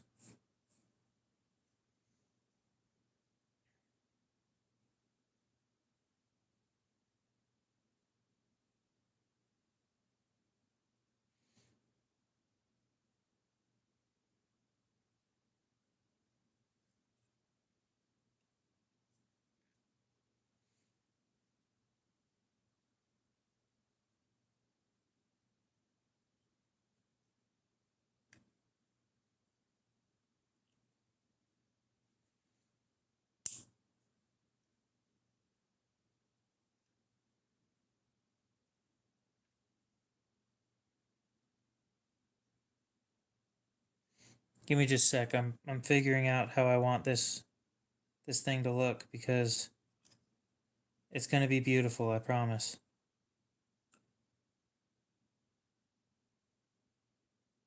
Oh, it looks amazing.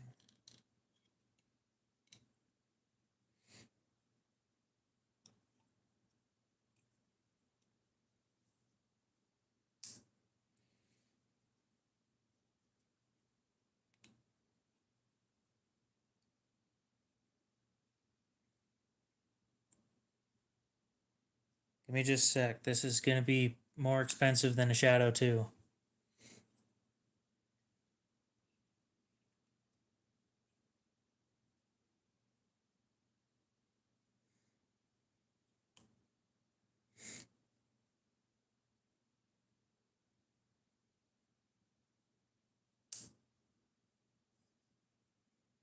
Threaded barrel, obviously. I don't give a shit because I'm in Idaho. Polished steel, obviously. Barrel bushing, polished steel, obviously. Thread protector, polished steel, obviously. Aw, damn, they don't do DLC coating? Fuck you. Fully custom my ass.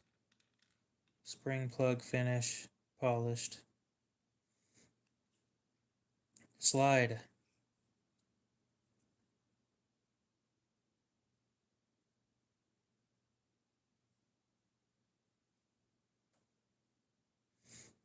We'll stick with that. Armor cut.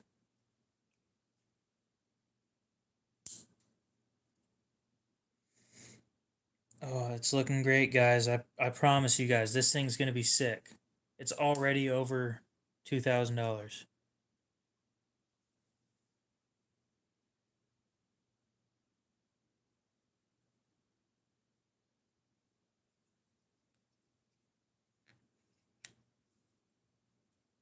Yes, I went with polished steel for everything that I could, obviously. Fiber optic, high sights, because SMD. Front sight is going to be, oh, it's just beautiful. Thumb safety, ambi, because why not? Grip safety, does it have to have the grip safety? Fully custom my ass. I hate grip safeties.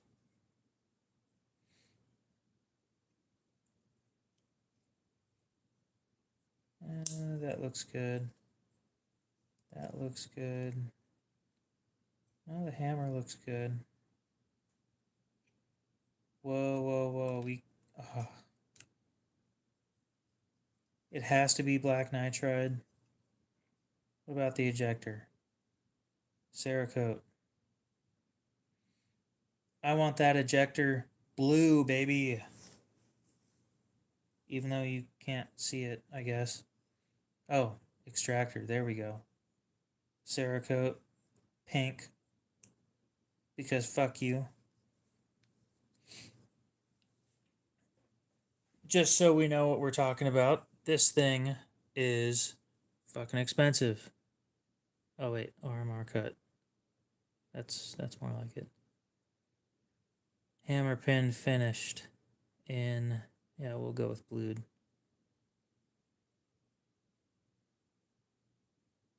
We'll keep that how it is. Pins are probably fine, to be honest. Okay, my full build is $2,130. 31.8 ounces empty. This should be a great competition gun right here.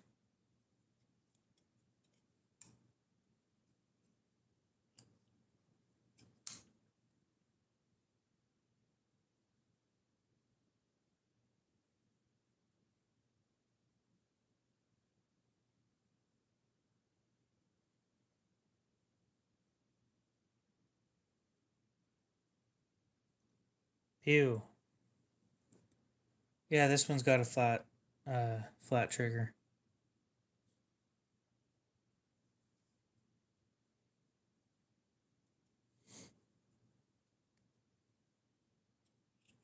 Oh no, this one's got the 2.5 pound. I went all out on this shit.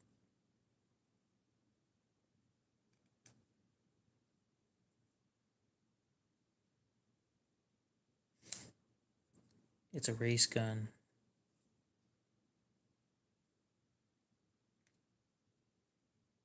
Yeah, 2.5 to 3.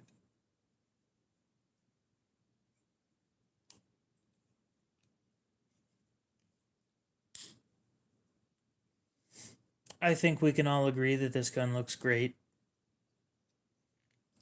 And if this is the last thing that you saw before you went out, then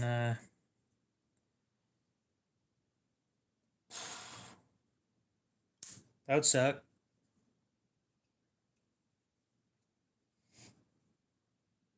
I think it's perfect. Absolutely perfect.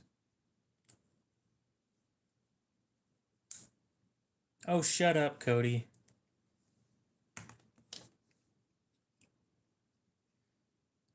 My dad got his hands on a staccato. And he shot it as well as his Shadow 2. Apparently he prefers the Shadow 2. A CZ Shadow 2. They're fun though. The Shadow 2 is a fun one. Highly recommend trying it out if you don't, or if you haven't already.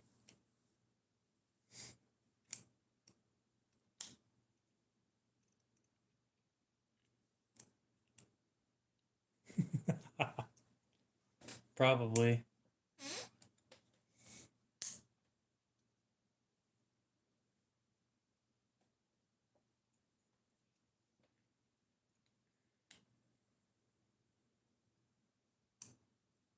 You should try it. Go out and try an SPO1. Actually, no, go get the full experience. Go out and try out a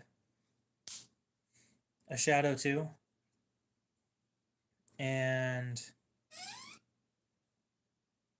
a P10C.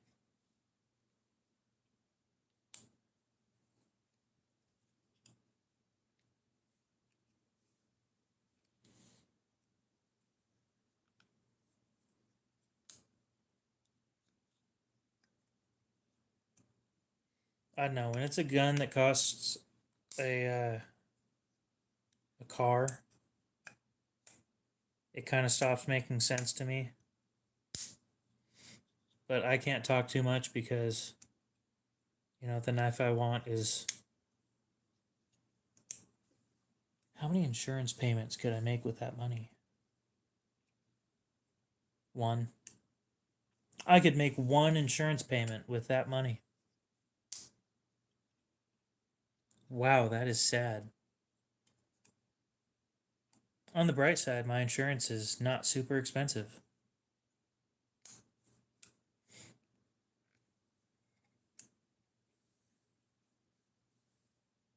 Wee bit under $100 a month.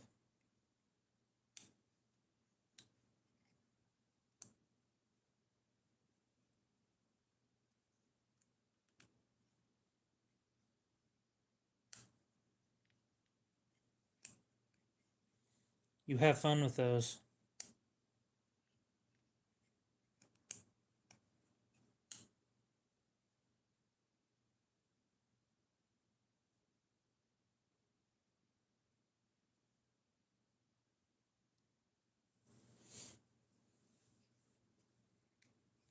Yeah, the Shadow 2s are nice. For 1,200 bucks and you don't have to do shit. They are great right out of the box.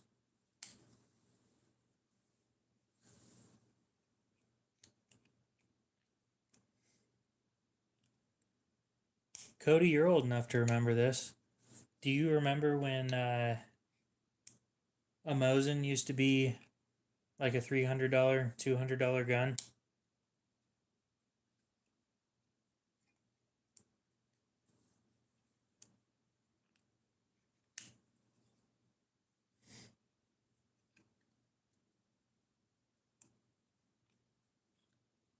Yeah, exactly.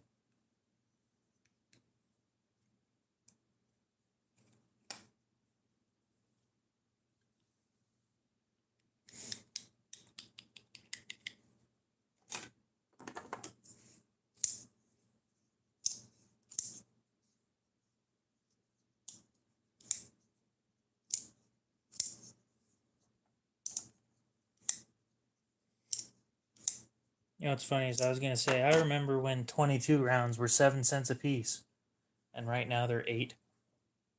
So I can't talk too much shit. I think tomorrow's deal is gonna be this.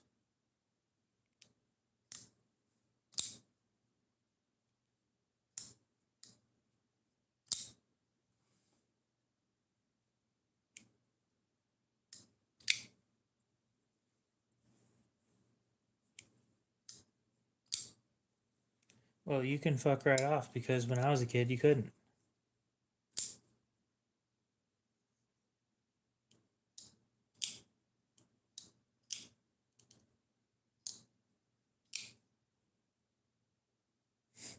So take that.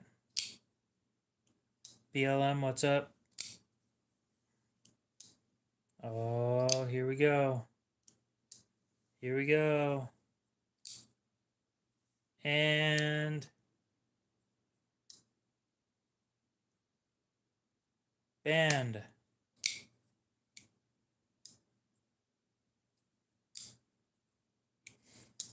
Went for the whole thing too.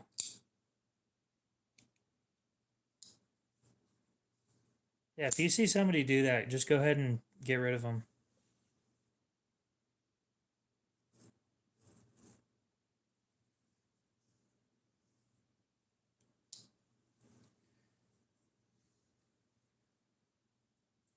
Yeah, 22 rounds are $40 for 550.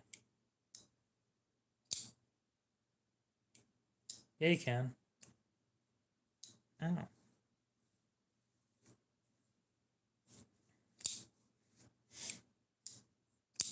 Nope. There are few, very, very few things that I don't allow people to say.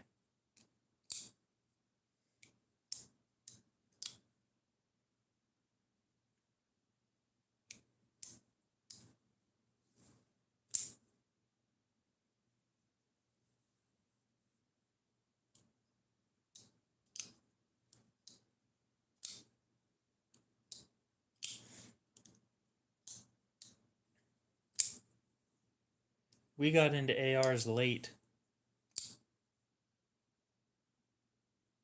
They were, I think, 5.56 and 2.23. Well, 2.23 was,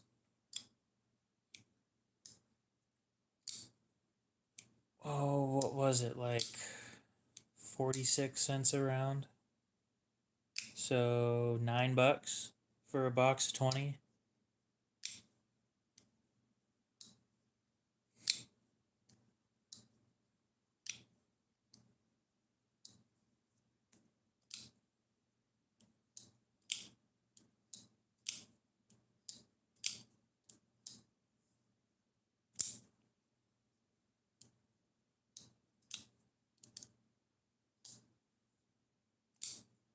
I think I've come up with the perfect plan for the daily special thing. I'm going to price things so low that somebody has to say yes.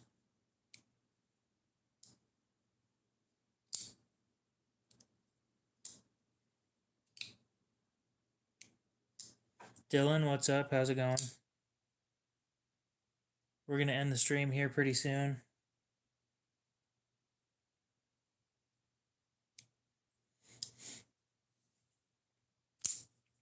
I'm thinking like this thing priced at $20, free shipping, stuff like that.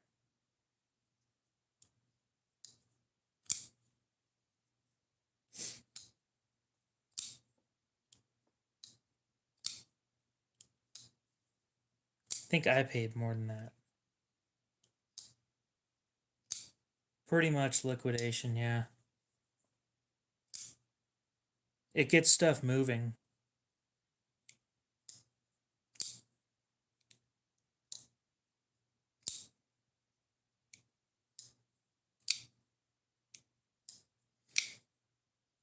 It's an okay brand. They're made in China. I mean, 8CR13 blade. Of course, there's better stuff out there. There's always better stuff out there, but they're not bad.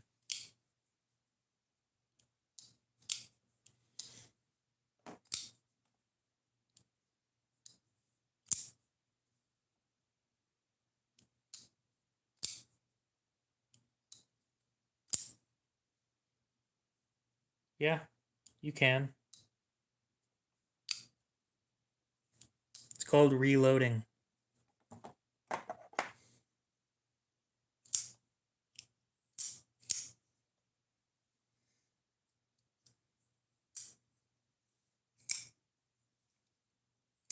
Yeah, as long as you load them properly.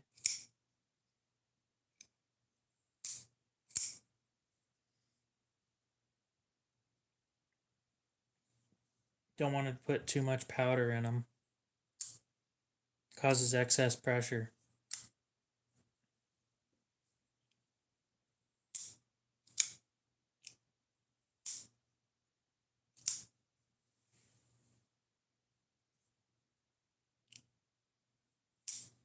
Nope.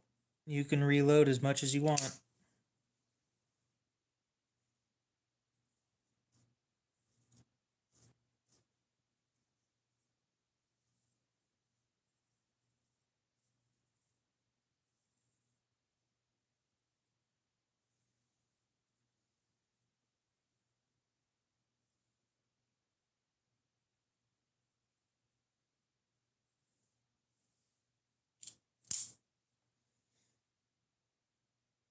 All right, we'll see you later, Dylan. You have a good one. I have to go to the pawn shop tomorrow to sharpen stuff. So, I think I'm probably going to end it here. Or, actually, we could wait a couple more minutes. I have a goal I'm going for, so. Those are dangerous. No way. Shit, these are dangerous. I'll take that. I'll take that off the screen. Don't worry. I won't show one of those again.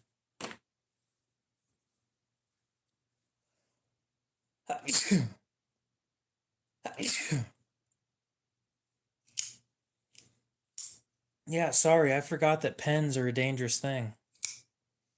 God forbid a pencil was on the screen.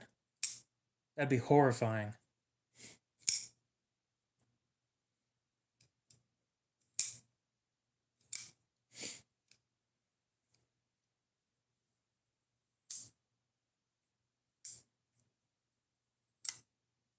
Don't worry, we'll make sure that only knives stay on the screen from now on.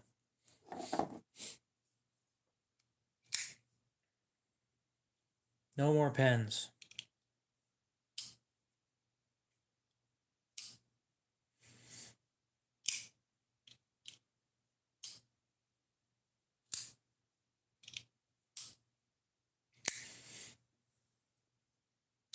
What? No. That was not. No.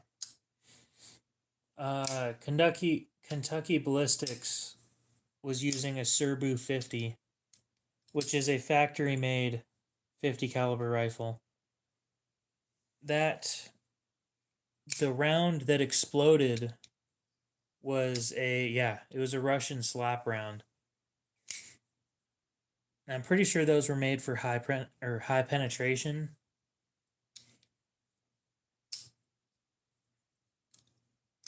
Anyway, it was loaded way too hot.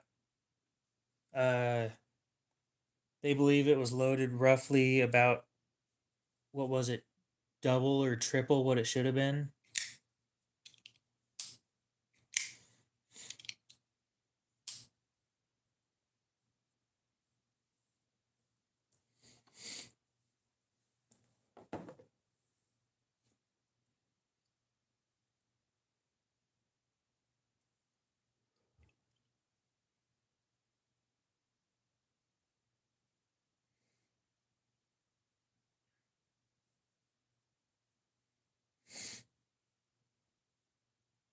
So they're not explosive. They are saboed light armor penetrators. That's what they look like.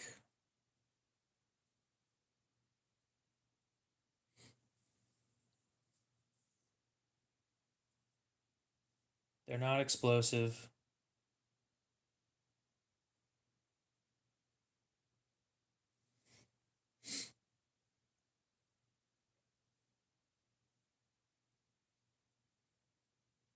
Let's get some pictures of, yeah. So they've got a red sabot around them, and yeah,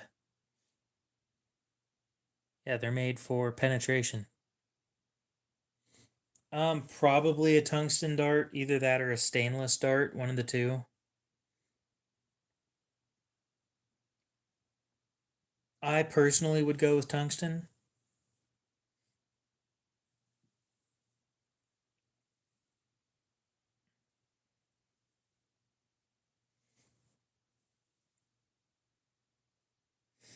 But they're for light armor, so. Oh, yeah, nope. Tungsten core.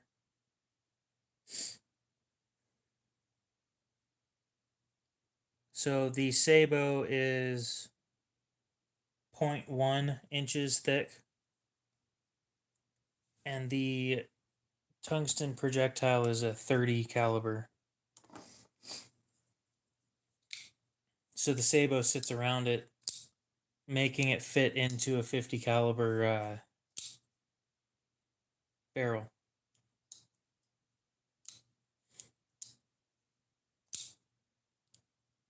You should go watch the explanation video of that accident. The people who make the Serbu, I don't remember what the rifle's called.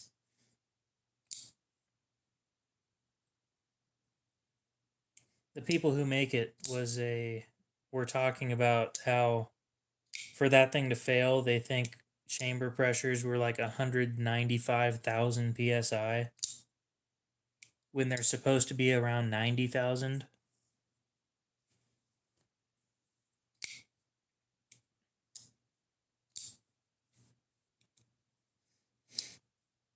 It would have been better if it was something that had a recoil system, like a semi-automatic rifle instead of that thing. At least something would have. I don't know how else to explain it.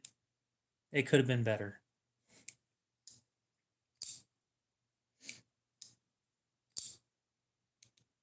The thing is, those Surbu rifles are kind of cheap for a 50 BMG, so for something like that to happen, I'm not surprised, but it is a bad thing. Oh, they make fine rifles. It wasn't the rifle itself that was the issue, it was the ammo. Again, like I was saying, standard 50 BMG uh, chamber pressures are 90,000 psi. Or no, 50,000. Like 56,000? Give me a sec.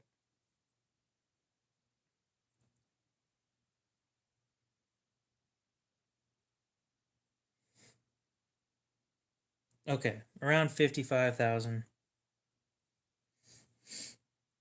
And a higher proof pressure is set at 65,000.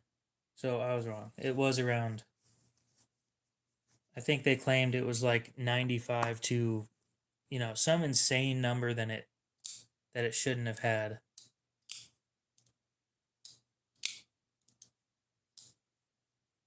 RN50, yeah. Well, I said that earlier, but I forgot already.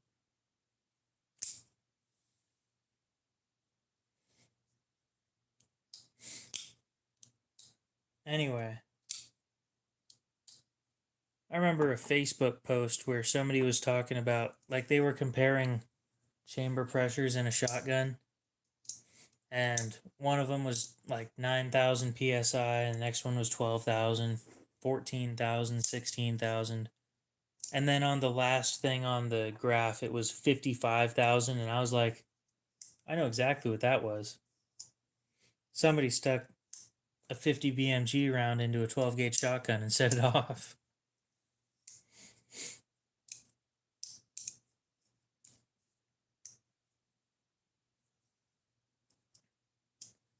Yeah, we were talking about the Kentucky ballistics disaster.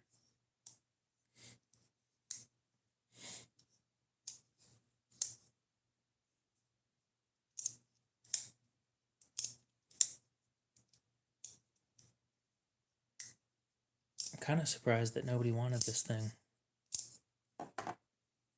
Oh well. What do? You do nothing.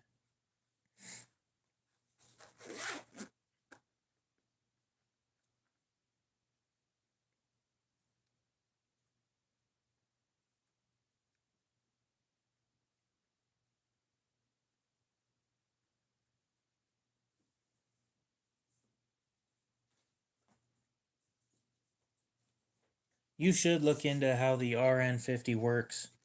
It is a pretty dang solid build. I honestly wouldn't be scared to shoot one of those. As long as it was a standard pressure 50 BMG that was in there.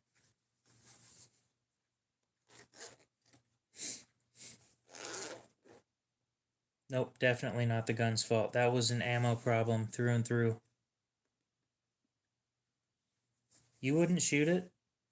Just because one failed because of an ammo issue?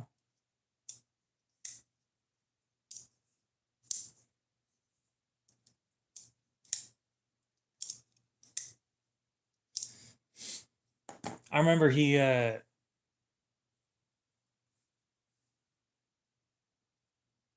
don't think they're that old. They still make them.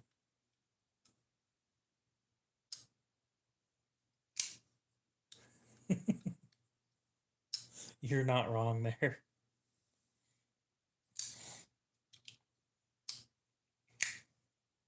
Yep, the design is definitely based on a Fallout gun.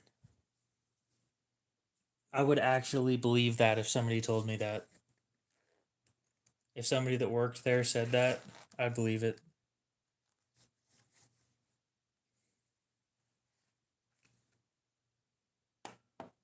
Need to sell that thing.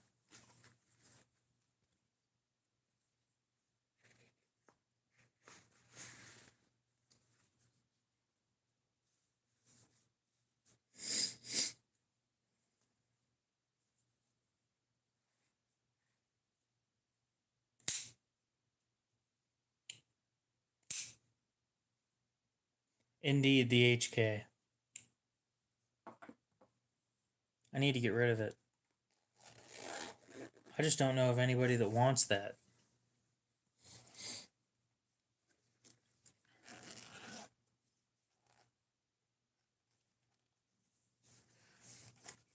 I'm starting to debate on putting it up for kind of cheap just to move it.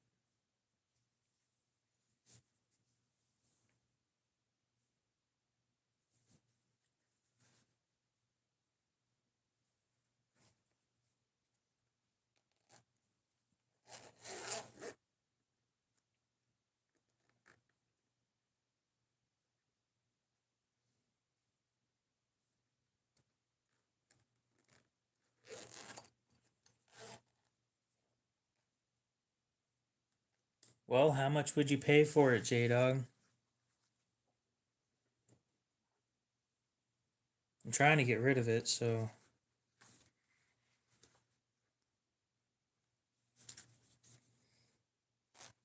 Give me a number I can't refuse.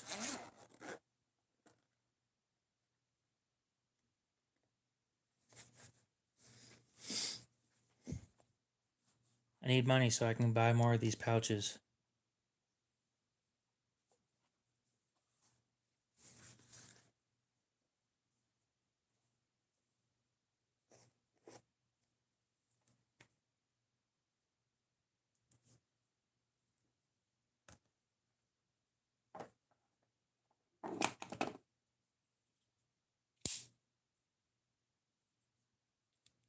For being a backlock,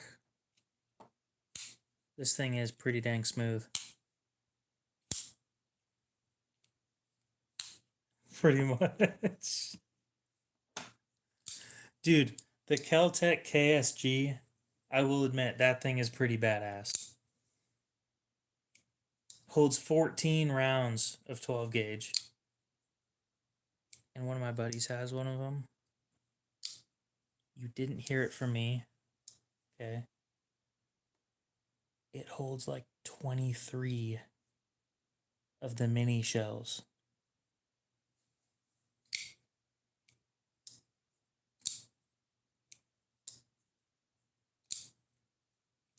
You ever thought of having a shotgun that holds 23 rounds?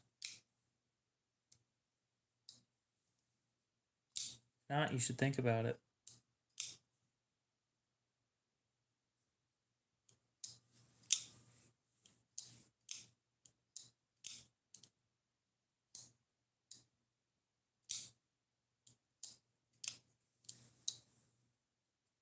I think the KSG is one of their more normal guns.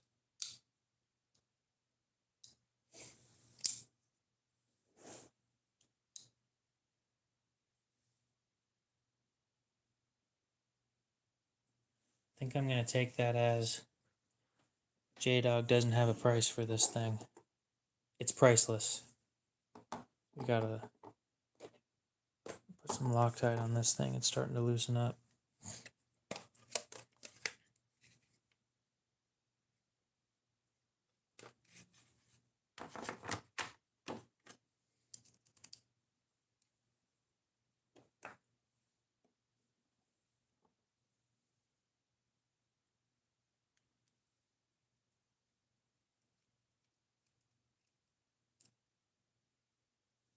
Do you know somebody that has Cash App? By chance?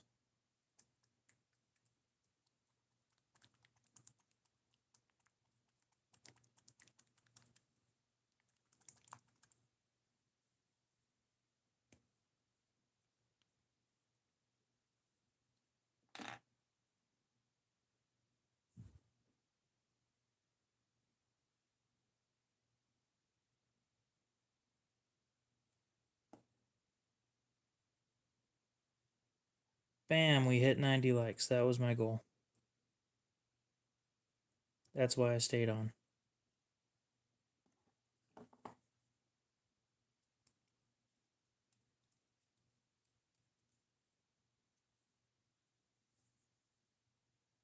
Oh yeah, it says 90 on mine.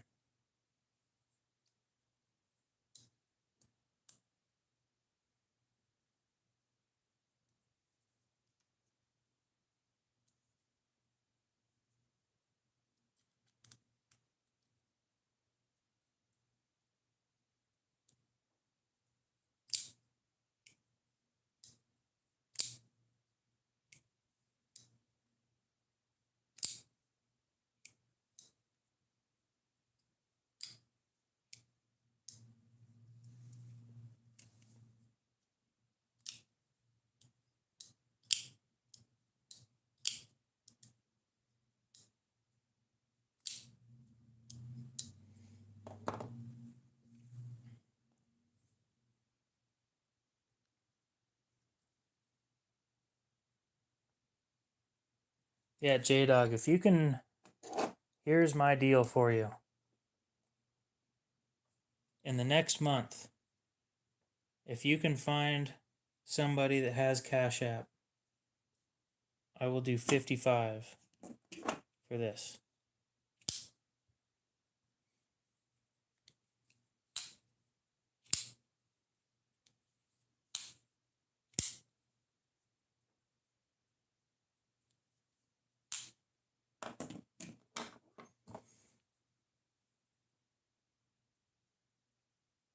Ew, a bullpup.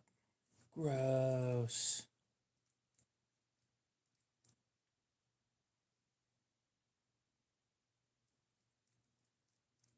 I'll be honest, I've never shot a bullpup, so I can't talk too much shit yet.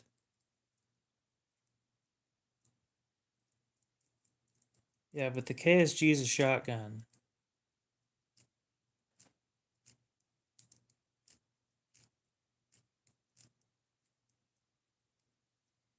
Sounds like a plan. I'll put you on the list.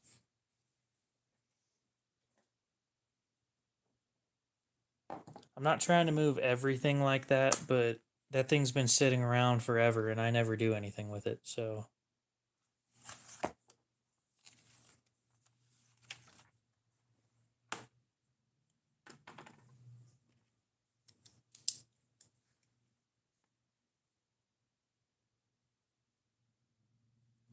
I can't believe I'm writing this in a notebook.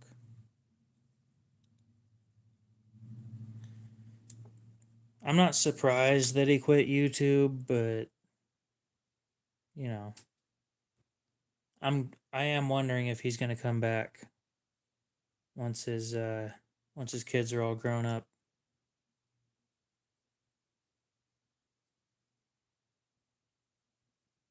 The fact that I'm writing Pimp Daddy in a notebook. This was not on my 2025 checklist.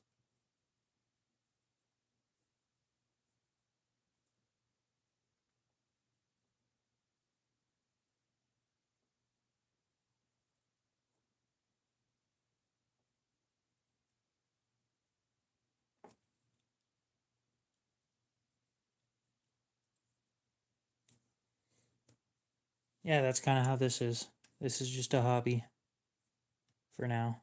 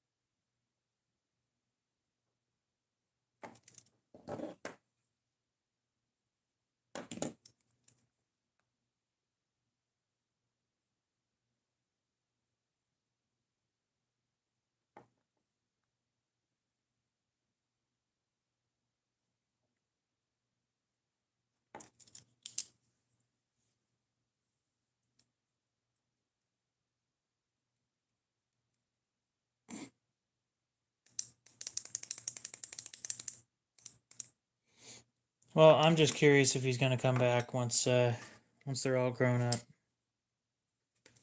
I get why he quit. I completely understand. He is a lucky guy.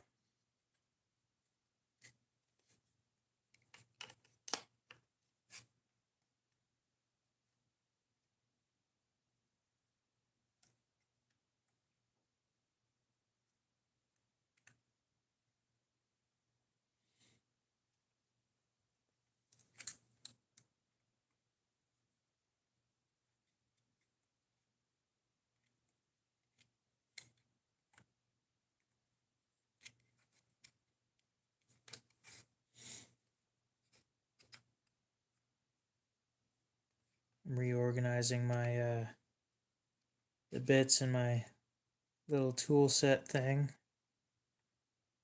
and then I'm gonna go ahead and end it. That one is somewhere. Oh, it's this one.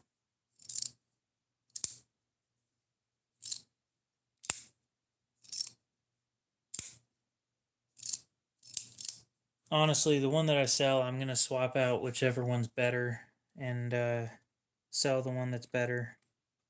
I've got two of them, but I don't know which one's in better condition, so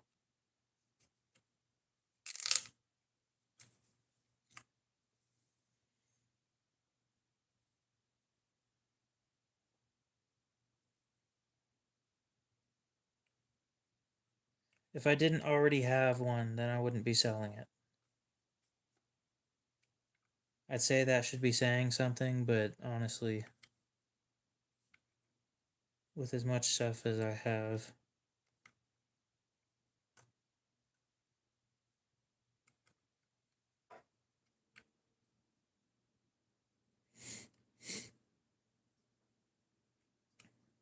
yeah, everybody that's gotten one seems to like it, so that's a good thing.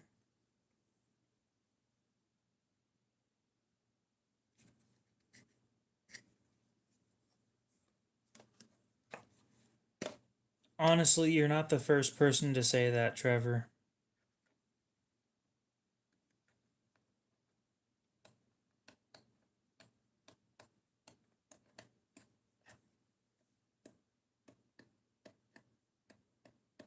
What?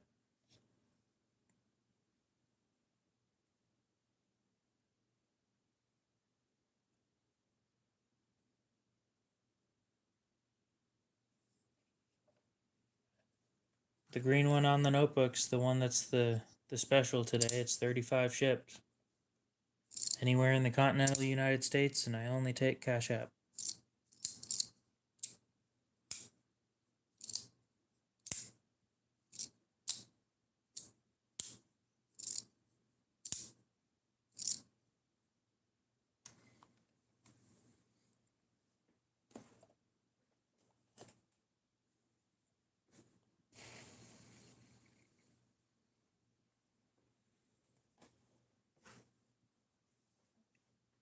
I kind of want to find my second one, so I'll be right back. I don't remember exactly where I put it.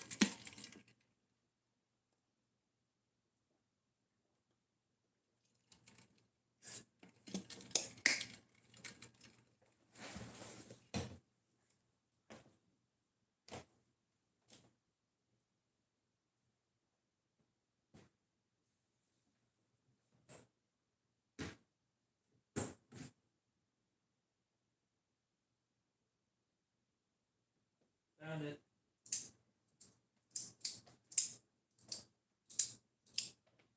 Okay, yeah, I can see what the problem is.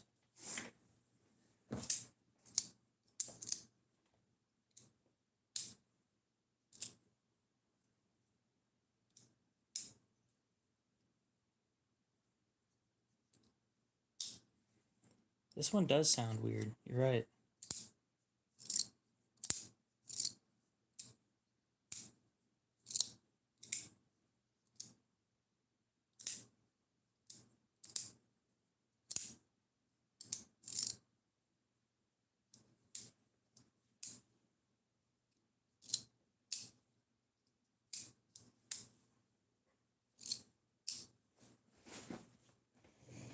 me try something with it real quick. Yeah. You told me, didn't you?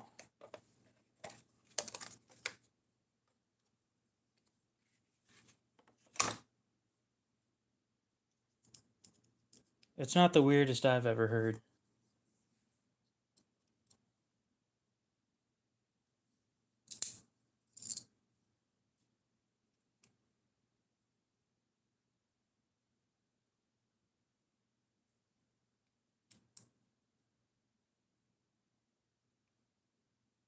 Yeah, there's nothing I can do about it.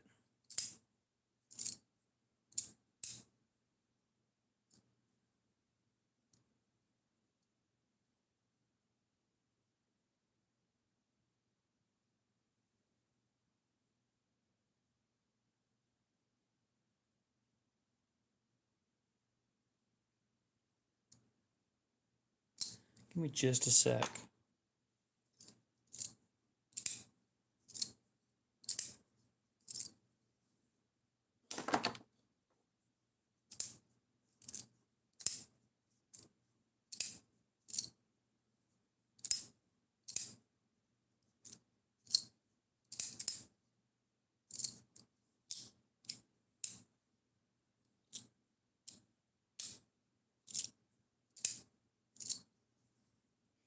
You don't think they're caged?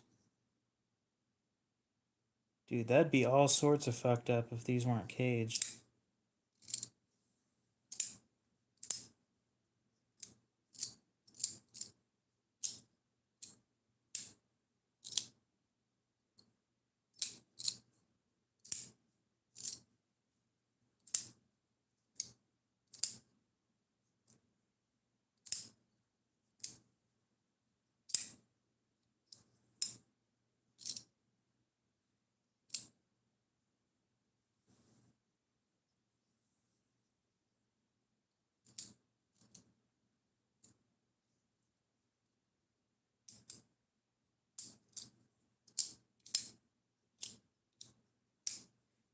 It's smoother than my other one.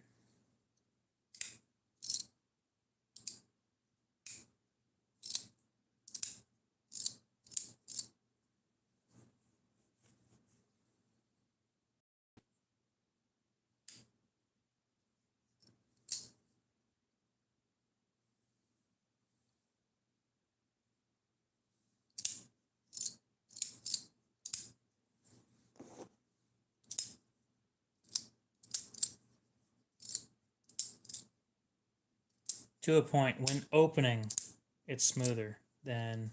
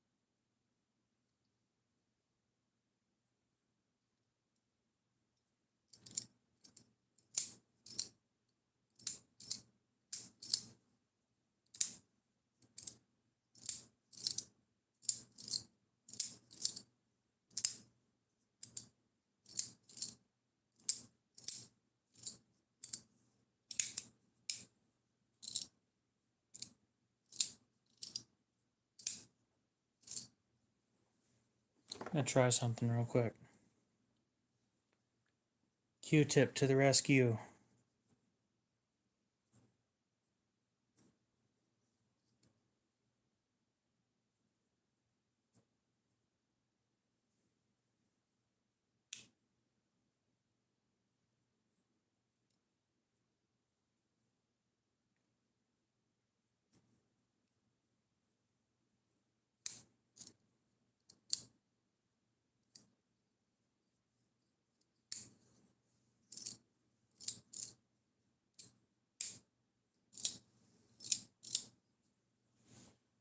I don't know. No clue what the problem is.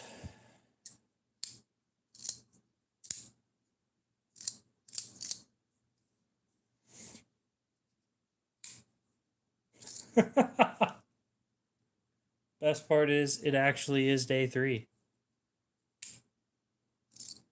Day 3 of not answering that question. All right, we'll see you later, J-Dog. We'll get that worked out over the coming weeks.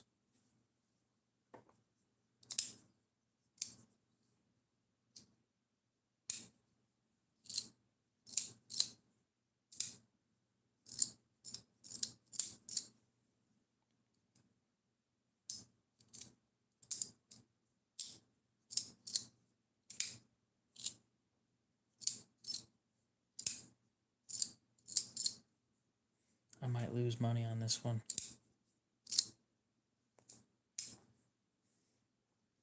Nope, can't help with that one.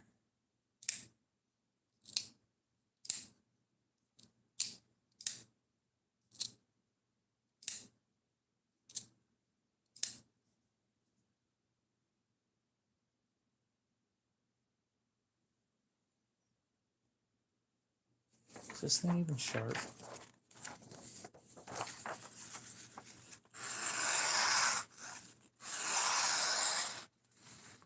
Man, I can do better than that. To think this was the sharpest knife that I owned for a while.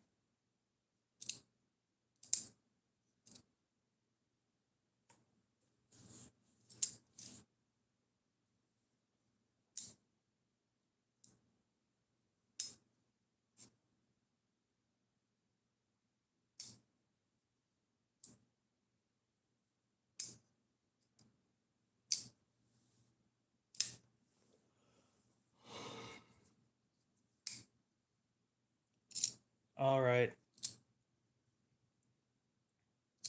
Got about 9 minutes, and I might as well end the stream there.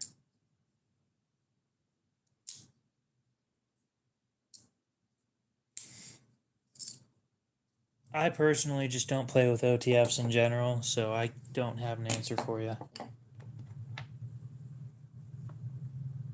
Just a whole ass hour after I wanted to leave. As per usual. As fortunately unfortunate as that may be.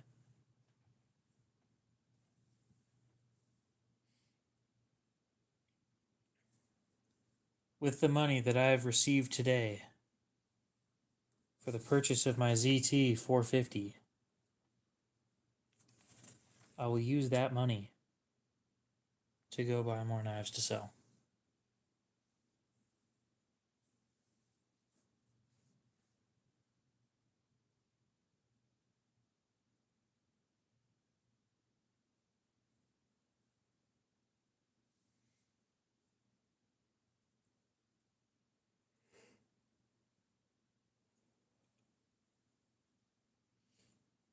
Well, yeah, but I told myself I was going to use that money to buy some other knife that I actually wanted, but I'm not going to do that.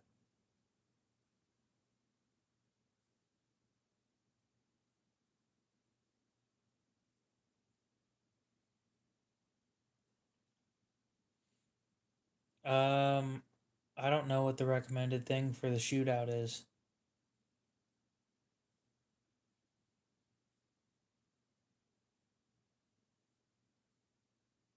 Yep. Wonder if I could hit 100 before I end the stream.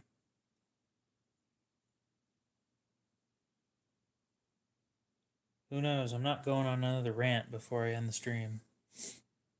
So I doubt it.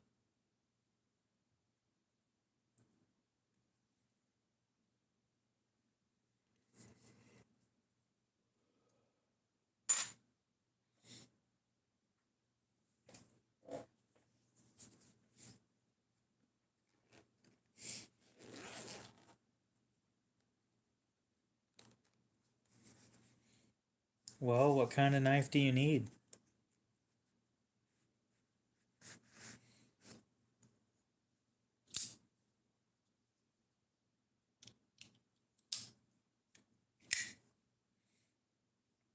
I think I'm gonna regret this. Damn. You know, if Hinderer didn't suck at heat treats, I'd buy one of theirs to replace that one that I'm getting rid of, but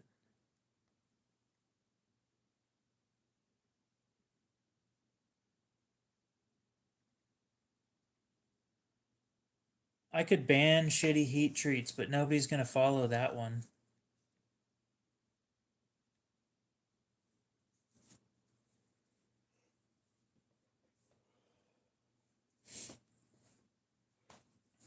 I don't know, I just want something. Shitty factory edges, that would be a good ban.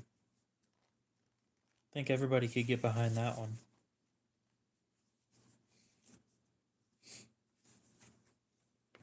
Just a casual $1,000 in a pouch. No, the Paraframe's actually a decent knife for the price. If you can get it for like $7 from a pawn shop.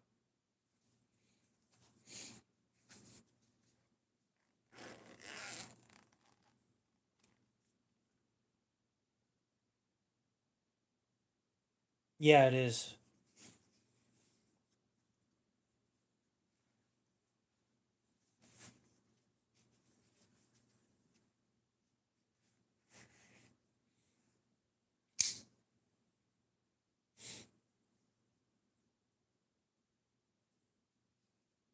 I hereby declare that non-caged bearings in knives specifically are banned.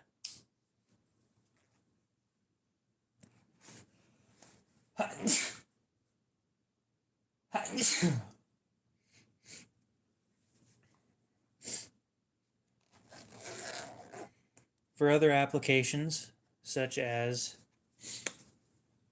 tank turrets and things of the sort, they are hereby allowed. Thank you.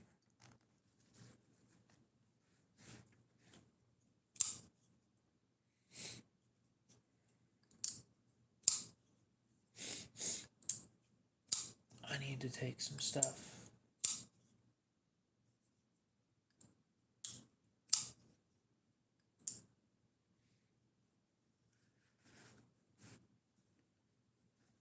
I've thought about talking to companies about needle bearings. It seems like Shirogorov uses those though, so I'm not sure if they're patented or not.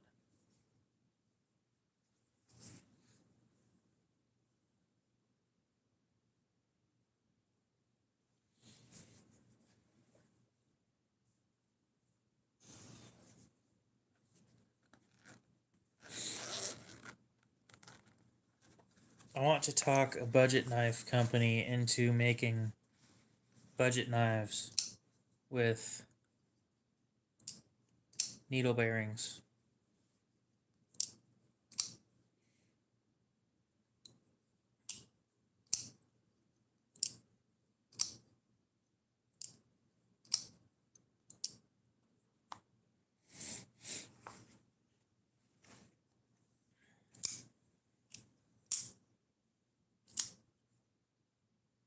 The downside of needle bearings is it doesn't give me the option to do what I want to do, which is I want a knife that has options, right? You buy it, it comes with options. You get bearings, you get washers that also fit at the same time.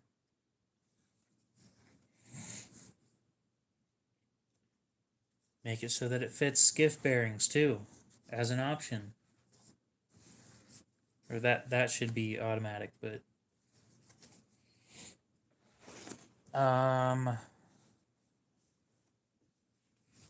something that comes with a deep carry clip and a regular clip, a backspacer with a lanyard hole and one without a lanyard hole, stuff like that.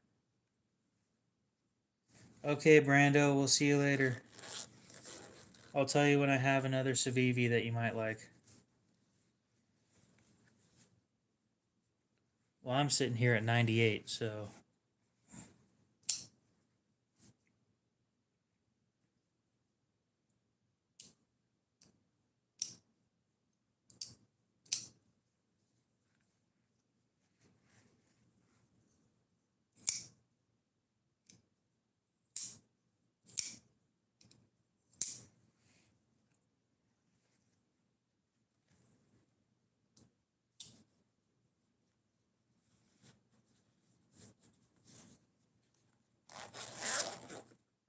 I should talk to QB.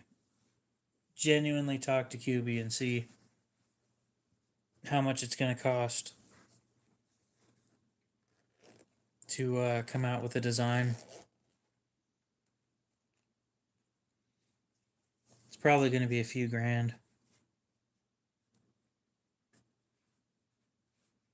And then a year or two of waiting.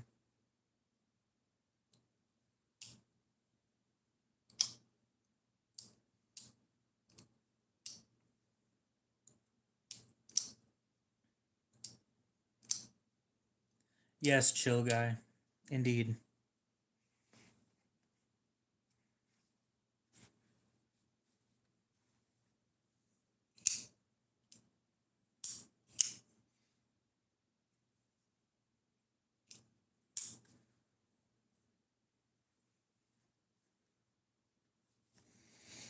Anyway, guys, this has been a 5-hour stream. I wanted to end it at 3.5. So, I think we're going to end it here. Hopefully you guys have a great rest of your night, day, morning, whatever it is. Tomorrow we will have another special knife sale. And yeah. We'll see you guys in the next one. Will do.